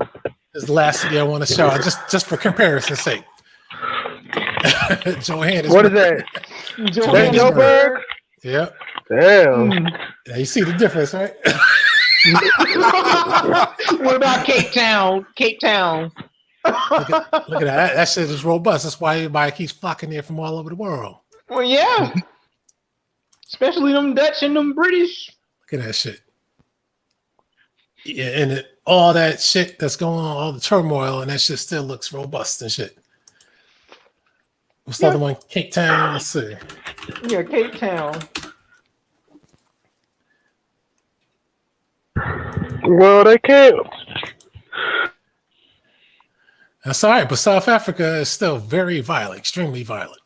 Yeah, it is, especially towards West Africans and Ethiopians. So that's why they get the PlayStation 5 and all that, because it's still a well put together economy. But do you know why? Because the West Africans and the Ethiopians do the same thing that those Arabs do over here and get government loans from the white folks to run the quick stops and all the corner stores and treat them niggas like they ain't shit and don't want to hire them. And then the motherfuckers be like, get the fuck out of here, we'll burn this bitch down. You know what I'm saying? Ethiopians got the hair and beauty supply stores too. Like the But that's all, Yep, down there. They ain't looking bad for that shot right there, though. They ain't looking bad. I think that's from the Olympics, though, ain't it? That's people, man, outside of us.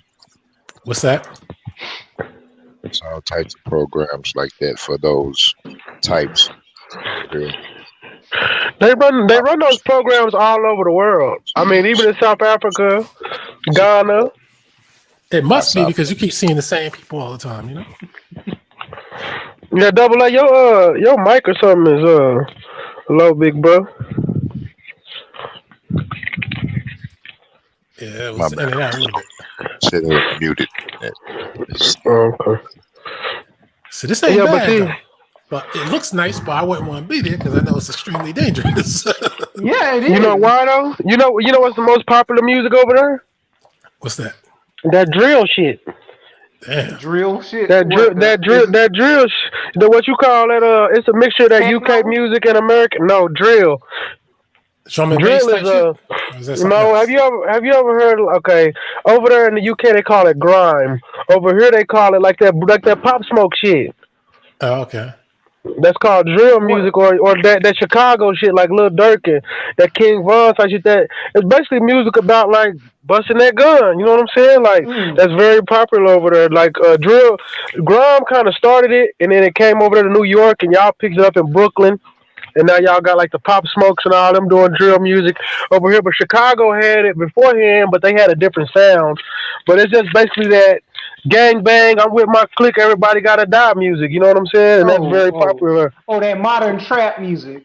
Yeah. Well, trap is a little different than drill because trap talk about hustling, drill talk about killing. It's all about if you ain't with me, like listen to Pop Smoke. Pop Smoke. That shit.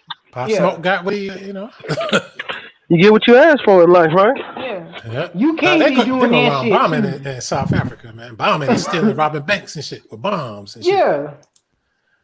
That's dangerous. Thailand is a dangerous place too for tourists. See, you said you know why it's dangerous though? Is because over here you rob a bank, our police force is set up to like enough cars and everything to get you over there.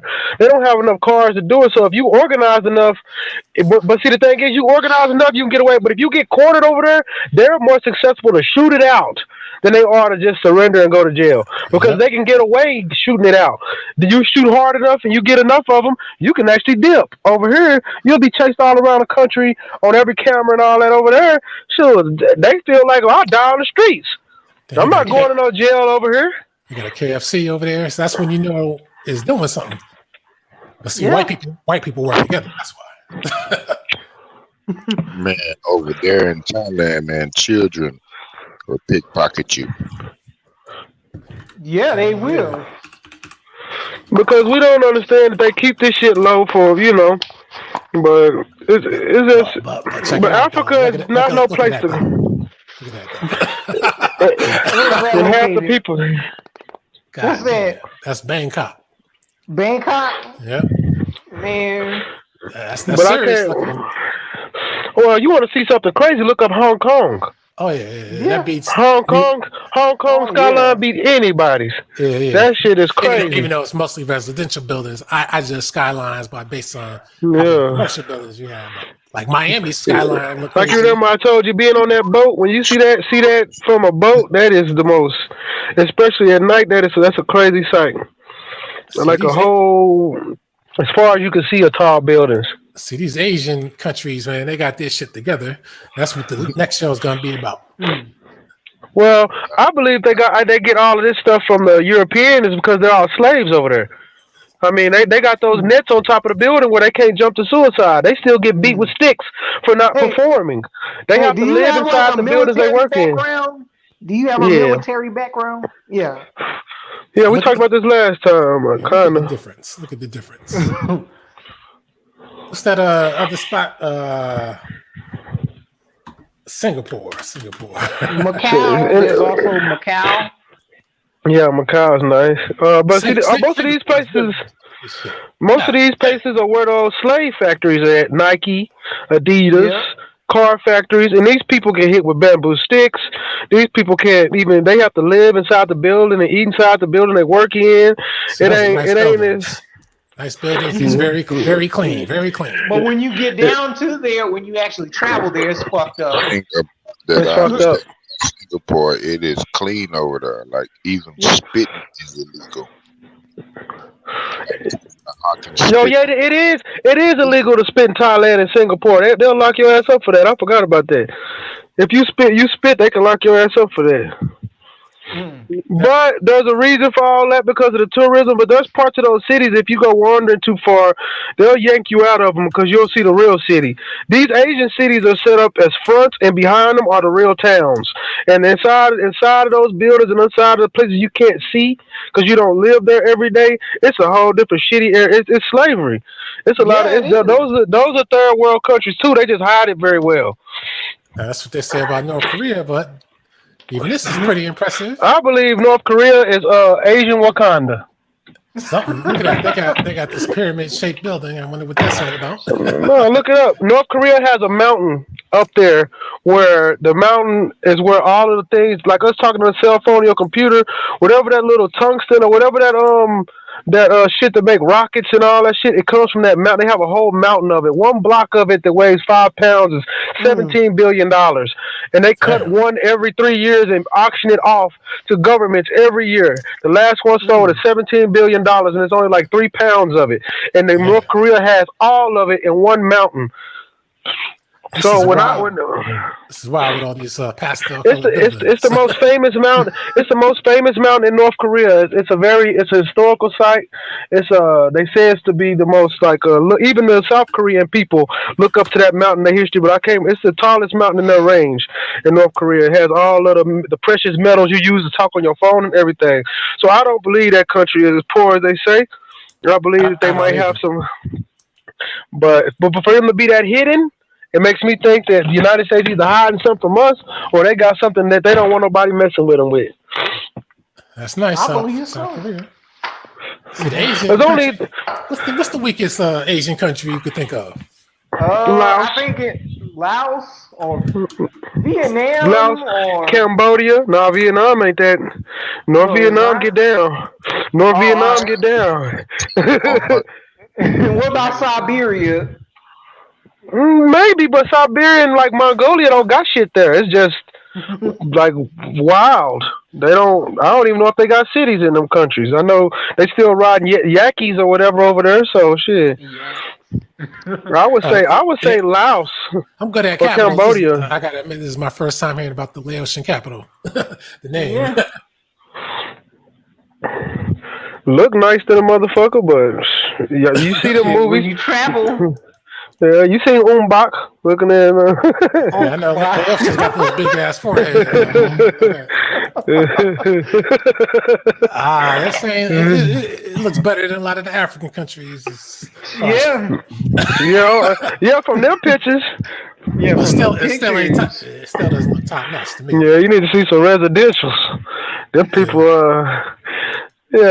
all the movies they shoot over there talk about cause most of them are shot in Cambodia and Laos. Them are old Vietnam movies. They're not shot in Vietnam. Most of them are shot on the rivers of Laos and Cambodia. And all those people in them boats selling fish and chicken and all that. That's all real. Yeah. Man, it's bad over there. Them people hustle day in. That's a better picture almost. Getting closer. Yeah, and then they all driving. With monsoons. They got like floods and shit like that. That's not Right. too bad after all that war and shit, you know? Man, have you seen? If you watch Forrest Gump, remember he said it rained and rained and rained and rained and rained and rained and rained. Could you imagine doing that for 90 days straight rain? Shit, Damn. it's like you seen that movie Beasts of the Southern Wild when they it took place in the bathtub with the everything flooded out during the hurricane. It's like that every day over there in South Asia. Let me see if the communists take over Laos. Let's see. I think Laos is a democratic country, but you know that's all based in Indian politics. It's some bullshit. They got a caste system over there too. Yeah, they do. A lot of that Indian stuff that come from India comes from over there. Most of their politicians are from India, aka Kamiko Harris. Yeah, They got a Spanish cast. They say socialists endorsing communism. I don't know what the hell that's supposed to mean, but that means that a lot of people are subsidized by the government, and everybody, if you want a job, you got to go to the government. Yeah. Basically, when they say socialism, that means you can get a check or something like that for help, but to get a job or do anything, you probably got to go to the government to make any kind of money. That means you want to sell some food on the side of the road, you got to go to the government. I guess these are concepts of shit that's about to happen. And that would make sense why they sell food on the water, because the government can't get you on the water. That's why they have all that shit on them boats. So I like this building right here. This is unique. Nice color. See, a lot of those Asian skyscrapers, they got some nice looks and designs to them. So this ain't too bad for what it is, man. Better than that, like some of them Pakistani or Saudi Arabian buildings. Let me do that right Dubai after this. and shit like that. What the hell is Vietnam's capital? Saigon, right? I think Thailand. Or Ho Chi Minh City or whatever. Is it Pyongyang? Nah, that's North Korea. Pyongyang is North Korea, man. Whatever the case is, this ain't bad right here. It's Seoul. I thought Seoul is North Korea. No, Seoul is South Korea. No, that's South Korea. Okay, so Vietnam is, man, I don't remember either. I used to know all them Jones. Yeah, I think it's let me see. I think it's Ho Chi Minh City or Hanoi. God damn. That's what it was, Hanoi, all this time. That ain't too bad, man. Ain't too bad. I guess we're looking at Dubai is what we're looking at, right? That's more like a tourist type shit, though. Yeah. Hollywood, Miami type of thing. Yeah, what do you think they gonna show? They gonna show you the guy with no teeth asking you for change? Well, no, they're not supposed to be having that out there, right? Right. Planet. Hell yeah, you ain't gonna see that guy. You ain't gonna see the dog market. I tell you, when that oil goes, man, what the hell are they gonna do with all this shit? Turn it out. It ain't never gonna go. LGBT and feminism and stuff like that. This might go to ruins and shit. Yeah. People may not be able. They may not even afford to upkeep this shit. Because with these skyscrapers, you gotta pay a lot of money to upkeep that shit, or they just fall apart. That's because they were built so long ago, and they haven't. There's too much money to update them. Sure. So all this stuff is meant to not, think he was gonna leave us some stuff. See, like with the African countries, see, like these people, they go to Europeans, Americans to build these skyscrapers. They don't build that shit themselves. That's where them dudes be getting trapped over there, enslaved and all kind of stuff. Take their passports. There's a lot of series on YouTube about that. Those Africans going up there to work, and them dudes take their passports, and then they get up there and they work them to death. Yep, a lot of those Africans that are like Ethiopians and some Somalis and some Sudanese too, believe it or not. Yeah. And they're supposed to be, Arabs, and this is how the Ottoman Turks treat you. Ottoman Turk Arabs. That's a tall ass building. They said they were going to build one even taller than that. I think it was either here or in China. God damn. I'm like, that's good enough, man. You don't need to go taller than that shit. But I tell you, when it comes to the construction workers, man, I swear, if I'm 15 feet higher than the ground, I'm like getting concerned, you know. I can't imagine working all that. And there's a video when they showed them putting that top on. I said, my God, how did they do it? But they do it. Yeah. What kind of crane they use? Like, it's probably attached to the building. Yeah, it's probably like they take it up. They take it up some floors, put a crane, like some floors down. They don't have it like from the ground. They'll build like a scaffolding system, and then they'll use some floors to like bring a crane up. I done seen them do it a few times. Well, get close to doing it, and I saw how they scaffolded it off. Another movie. There's a movie that I think I watched, a goofy ass movie with The Rock, where they had scaffolding, and it was like in Asia, and he was jumping all over the scaffolds and all that. Was it the one where you were paraplegic? I think so. No. Oh, was it Rampage? I think so. I think it was Rampage. You remember he was jumping all over those scaffolds. Like, remember they had all those cranes on the scaffolding, and he jumped from one, jumped from another, and slid down the building. I was like, what is this? I was surprised they made that movie, man, about that kind of video game, as obscure as that video game is. Yeah. They running out of ideas. Hunter shit. Yeah, I was surprised with that Monster Hunter. Yeah, Monster Hunter. I'm like, why you get the chick from Resident Evil? Yeah, she got to stop playing that shit too. She gonna be typecast, you know? Yeah, I believe she already is. They always make her like a Mary Sue type archetype character. What else can she do? Look at her. Everything. Yeah, that's what I was about to say. Her looks are, you know, kind of Russian. Ain't she Russian or some shit? I think so. She might be I think she's a small hat too. Yeah. Mm-hmm. So was Paul W.S. Anderson her? Is that from the Lord of the Rings? What is that? Go back to that thing with the U. Got Sauron out here. What is? That's nice. But what's that? These Chinese cities, though, man. Now, people say that a lot of these buildings are not really occupied. They just built them just to show the white man, look what we do. I think so. I believe they built. I believe because most of these buildings are inland. I believe they built them just in case they have to. They have to go to war with us. They're gonna move all the people inside. So I think they overbuilt cities for capacity. Because there's a city they have that can hold 2 million people. They only have like 400,000 people that are maintaining the city. So I believe if we have to go to war with the United States, we're going to clear the shores and bring all our people interior so that they will what they call negate their losses. You know what I'm saying? Did you see? I saw a documentary. I think it was on this building right here, where they have a giant pendulum in here to help offset the sway of the building. Wow. And that shit is so huge. I'm like, how the hell did they get that in there? But see, they don't need the white man. No, they don't. They just a lot of those people making 50 cents an hour. And I was looking at an article on CNN that just said that the Chinese now have a larger navy than the United States. By I think about 50 ships, but they said the United States is better and has a better about 3 times the firepower capacity. Hey, you know what they're talking about? The sub warfare.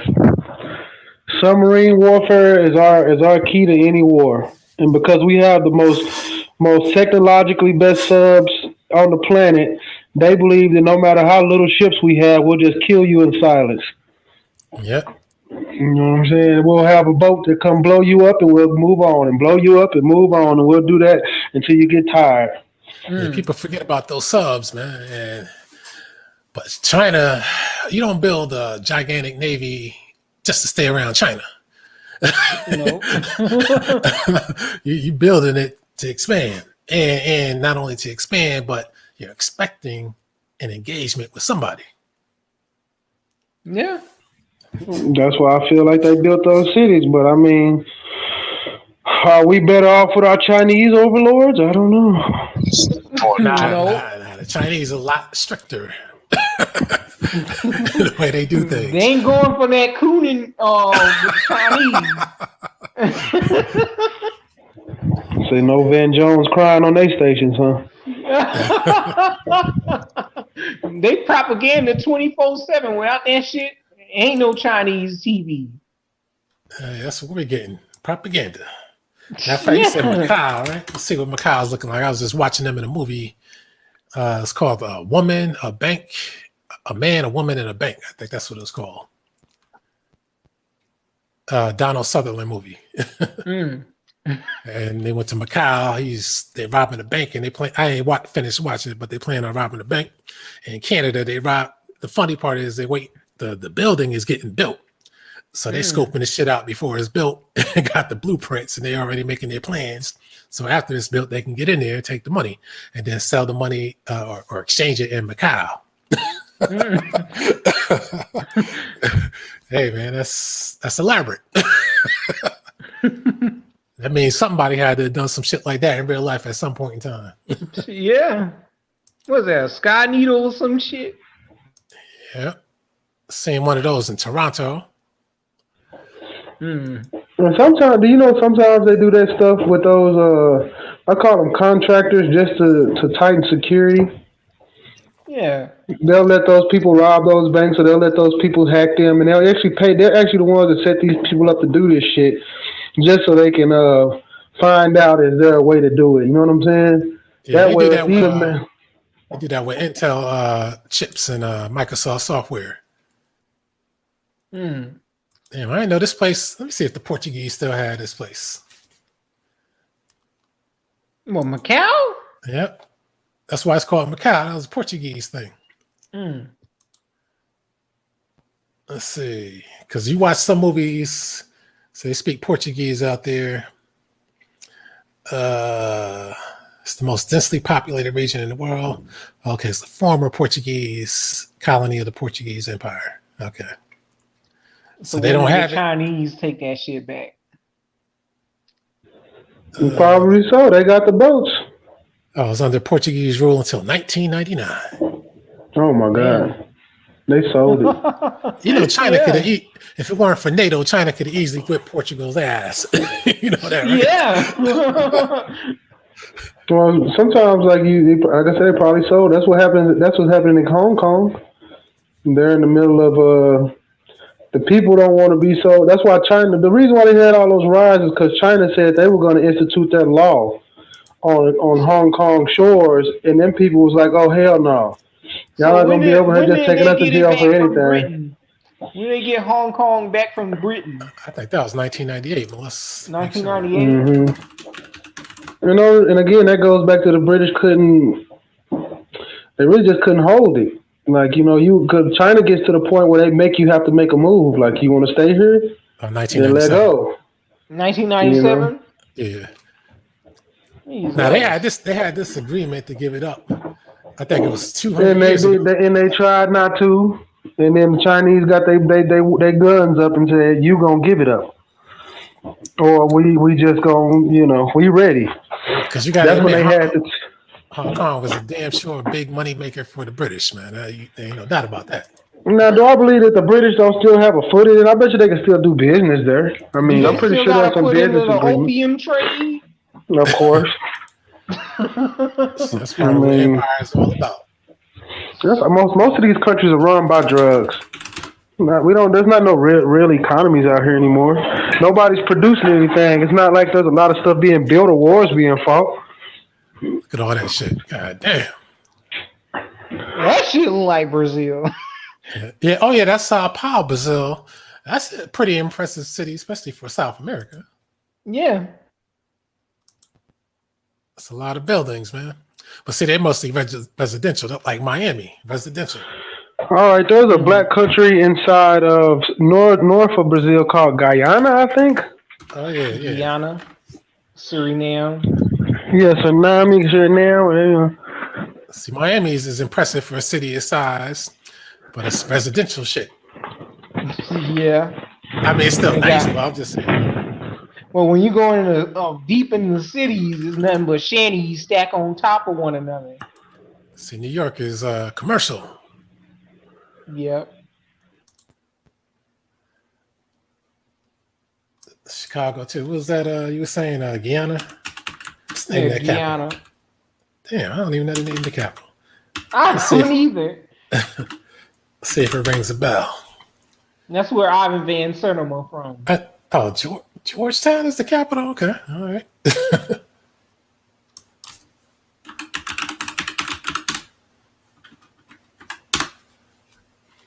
No. I think this country is Indian ruled. What, Guyana? Yep. East Indian? Yep. Yeah. Colonial shit. What makes you think of that? That is ran by East India. That was the politics. They've been fighting back and forth. Yeah. They got a problem with those Indians and the blacks, and they've been stealing the elections for like 10 years or something, right? Yep.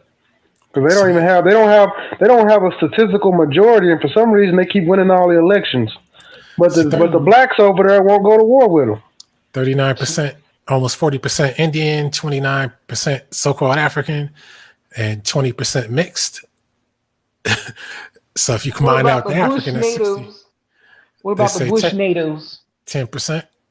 10% of Bush natives? Well, yeah, they call it indigenous Amerindian. What about the Maroons? So basically they're saying it's like almost 60% of the others and probably 40% of those Indians. See, when this guy right here hits you at first, you're like, okay, that's a regular black man. Then you see that hair, then you're like, oh. Oh, man. Man, East Indian shining through. Yep. No, that's what you call a mulatto. Half black, half. Wow. That's Kamala Harris.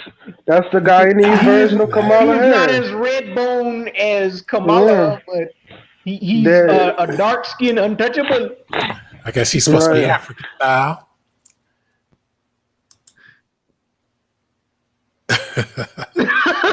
Hold up, zoom into this man's picture. I can't even see him. Who was this nigga? That was one of the former presidents. Donald Ramotar. Yep. Goddamn. They all up and throughout the Caribbean and Latin America. Goddamn. Another one. So I got an East Indian neighbor. He has a bald head like this too. I could tell he doesn't like people mistaking him for a regular black man, you know? So I know that's why they hate when they're bald, because another place that got a whole bunch of East Indians, Trinidad. Oh yeah. Look at his name. God damn. So they were able to keep their culture. See, the Trinidad people, unlike Guyana, I mean, they've been battling out with the so-called African blacks. But see, that's why I criticize the Caribbeans, because they always talk about black this, the white man that, but they never talk about this East Indian taking over their thing. Yeah, they love them some East Indian and Chinese looking women.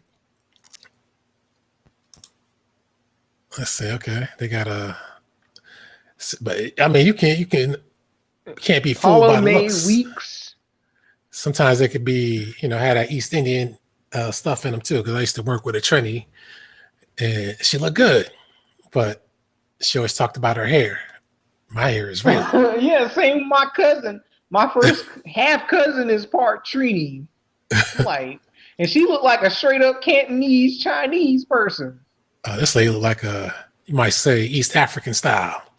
East African with the soft hair, But most of them East Indians look East African. Yeah. I knew it.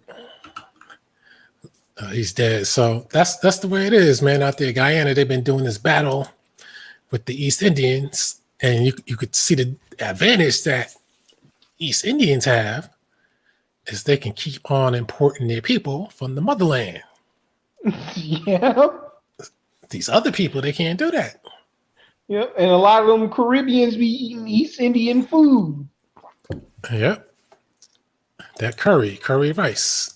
Chapati and curry rice, that roti. I knew a few got. Okay, they do it like that now. Huh? You're not allowed to see this picture. Oh God. Blocking pictures. I guess. Hey, it is what it is. Pineapple. Damn, that's a long ass pineapple. Yeah. God damn. Pineapples come from the Americas. They just dropped them off in Hawaii and shit. That's an invasive species of Polynesia. Unless that's a different style of pineapple, or is that the original shape? I don't know. Probably plantanos. Well, you know, over there they have people that ain't never seen an orange. No, I'm dead serious. Oranges over there are green. Oh, they are? Yeah. Yeah, oranges over there are green. And most of those people over there ain't never seen an orange, the color orange, because that comes from the cold of North America. So over there they get ripe when they're green. So there's people down here that come here and they never even seen that shit before. Damn. That's just real shit. It's too warm down there. It don't get cold enough for them to turn orange. Damn. Well, I'd rather buy it from here than buy it from somewhere in Africa or India, because I was watching that show where they had the spices and veggies and all that shit out in the open like this. And you see flies just going on and shit. And I'm like, God, yeah. I said, by the time you bring that shit home, goddamn, you know you got to cook that shit. It's a guy in a Georgetown. I mean, it's clean. I'll give him that. Yeah. But see, that's how people can take over. You talk about immigration, goddamn, they can just say, hey, Mr. Patel, get your people, come over here, let's do this. Well, I believe that the parts that they showing you, I call those the upper crust parts. Those are the kids that go to the British schools or whoever the schools are sponsored by, like in Jamaica. But then, like down the block, you got the shanty towns, where the real people live. They don't show those pictures. Let me see if they had it. Georgetown, Guyana. I wish I knew how to look. Yeah, type in the words to look at. Oh boy. Hello. That almost looks like Philadelphia. Let me stop. I know Philadelphia. Yeah. Let me stop. There we go. Hell no. I'll say the way the house shape was, No, Philadelphia is a mansion to those people. Damn, this shit is. Whew. I told you. That's behind the buildings. Damn. But that's still a little bit neater than some countries. So I'll tell you that. It is. It's neater. It's a lot neater than West African countries. Like. Damn. Well, at least one thing you should know. You're only buying Chinese TVs because your shit gonna get stolen as soon as you try to go to the store. Shit. If you got electricity. Yeah. Damn. And then you gotta deal with all them hurricanes and fucking floods and shit like that and earthquakes. And damn well those East Indians, they're gonna do it like the white man to keep you out of power. Yeah. And they're the ones with the international connection. Yeah, so I always wondered that shit, Alquanr. Why don't the Caribbean talk about the East Indians? Because they're scared. They don't want to keep up that pan-African facade. They don't want you to know that a lot of them are the Indians that come over there have the protection of the British protectorate. Basically, they got Interpol. Them people can lock you up in a whole other country. Yeah. These Indian people can get you locked up where you in Sweden and your family can't even come visit you because Interpol work like that. They'll take your ass way out your own country. God damn, that's a story. God damn. See, us in America, we don't have to deal with Interpol like some of these countries that used to be under British rule do, and don't know the fear of that you can go to a prison and they'll ship your ass to a whole other country. You know what I'm saying?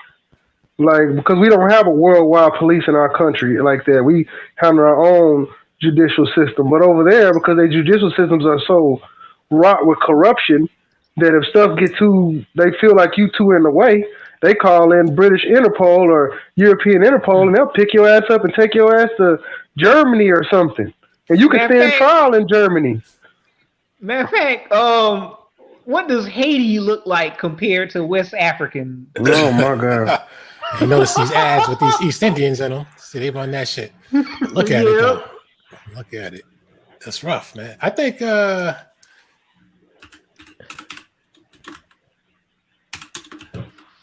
forgot. I thought Haiti was looking better, even though that's bad. But I thought I prefer Haiti than a lot of those West African countries. I'm gonna be honest with you. Yeah, this is my forever's home. Oh shit! So that shit is rough, man. That's rough, but I mean, with islands, it looks nicer than West Africa. Like, why is Mayat running from his home? Damn, look at all that trash, man. I mean, damn. Damn, shawty. God damn. I mean, it's a half an island, man. Look at, oh my God. And then go look at the Dominican Republic on the other side, yeah. And that's probably Dominican trash. Yeah, it is. So Dominicans probably go over there and drop that shit right over there. Shut up. What you gonna do about it? That's after the hurricane. Okay. Yeah. All right. Let me get to something else so we can be a little more fair. Of course, regular palace is gonna look a bit better. You can look at a slum in Delhi. That's crazy. They got those colorful. If you probably live there and you walk by that palace too slow, the police gonna hit you in the back of the head with a baton. Get out of here looking at it. You ain't supposed to look at that palace. Wasn't Tariq supposed to do something for Haiti, like build apartment complexes and shit? Oh, he went down there and said that shit ain't happening. Came out with that 1804. went down there to Haiti and said impossible. So now you see why my man had to move to France, you know? Damn, that shit fucked up. All that money they got, they didn't rebuild all that shit. I think they got around $5 billion in Haiti from Haiti donations after that shit. Put up palaces. Nothing happened. Yeah, they didn't give them the money. The charities just took most of that shit. Of course they did. And who gonna get it back for them?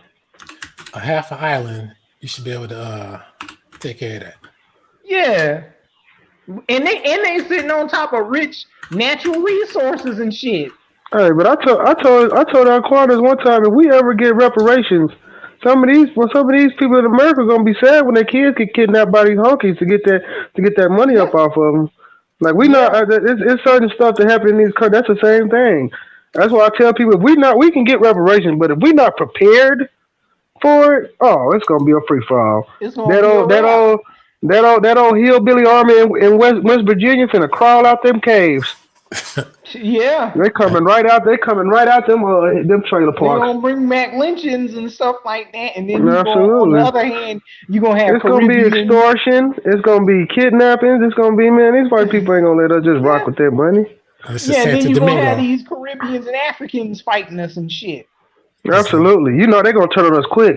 This is the Dominican Republic. It looks a little cleaner. But you see all this cages and shit all over the windows and doors. You know what that means? That means that shit is dangerous, motherfucker. No, that just means just in case they do that, just in case them Haitians decide to say enough is enough and kick them off the island. Matter of fact, Mexico look worse than Haiti. That's some parts true. That's true. Yeah. Mexico City is so nasty on the ground, but if you look at pictures, it look nice. But if you get down there on ground level, you be like, oh my God. Man, what is that smell? Is that a baby? Look, there's a baby sitting on the side of the road. Ain't nobody watching it. There's a baby sitting there. That's why India has too all this disorganized cabling and shit. Yeah, they do. Some of it, a lot of this shit it's not too bad for what I'm seeing right here, though. I'll tell you this though, there is one place that like I said, I was raised by, my street life by a Cuban dude. Cuba, not the Cuba they show you like on face value, because there's a part of Cuba that they don't let Americans go to. Cuba is nice. The place that, usually you need permission to go to. Or you gotta have a family there. So when I was young, Cuba was nice on the inside. The outside looks kind of like oldish and like they don't got nothing going on.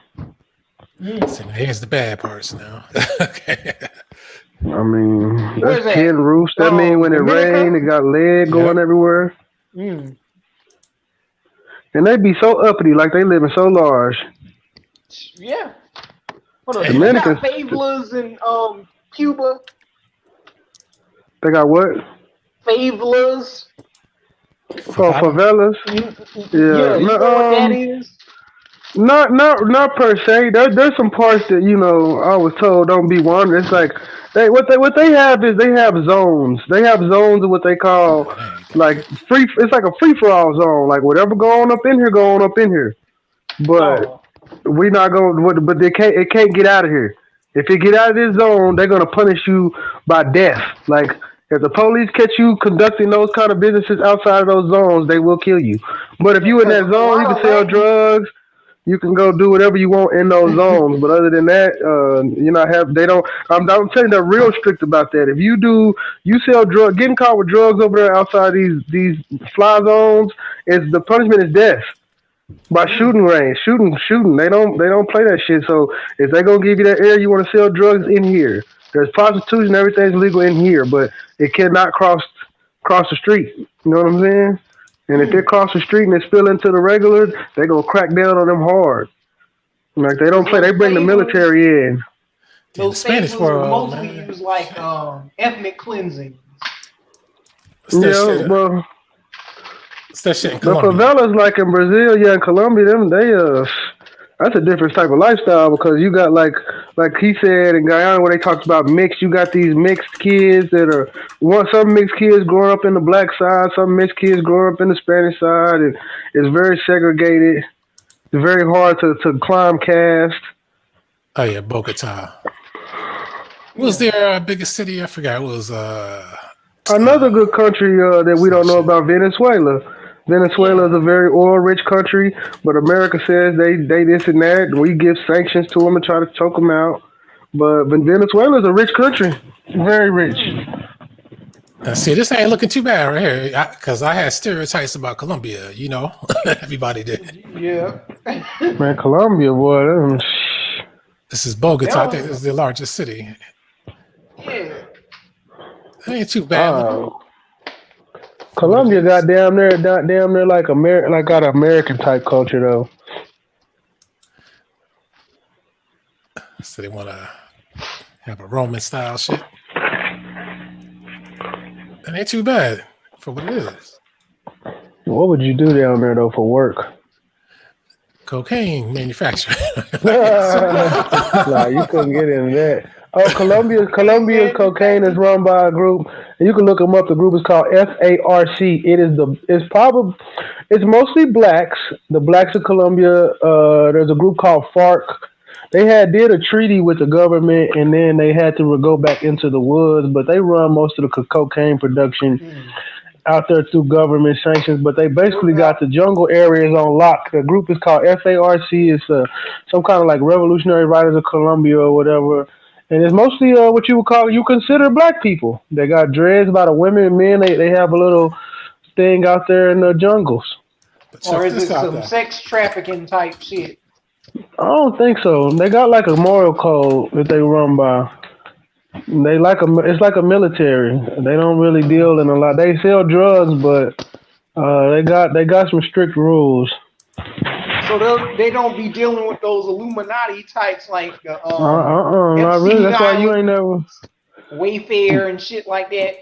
Nothing I know of. This is a group that Colombia's had a problem with for over 25 years. There's the president of Colombia. See, they got that white look, but you could tell something else is in their look too, Yeah. But one day when you get a chance, you can look them up. It's called FARC. It's called FARC. It's a Colombian. Basically, these black. Most of the time, when I see pictures of them, they look like so-called black people. Oh, this right here. Yeah, the FARC Colombia. Okay, you're right, because I did put pictures in when I did a show one time of the FARC guard in the jungle. Yes, mostly black people. Rebels, yeah. And I'm talking about it's black women, black men, some mulattoes, but mostly black people in the jungle. They create all the. See, the government uses them for that, but they also like are independent. They live out in the jungles and they do their own thing. Like, you know what I'm saying? And they don't like that, I guess, because they control so much of the roads. They basically can control travel and all kind of shit because they got all them jungles on lock. So yes, the FARC guard. And they did a treaty with them, and they were supposed to let them back into Colombian society to like get jobs and stuff. Because the only reason I think that they wouldn't let them because they must be so recognizable, and then because they're black looking, and then they said no, and then they slowly start going back into the jungles, and they back at it. And these are so-called. Look at this dude. This is the FARC guard of Colombia that lives in the jungles of Colombia. It's a huge military group. When I mean huge, I mean 2 million, 3 million people living in the jungle in these cities or makeshift cities, however that the government of Colombia can't get in there to them. So they got that wide mouth. That shows you that's some black heritage going on with that wide mouth. So when you see thin lips and wide mouth, that's that blackness. Because their mouths is not for real. Their mouths is supposed to be narrow. Yeah. Oh, shit. But I know you ain't never heard of them. I had just stumbled upon them in my research one day, and I was very amazed that there was a group somewhere in South America that was autonomous, fighting the powers that be, and actually are winning. But you will never hear about these people. You know what I'm saying? You'll never hear about. Yeah, you'll never hear about the FARC. A lot of people don't realize a lot of the leaders in South America are actually small hats. Yeah. Paisano. Party. Yeah, he's especially a small hat. And I don't know, maybe that was you, Alquanr. Maybe you did put a picture up of the FARC guard and one of your things, and I started looking them up like, what is this? And then when I started going deep, I said, oh shit, it's a group of niggas in the jungle down there. See, they look white, but at the same time, they look like they got something else, like a layer. Man, that's that Jew shit. I mean that small hat. Shit, man, that's them Alquanr, them people. You want to be real specific, them Germans. Because if you know there's a secret pipeline from Nazis in Germany, Argentina is Nazis, Uruguay, Paraguay has a lot of Nazis, so-called, they call themselves, some of them keep their German heritage, some of them call themselves small hats. I say Germany really didn't lose that war. They just changed narratives. Imagine if this would have been the world we were in, and they dominated shit with these names and shit. So you can see it with that nose, the skin tone, but I think most people would probably regard him as a white guy and think that he had a tan, but that's his color. Yeah. Look at that, Colin Powell next to him. He could be named Juan Suarez. I don't think they could have dominated if we lived in a world where we could actually get dudes together and do something. They had to make the world more, feasible for a person of that. As a regular white guy. Yeah, could make it. Because look at these dudes are unathletic. They don't got no physical prowess. They had to make it in a world where they could win with that. Yeah, well, it's about intelligence more than being mean. Yeah. Yeah, because I mean, cameras and all that, it is intelligent, but it's a way past it. They just know we haven't caught up to technology yet to figure it out. Which we probably could, but we just got so many people that ain't on the right mindset. Yeah, the more I keep reading that book about Elijah Muhammad, they keep showing all these sects and people always selling drugs back then, and I'm like, God damn. Well, man, but you got to think back then they were only selling drugs to white people. No, they're selling black people. Nation of Islam. Well, that might have been the beginning, because I remember my granddad telling me that when they used to do that, they wouldn't sell to each other. Like, they had rules like, if you gonna do that, you got to sell to them white boys that pull up in them cars. You know what I'm saying? And that was kind of what it was. The white boys would ride down to nigger town, as they call it, to get them some girls and some drugs and a little moonshine or something, I didn't know they had this type of shit in Argentina. They said this goes back as far as 13,000 years ago. Like Australian Aboriginal art. Yeah, they got that shit in Europe. I think in France too. I saw a meme the other day that was funny and said it was just a dude, like, they having sex on the wall and their hands are dirty. That's all it was. You know what I'm saying? Like, you got a hands up there. See, Argentina has a GDP of 444 billion. 444 billion. How many people in Argentina? Let's see. 44 million. That ain't too bad. But a lot of people go there, you know, when they want to get away from some wild shit that they did. That's New Mexico, ain't it? No, that's Argentina. Argentina? Yeah. Mm-hmm. I do believe Argentina is on the, if you want to think of it on the reverse side, it's about the same as the Texas, Oklahoma type. Not like, you know, not like that, but you know what I'm talking about, like where like if the world is round and you kind of like take on both hemispheres, because the south of Argentina is cold. The south tip of Argentina is cold. It's closest to the whatever the bottom is, the South Pole. Yeah, the Antarctica. That's what it is. So northern Argentina, like the way that the weather is, it's like the winters would be like Oklahoma, Texas, kind of North Texas, Oklahoma, but on the other side. You feel me? Yeah. And they got a Italian. Now I saw a guy on YouTube. He did a drive-through of Buenos Aires. I said, well, it ain't looking too bad. You know, it helps to break a lot of stereotypes I have of certain countries. I said, it ain't looking too bad. Basically Italian run country. Gotta give you some more. Buenos Aires has underground. People be living in the sewers down there. Yeah. Man, I tell all these countries up top look good, but when you get down street level, it's a whole bunch of mess going on in South America. Yeah, so white supremacist country too, even though the people were just making it to white. If you ask me. Those are the British and the Nazis over there in Argentina. Yeah, and look at them. They claim there's no Mexican types or black people in Argentina, but they are. Yeah, man. I mean, like you said, you should look that up on one day, Alquanr. There's this, I think it's on YouTube. There's this something about Nazis in South America. If you just search that, I think it'll come. It's a documentary Operation about. Paperclip. Is that what it's called? Operation Man, and it goes over how many of them Nazis they moved over there to South America, and how many they got towns, whole towns in Argentina with all of them living there. Yeah, they still rocking their shit. Community where they bred up like some of them native people with white folks and created a like Aryan twin community. Oh, they still speak indigenous languages in Argentina. I didn't know that. Yeah. I mean, they got Argentina, Paraguay, Uruguay, and in some parts of even like Colombia got fought, but some of them still got people fighting every day for like Aboriginal rights and shit. Like they really be.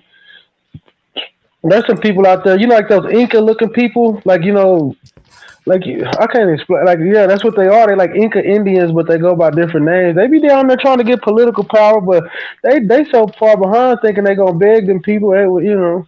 See, Argentina and Chile, they like to pride themselves on being the whitest country in Latin America. Yeah, they do. Yeah, but the Chileans have a culture of Aboriginal people, and they wear those funny looking clothes with the little tassels and stuff. But see, if we didn't have the white people we're used to, these would be the white people right here. Yeah. Yep. The Spaniard looking, the Basque. So you could always, no matter what, you could always see something else going on in there. You know what I mean? That's what you would call those are Portuguese Spaniards. Those are the Basques or the what's that other Spaniard name? There's a rule. Castilian. Yeah, those are all rulerships in Spain. They over there now, and some of them are Nazis. Just Germans and a few British. Argentina, South Argentina has a lot of British because of their bases there, but. Claimed but uncontrolled territory. I didn't know that. But why would you? I guess they claim that for protection. I guess nobody's going there though. But they lost to the British in war, so.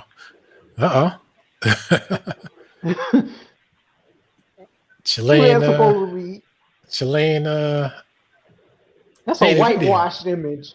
That's a whitewash in here. I don't know. Have you ever seen these whitewashed images of Vicente Guerrero, the first black president of Mexico? Yeah. They whitewashed the hell out of his ass, but if you go to Mexico and see pictures of him, he don't look shit like that. It's pretty elaborate armor right there. Like for real, they got murals and stuff and real pictures of Vicente. He was dark. They got pictures now on the line, look like a white guy. I'm sure he ain't go to war with that on, with that giant ruby in there. You don't want to lose that. You don't want to lose that. That's a conquistador. That's not, you know. Allende. Now you can tell he got some small head in him. You can tell he ain't playing no games and he locking them up. Yeah, the CIA, I think they killed him. Really? Because, like I said, he got tired of spending that $600 million and tried to do something for his people. This is why they always feel that they're white. See? Okay.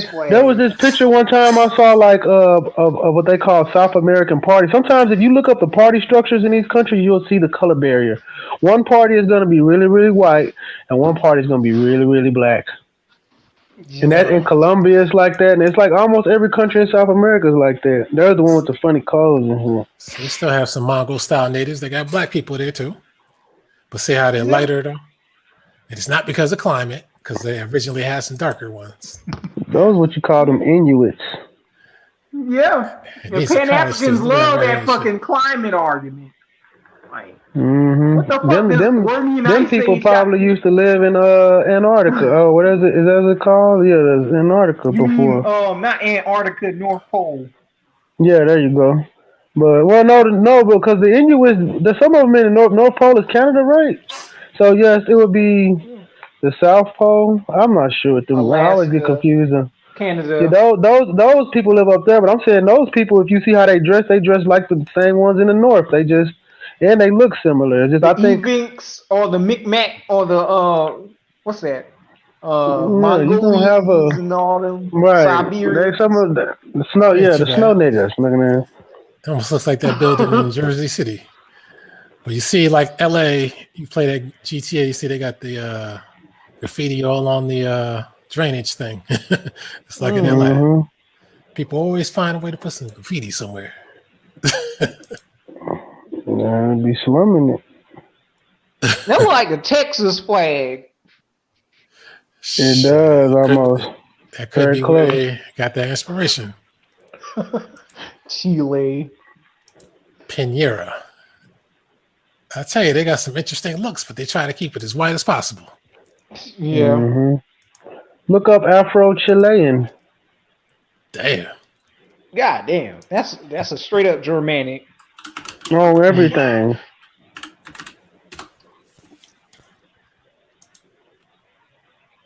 Let's see. Member of the 8th Regiment Army of the Andes. Hello. Give you the smallest picture they can find, too. Yeah. No need to be looking at that now. Hey, these look like some of the people I've seen on the YouTube video. They don't look like no African. That's a mulatto. But you know how it is. Well, Pan-Africans will swear up and down these people African. Nah, I don't think they would. I think they would say, no, they're not. Those are white people. That's what they're calling them now. Well, Hispanics, they're calling them white. See, now, but that's the crazy thing about a country like that. We look at these people and be like, Mayan face? Ain't that an Aztec face right there? That would be an Inca, Aztec face. But see, they would say, we would say over here, no, they ain't black, but over there, they would totally be like, that is a black person. Because they so whitewashed. They're just looking like Sammy Sosa out there. They call him an African descendant, but looking at this pendant and chain, it don't look like that's an African-related type of situation going on there. Oh, no. They ain't got no African religion. I don't know. I don't think in Chile they do. It's more of a native, like Indian, Aboriginal type of culture. See that Mongol mix going on. Yeah. Oh, zoom in right quick. Most of the people that would have been in Chile probably ran their ass up to Venezuela or Colombia, to be honest with you. That right there is what they would call a Kafuzo or a Zambo or some shit like that. A lot of us got people that look like similar to that in our families, you know? Yeah. Oh, damn, I think I went too small. Hold up. So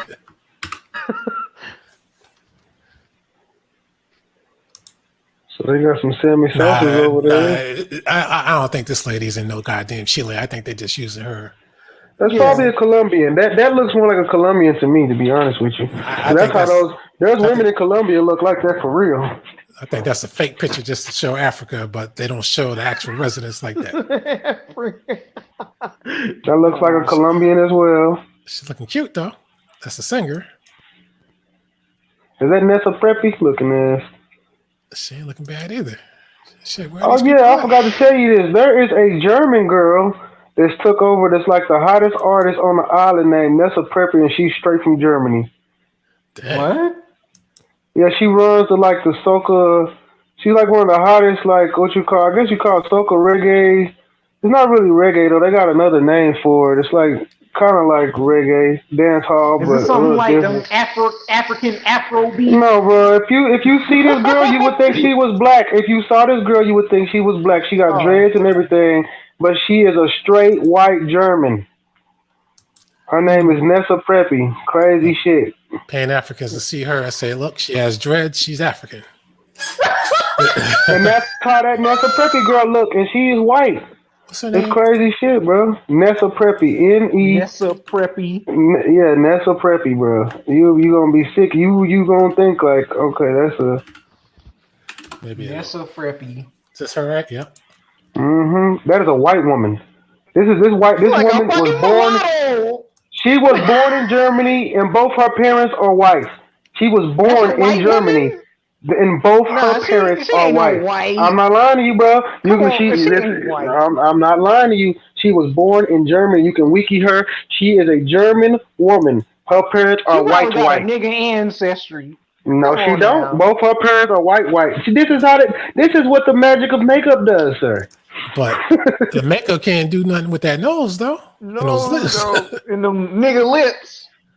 Come on, that could be plastic surgery, bro. Go look at. I'm telling you, I did a lot of research on this thing, and because I thought the same thing. She a white girl, straight white girl, but when she over here for some reason she looked dark and she looked like she black. That is a pure white woman from Germany, born in Germany. Woman.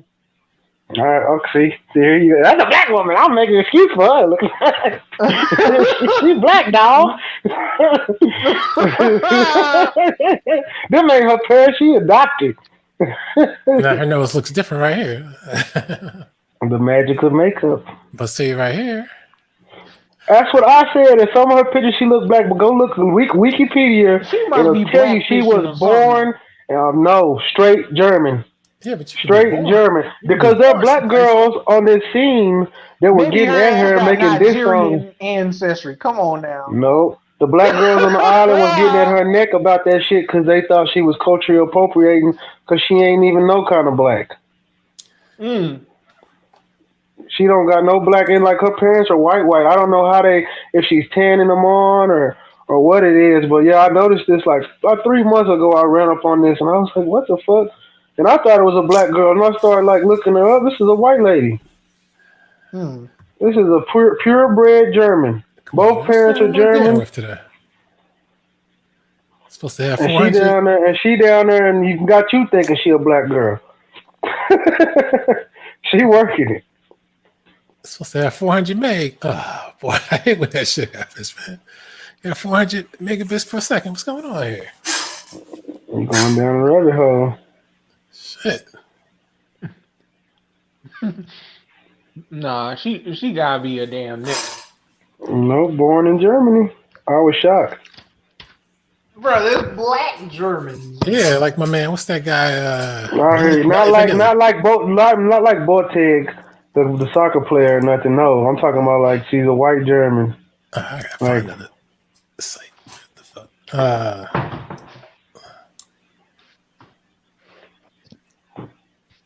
That's the thing. A lot of business going on this island. This show is hard to look up. I'll tell you what.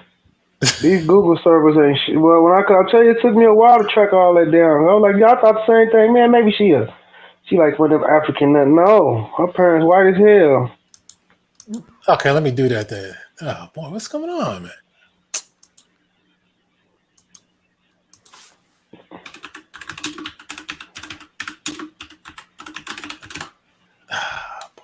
shit happens.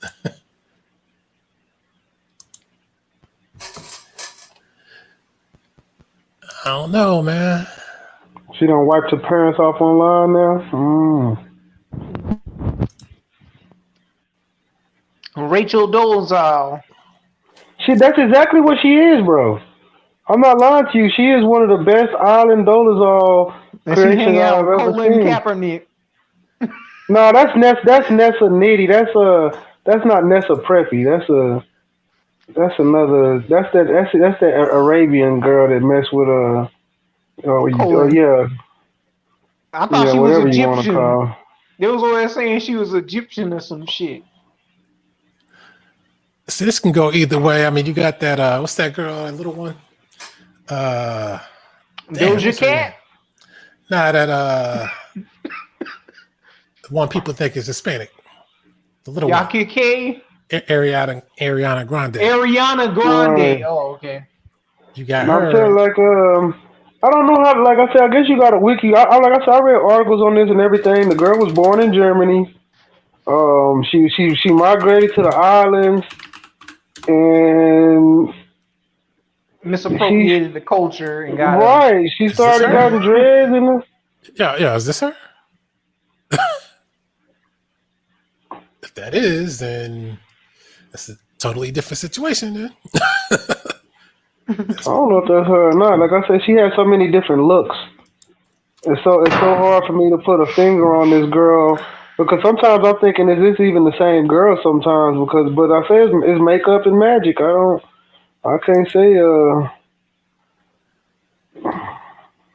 what is that, man? But I remember hearing some like other girls on a radio station on one of them things as I was researching her.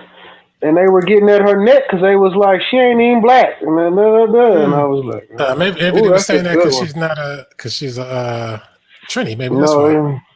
I think she has an interview where she addresses that she ain't black. What she say? She said she ain't black. She's from German. But she just said that she said she grew up on the island and she loved the culture and she's a part of the culture. So she can do what she want to do. She's like, but did she say she was white though? I mean, she didn't say she was no African. You know, most of them people that live don't say that either, though. Most of those, like I said, most of those people that I've seen in Europe that are black, they'll say, like Giannis Antetokounmpo. He said, "I'm Nigerian." No, he's from Greece. You don't hear him say that. He say Nigerian. Really? You know what I'm saying? That's what he's. Well, of course we know. White people like to say Nigeria.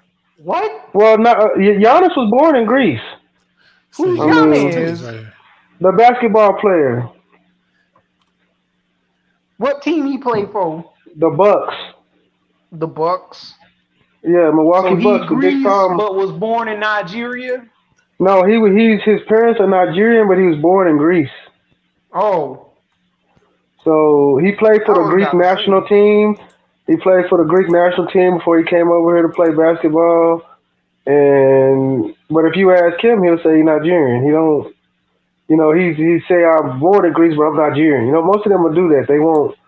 Like your boy from the French and shit. He say he was Haitian, and they'll say I'm from France. I'm from France, but they'll tell you where they from. They ain't gonna never. They don't like to say they from the country. My forever would do. He sit up there and say I'm from Igbo, and he living up in damn France, but his culture is really Haitian. What the fuck does that mean? He misappropriating like random African countries with DNA tests like most of these Pan-Africans do, and then turn around and say, this might be a mutt. He don't know what his people is. My homeboy baby mama's half Caribbean, her granddad East Indian. I can't unsee it now. At first I thought she was just black.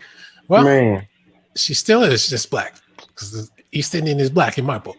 No, he said he's smelling the curry. No, I'm just playing, bro. Yeah.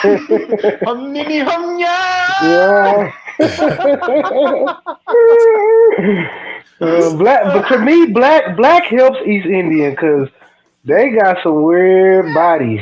They are shaped. And them niggas, They can infiltrate and be in us because, like that nigga that went to the college and they said, "Oh, I got rejected because I wasn't black or something like that," and then he just shaved his hair off and just applied as a black man. Oh yeah, I remember that story.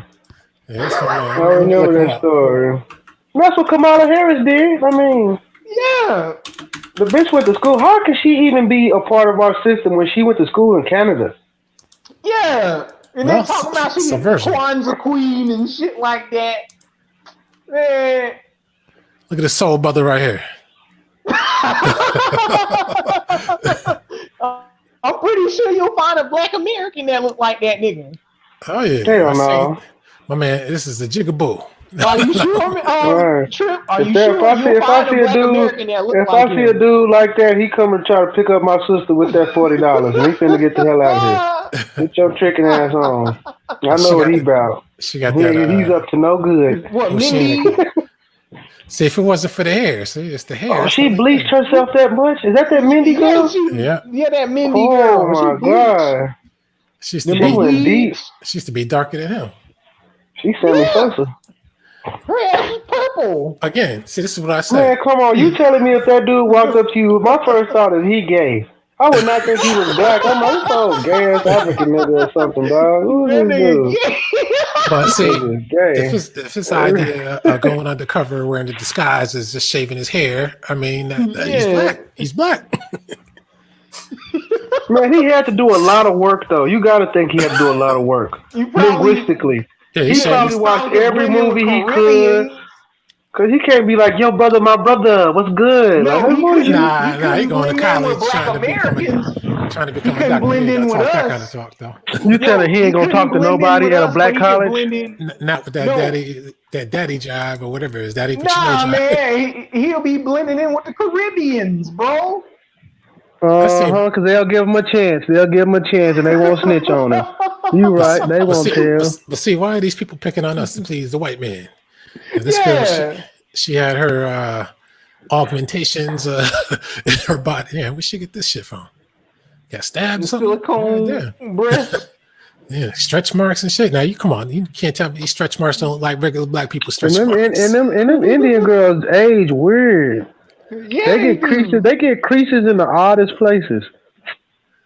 Yeah, like they face don't crease like black women's faces crease. They crease like heavy and weird places. To me, she's all right looking, but she went and had a baby. Was. Oh yeah, that's forgot. See, people they accept her as black, but see, she's trendy with the East Indian situation. Yeah. That Ali woman, Layla Ali, I think. That's not Layla Ali. I know which one you're talking about, though. Tatiana. She's cute, though. Tatiana Ali, I mean, from off of Bel Air. How long do you think they have been infiltrating our media with outsiders? Yeah, Alfonso Ribeiro. His ass is Puerto Rican or something like that, right? Yeah. How long do you think that they have been infiltrating our, because we create the shows, right? You right. Alfonso Ribeiro's there behind Will Smith and American Product. Matter of fact, what the hell is Marjay Sinclair from off of Roots and Coming to America? What the hell is she? Is she a Caribbean? Marge Sinclair? Yeah, Marjay Sinclair. When I hear a name like Sinclair, I'll be thinking Island. I know he's Caribbean. Yeah. He's Caribbean. Yeah, that nigga Caribbean. Yeah, he's gay. Or was gay. Was. Oh, he got what was coming to him, huh? Alquanr be sliding little jabs in there, yo. Oh, he once was. You're the king of Miami, or you once was. Oh, yeah, y'all probably don't know where that come from. Yeah, she's Jamaican born. Yeah, she's Jamaican. Jamaican born. Yeah. She the king of Miami, or you once was. Oh, yeah, Cicely Tyson's Caribbean, too. People don't realize that. That's why she looked like she was 40 her whole life? Yeah. She came out the womb looking 40, Jim. Dame Dash, Stacey Dash, got East Indian. You know, that's that baby your people be like, oh, look at that baby looking how they looking. Oh, my man said Dame is... Yeah, like Morgan Freeman and, what's his name? What's his name? Bang, bang, bang, bang. Oh, speaking of that, this man right here, he's Caribbean too. Yeah, he is. That's why he got that. That's why he got that look. That I'm like, man, I could never figure out this man's look. I knew he was wearing wigs though, but I Who is never. that? Godfrey Cambridge. I never saw his actual hairline. This is the first time I saw his actual hairline. What's up with that though? Why on the island they all got that that way back? So I knew that was a wig. I knew that though. Have you ever noticed that though? A lot of dudes from Africa and the island they be having that way back. Their hairline be. So you see his facial features, man. It's like he almost had a white man's face almost with black skin. So color. is Arsenio Hall from over there too? Arsenio. Yeah, what the hell is He looked like Arsenio a little bit. I know this guy right here. This man was a homosexual. He had a little boy that he tried to pass off as his son. Damn. But he was doing this thing with him and he died of AIDS. Good for him.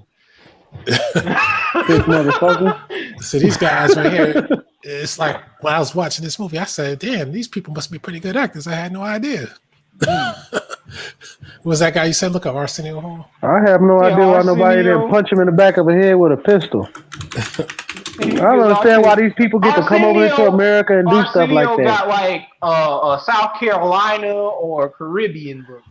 That kind of name. Let's see. Arsenio Hall. Let's see. They usually tell it, but he done hit it. He's out of Cleveland, so what the hell that mean? I'm from Cleveland, y'all. The son of that nigga Steve Harvey. I'm from Cleveland, y'all. Minister. Or St. Louis. It's hard to say. But there are a lot of immigrant people in Cincinnati, Cleveland, St. Louis, and them areas, especially black immigrants, Puerto Ricans. They be having some. They sitting the ones they don't. It's like a scattered group of immigrants in them areas. Oh, I know how to look them up. Like Milwaukee got all the Somalians. Yeah.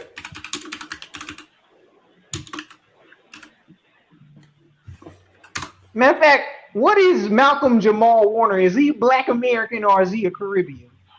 I believe he Black American. Well, I don't know. I'm gonna look him up in a minute. I'm just trying to say because he had the dreads and man got to be from the island. Shame. No, not because of dreads. Because he looked like a Caribbean. Yeah, he do got that big old pit bull size head.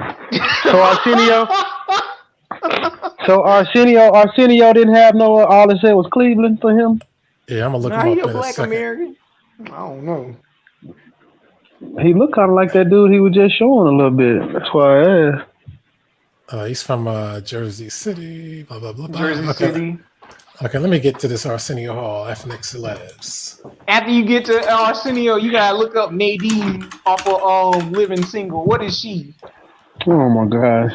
Next. you picking. I think all of them on that show except for the two dark ones was Black Americans. Yeah.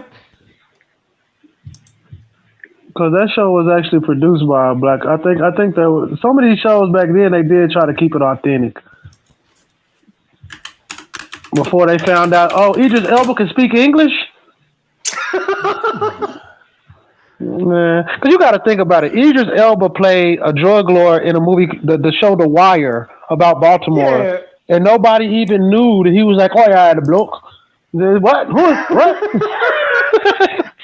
Yeah, in it. Wherever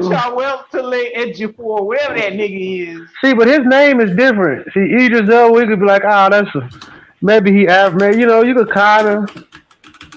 They not have Arsenio Hall in here. Come on. I told see, that's what he he don't want to be. Some of these dudes is in touch. They be like, I don't want that out there. Yeah, another one of them British speaking Africans. The same guy that I was talking about earlier that was in the Mummy and 50 Cent movie. His name is Akinoye Egbaje something. His ass, they always try to get to make him seem to be like a Black American. Might as well see what Eddie Murphy is. Might as well.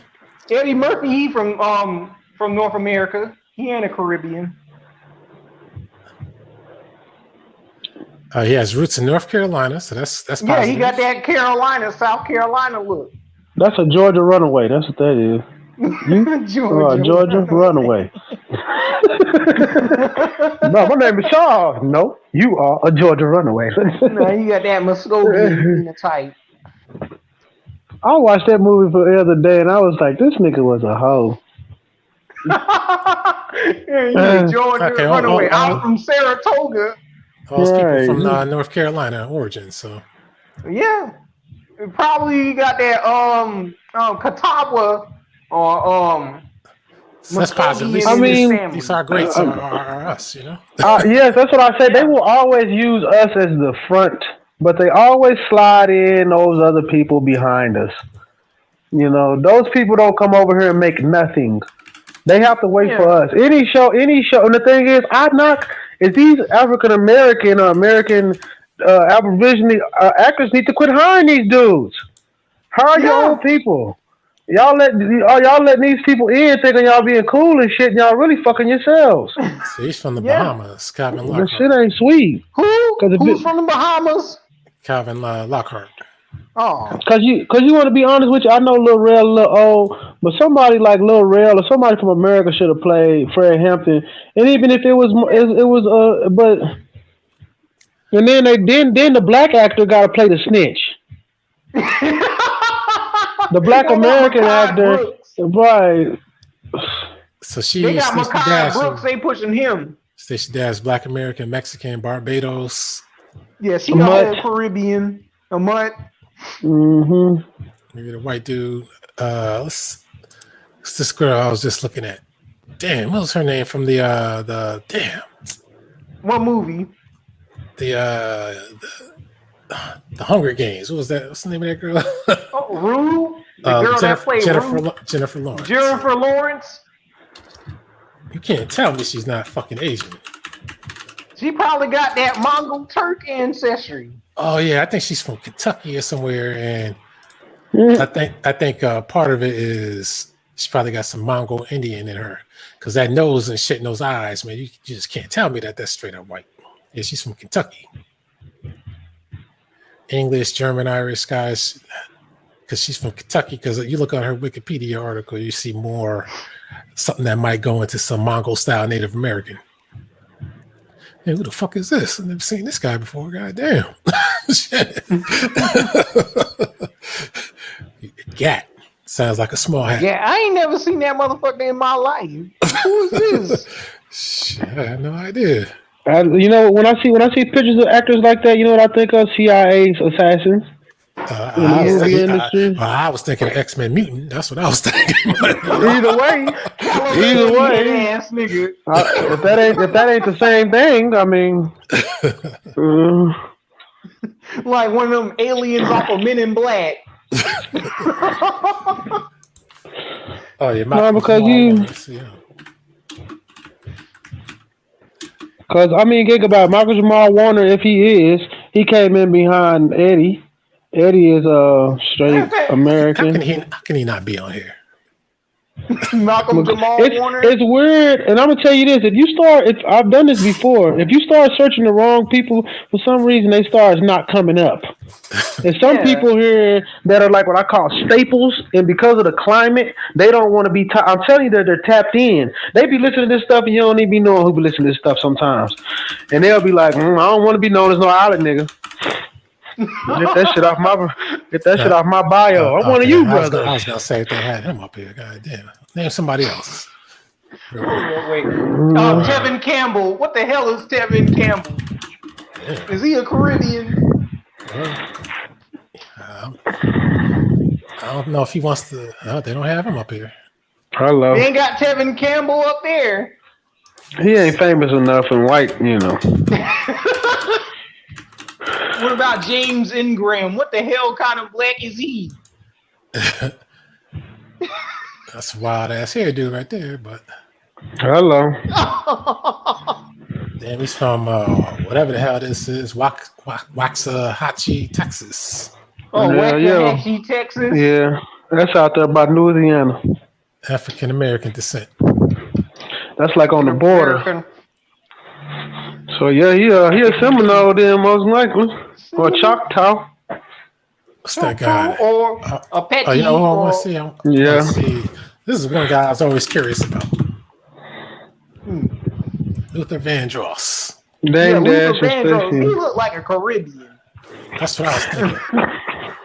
Damn, his middle name is Ronzoni? Ron Jones, Italian name? That's like Matter of fact, what about Johnny Gill? What the hell is he? because Vandross, that's an odd name.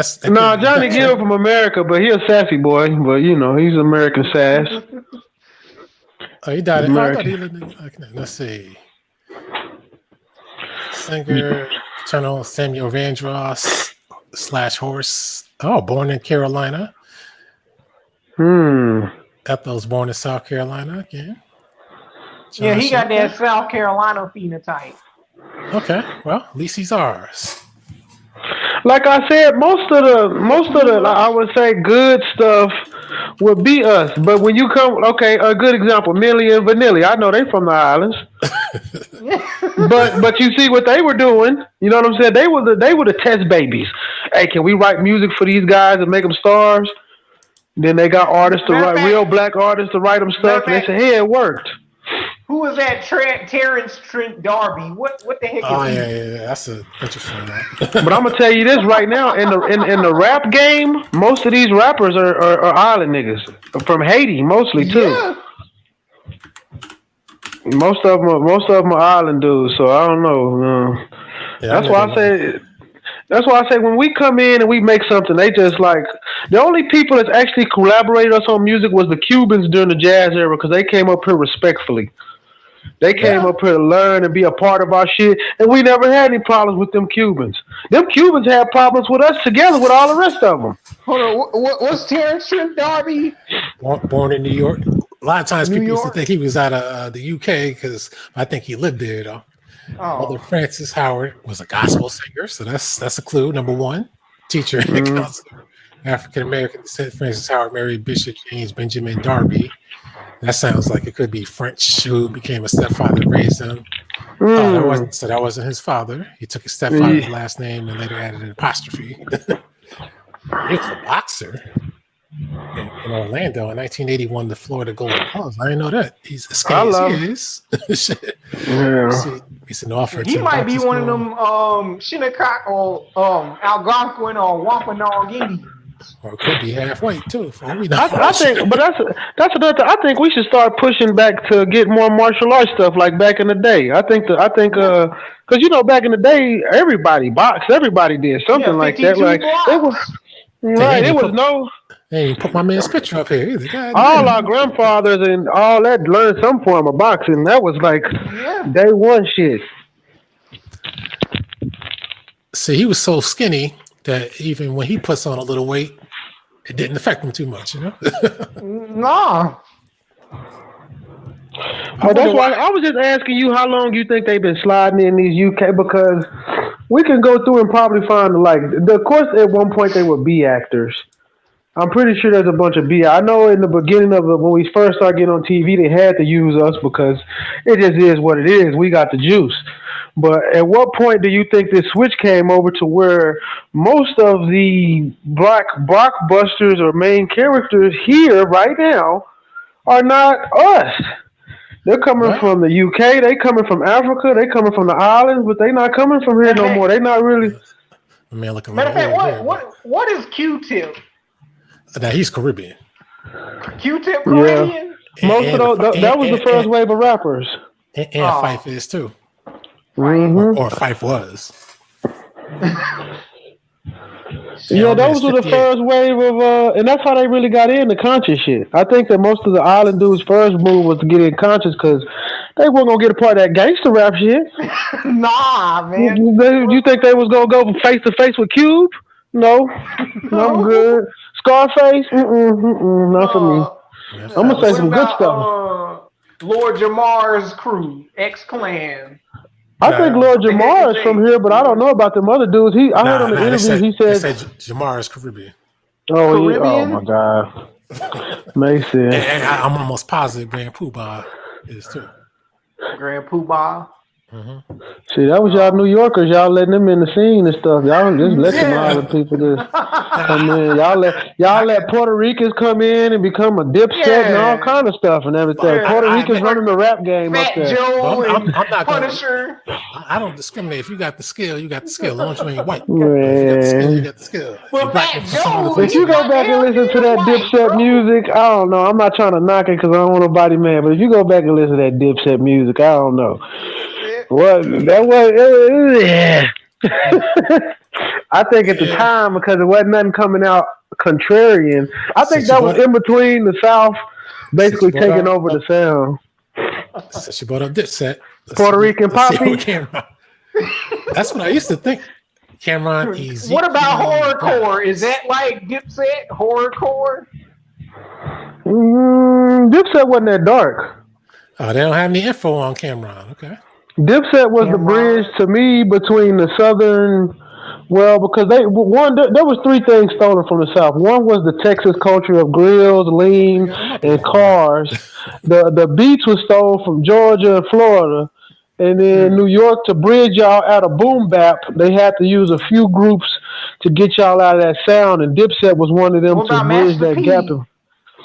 Master P them was basically that's bounce music, and to me bounce music is its own thing. That's Louisiana. Louisiana's music is Louisiana music. Ain't nobody making nothing like them.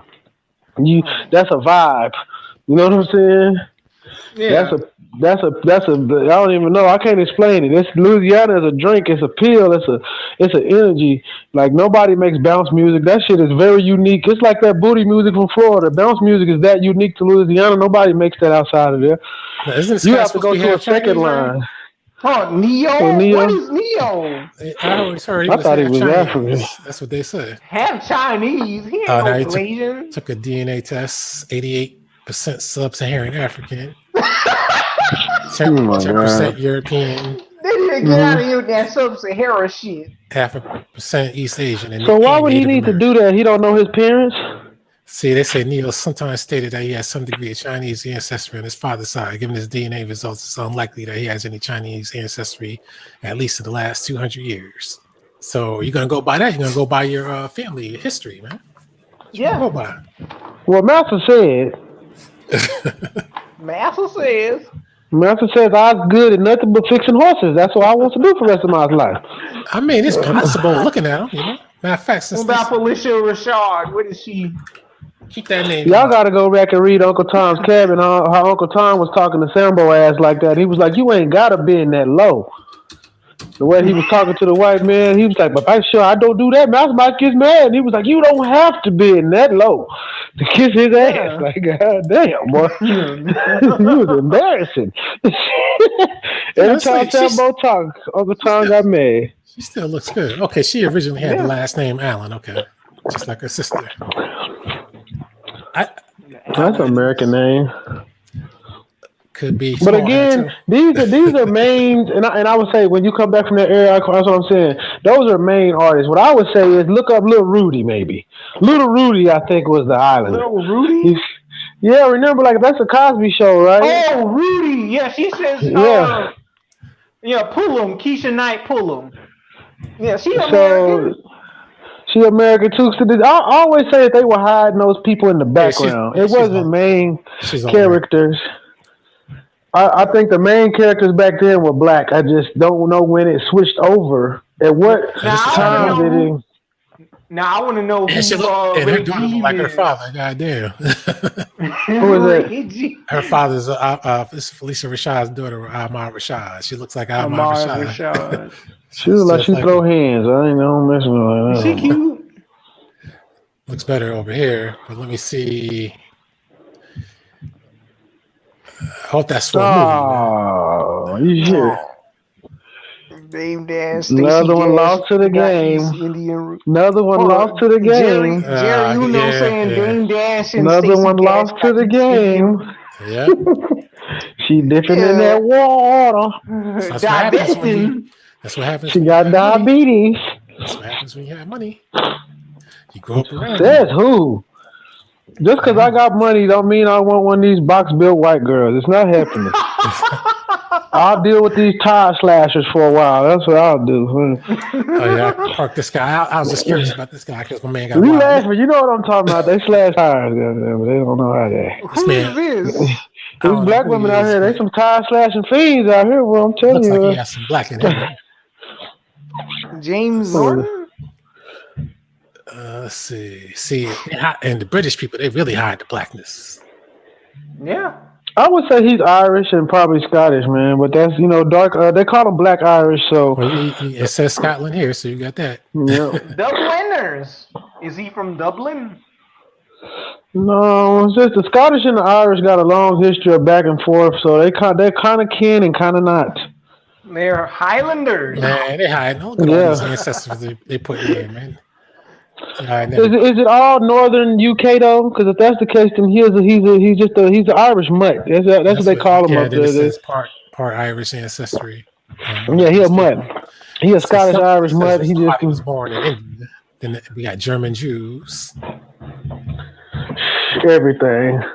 Yeah, too much. I mean, how the hell they get his history on all this guy, and then they already have history on anybody else? Yeah, he proud of his. What you mean? Hiding that shit. Let's see. I'm just curious about Vanessa Williams. Vanessa Williams. Oh, she's born in Terrytown. Okay. Yeah. What is Terrytown? That's in Westchester County, New York. Oh, okay. She Rhode Island Wampanoag. She what Mariah Carey is. Oh, Millwood. I used to work out there.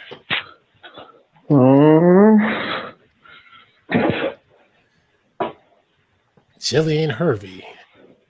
Oh, that's the children. I don't want to see the kids. Well, let me see what they look like. Probably mixed. Alquanr, so you live in New York. You ever been in one of them bars and somebody sends you a drink and you look over, it's a white couple with a too big of a grin looking at you? Nah. She black. Who's Jillian Harvey? He said, nah. She's a singer. That's her sister. I don't know who the hell is her father. Oh, maybe that first dude. Her uncle's actor and comedian Chris Williams. Who the fuck is that? Chris who? I never heard of this guy. Oh, this is Vanessa Williams' sister, brother. Oh, I didn't know that. What he acted in? Daytime soap operas? Who do you think you are? They say she discovered that great-great-grandfather was a mulatto who avoided slavery and married a white woman.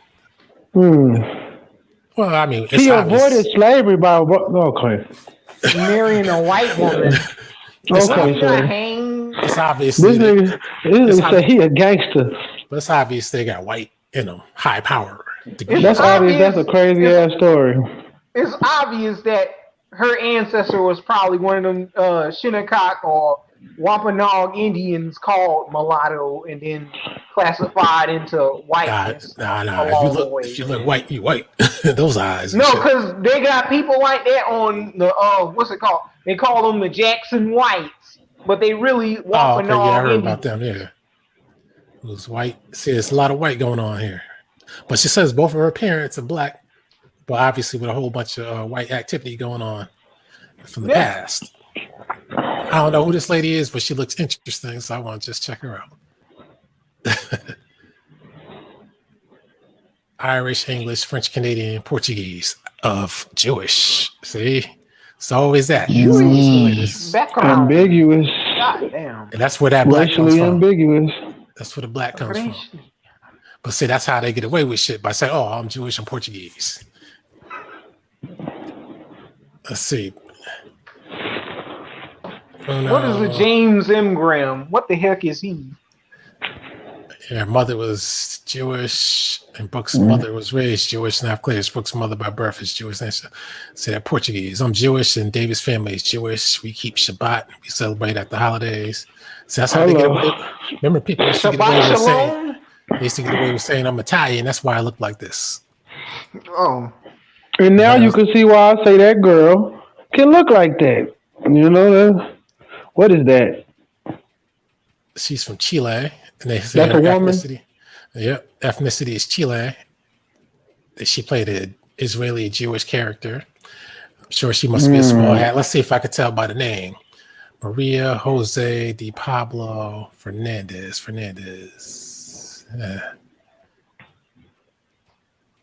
They're mixed, but they get away with that shit, and that's how they escape. And You said Man, you know what James. it be? Oh, I heard this one time I don't even know where I heard this, like one of these podcasts about this shit. They say that a lot of these girls be the babies of Jewish travelers, like they hooker babies, basically. Like the Anchor Jewish baby. dudes go, yeah, no, not even an anchor baby. Like the dude come over there from, they go on holidays and they mess with them Sex women, they get them tourism. pregnant. Yeah, sex tourism kids.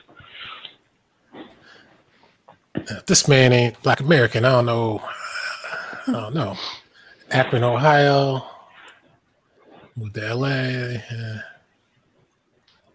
Damn, that's it on the guy. Shit, all the That's shit he it? did. Damn.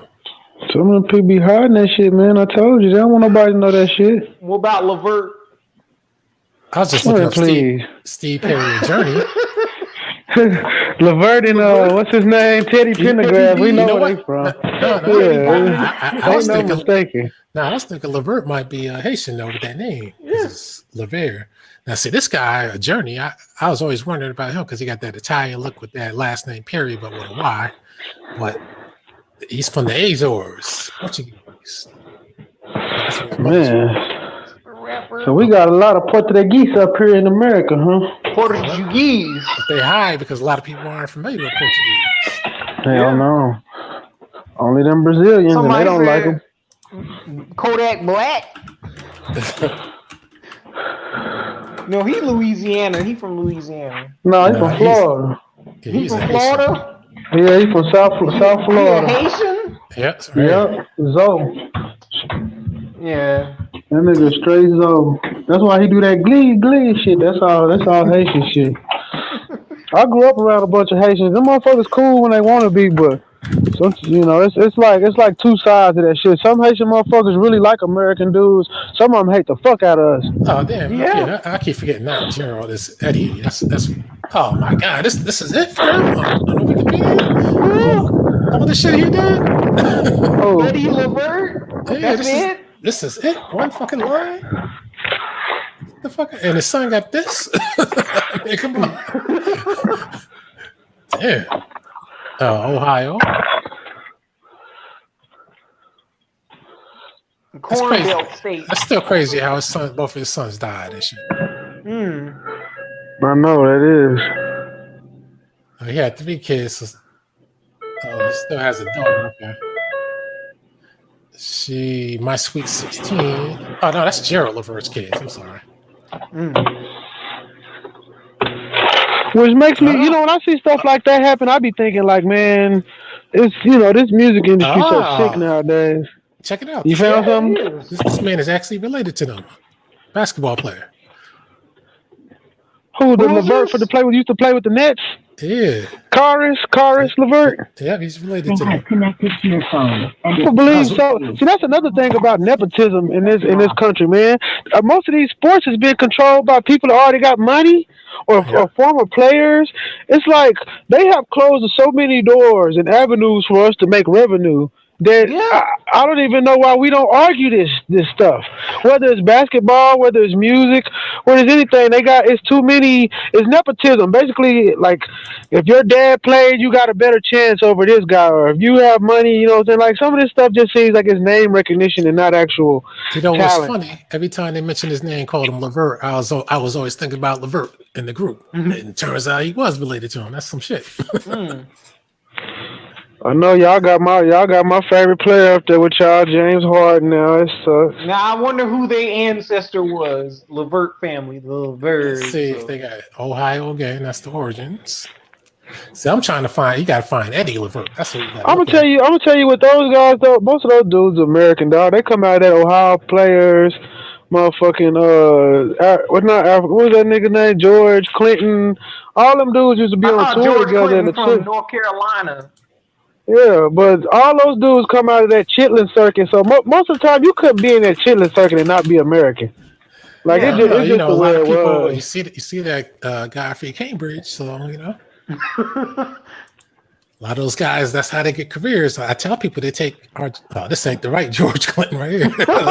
Well, the thing about like back then, you had to have a link in to be in the chilling circle. You just couldn't. If you weren't from the South and nobody knew you, You wasn't finna go do them shows all up and down the South and through that shit up to Chicago if you didn't know nobody. One of them Americans had to bring you in. That was like our pipeline of money, and we didn't just let anybody in there. That's why when I talk about the Cubans coming in for the jazz, they had to sit down in Chicago for a long time and get cool with the black musicians so they could even play with them and go down south with them. Because if not, they weren't going down there. Oh, Billy D, he's Caribbean. I'm curious about Lucy. Yep. Billy D. Matter of fact, what about Run DMC? Oh yeah, well we know I one think is they're Dominican. Caribbean. Dominican. I want to see Lucille Ball. Let's see what she is. Lucille Ball. New York City. I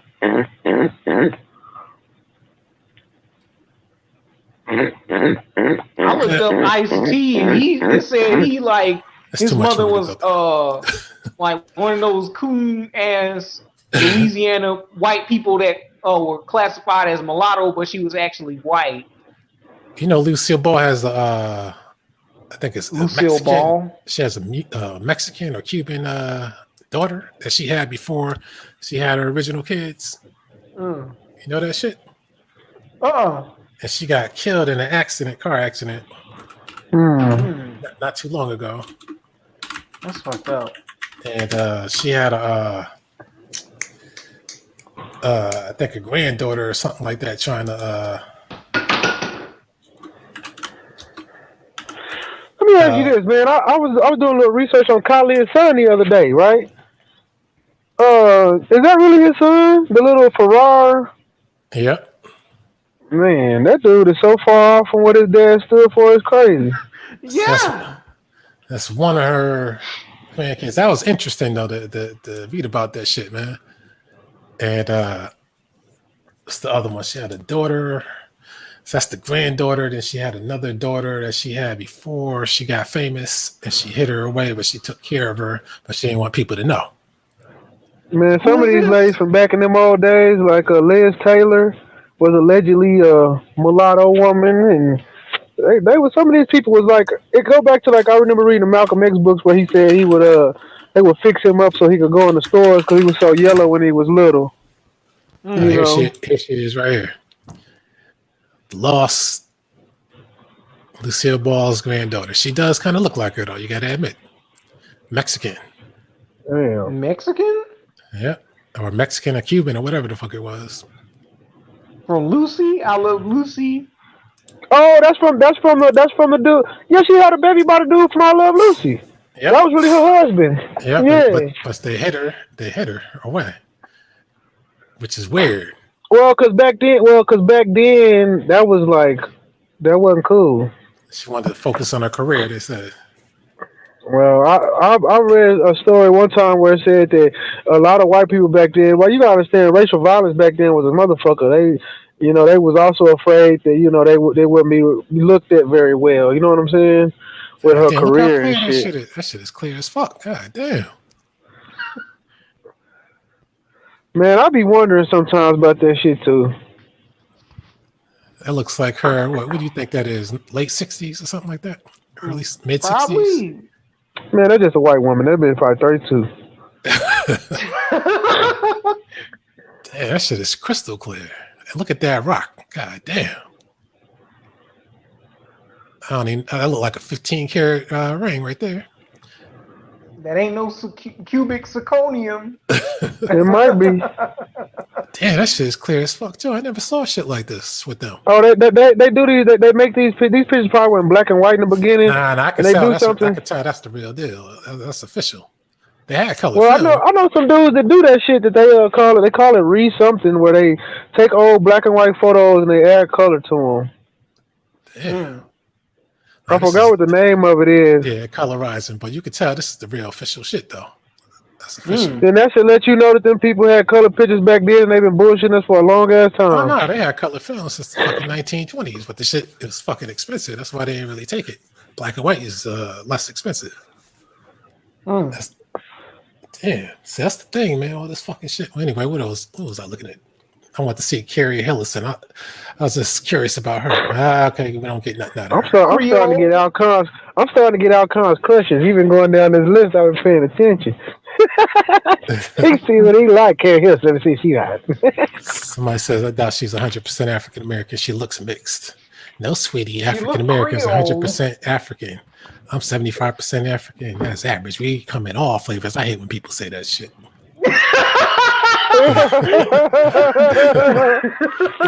You come in all flavors. I'm 100% African. Huh? She got a nose job. Look up her high school pictures. Oh, her nose look more softer and flatter. Now her nose looks more crooked and bigger. Oh yeah, she got work done. Like that transformer that you had on there earlier that you said that was supposedly black, but she's like a Spanish chick now. I was gonna tell you to look up her high school photos. That one with that funny face, that newscasting broad. Oh. If they have them, so her kid, that newscasting broad you were playing earlier. Oh yeah, damn. What's her name? Katrina. Well, Katrina is I mean, that's the name. What the fuck was her name? What was her name? Oh, that one. Yeah, you know the name. What's her name? You had on earlier. I don't know. I thought you said she was on your news. No, that's the one from Dallas. I ain't talking about her. I'm talking about the one with the plastic surgery. Her name is Brianna or something. Earlier. Brianna. The one that's from Dallas, the thick one. She do the weather in Dallas. Yeah, she went to school down somewhere where I'm about, but she a frat broad. She in one of them sororities and shit. You know how they get down. And that's as far as AKAs and as far back as they go. I think she was.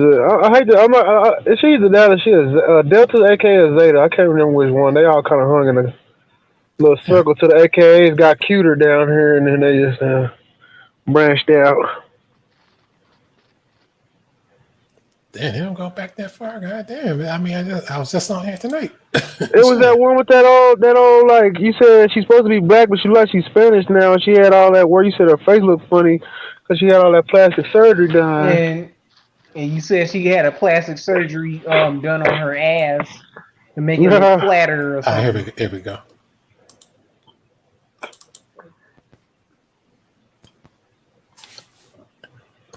Right here. Yeah, look up her high school photo.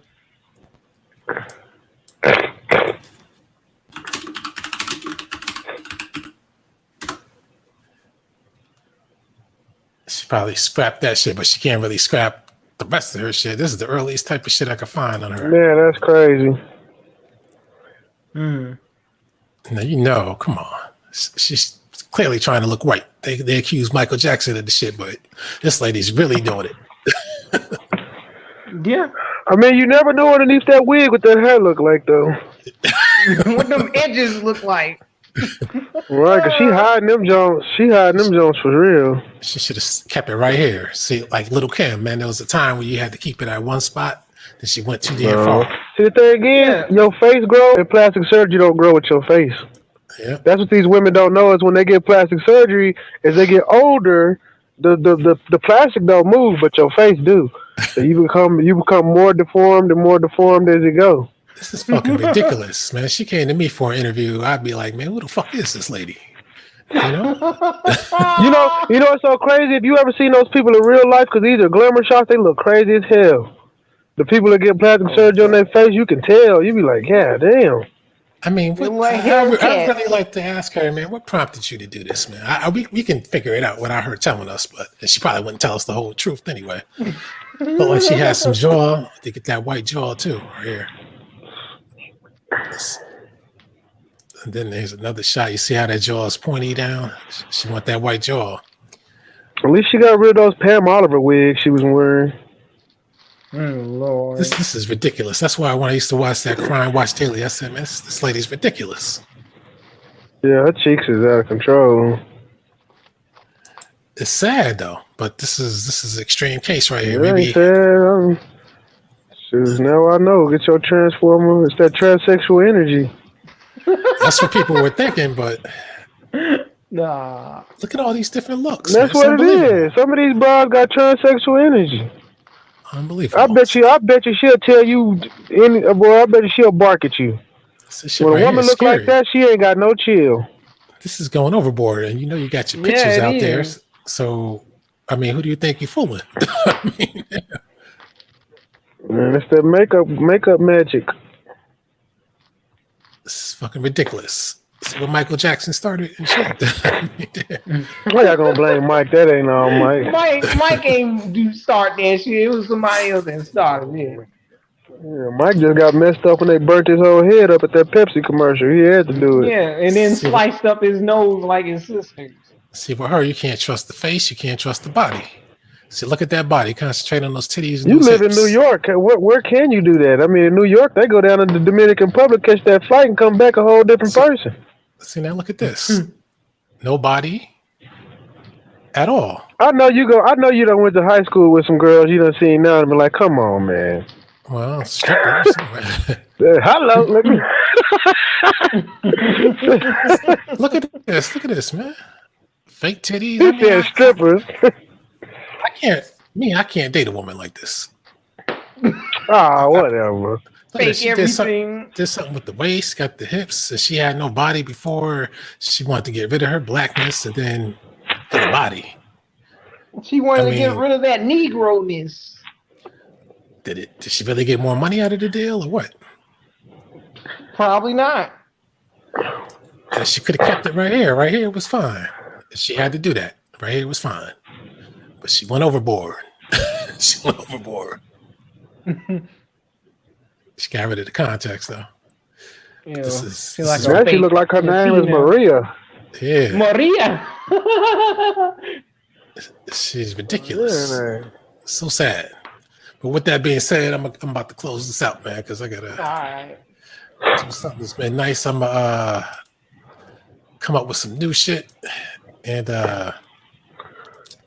we definitely gonna. Well, we should have went right in depth with that roots topic, though. Yeah. If you got something to say real quick about that, that's fine. You can do that.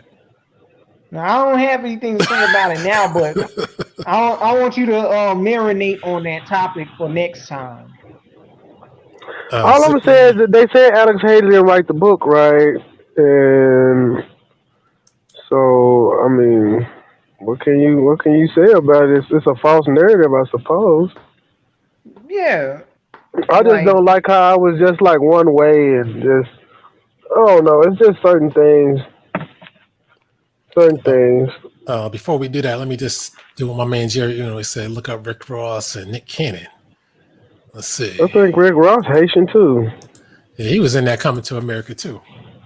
Well, Rick Ross. Oh, yeah. I think they were shooting at his house though.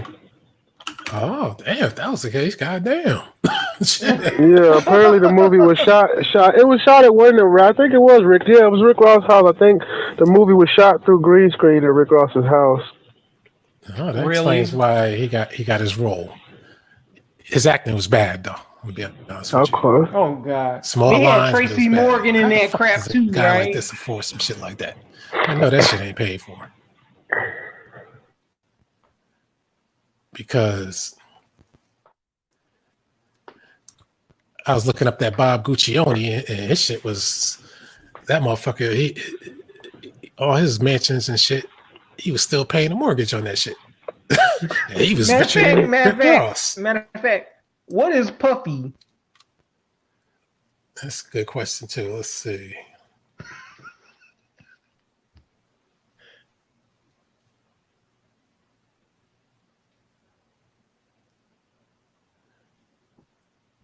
Come on. They see he got this big ass article and shit. Clarksdale, Mississippi. He got to be a Black American. I don't know. Well, I'm gonna tell you that city the stuff he be yelling. Carol City is a very big Haitian population there. Oh, it is. Carol City. Hey, what's the name? William Leonard Roberts. Carol City, like mostly Haitians, and that's where the Haitian Black gang war go down in Miami, down there in them areas, South Miami, shit. Yeah, they should have Rick Ross up there because he's been getting pushed. So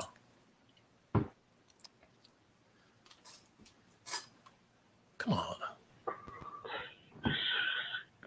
That's weird though. How some of these people you can't look up their name. You know. Yeah, I'm surprised Arsenio Hall is not up there. I'm like, what are they trying to say? Yeah. What the heck is P. Diddy? No Rick Ross. Sean Diddy Combs. I'm assuming he's a Black American. Let's see. Sean You Combs. gotta look into his parents.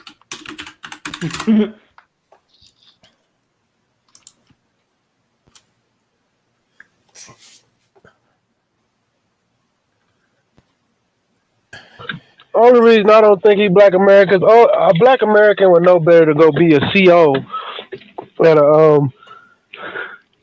prison and then try to come back as a rapper. Yeah. Only a person from outside his country would think, which he did get away with it because of, you know, his positioning, but... Grandfather Isaac was born in Maryland.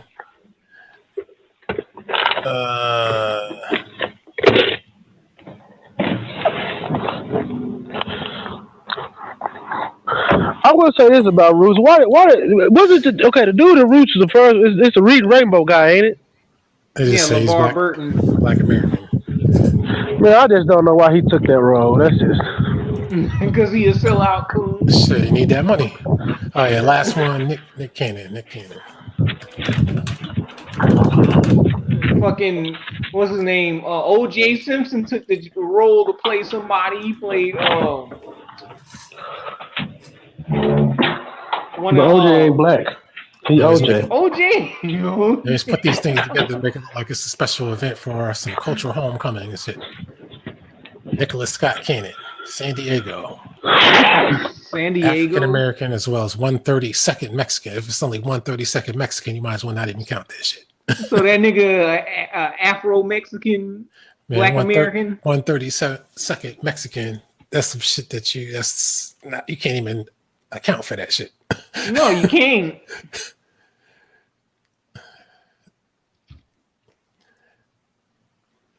Son of Esau Cannon, huh? Esau, huh? Esau. That sounds like some. Yeah, that's a immigrant name. Emmanuel Et. And Emmanuel X. Emmanuel Et. Esau was the son of Daniel. We're getting a lot of biblical shit. He may be a small hat.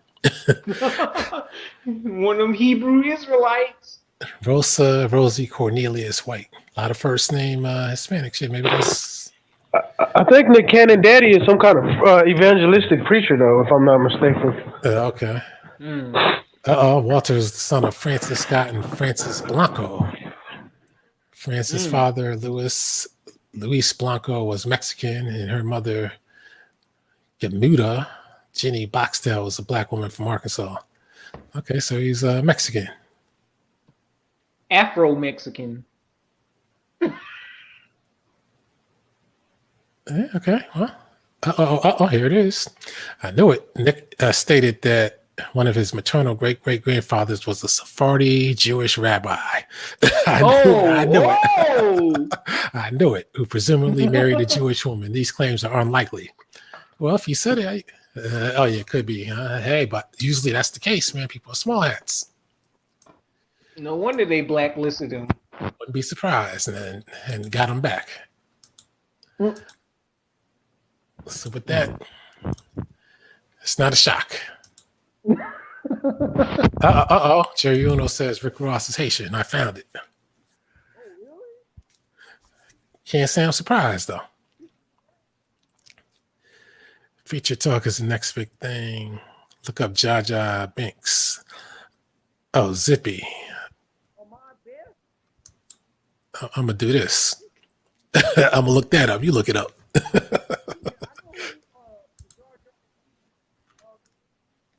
Yeah, your volume is really low too, by the way. I can't hear you. Me? But that's all right, though. I'm going to let you finish doing what you're doing because I'm about to close this out right now. All right. All right, thanks. We'll meet up next time, man. All right, thanks for everybody stopping by, Trip audience. And y'all stay safe out there, man. Stay diligent. It's almost time to take the crown. You know what I'm saying? I hear that. So with that, good night. I'm going to try and get on back on Wednesday. You know how it is, but I'm going to try. All right. All right.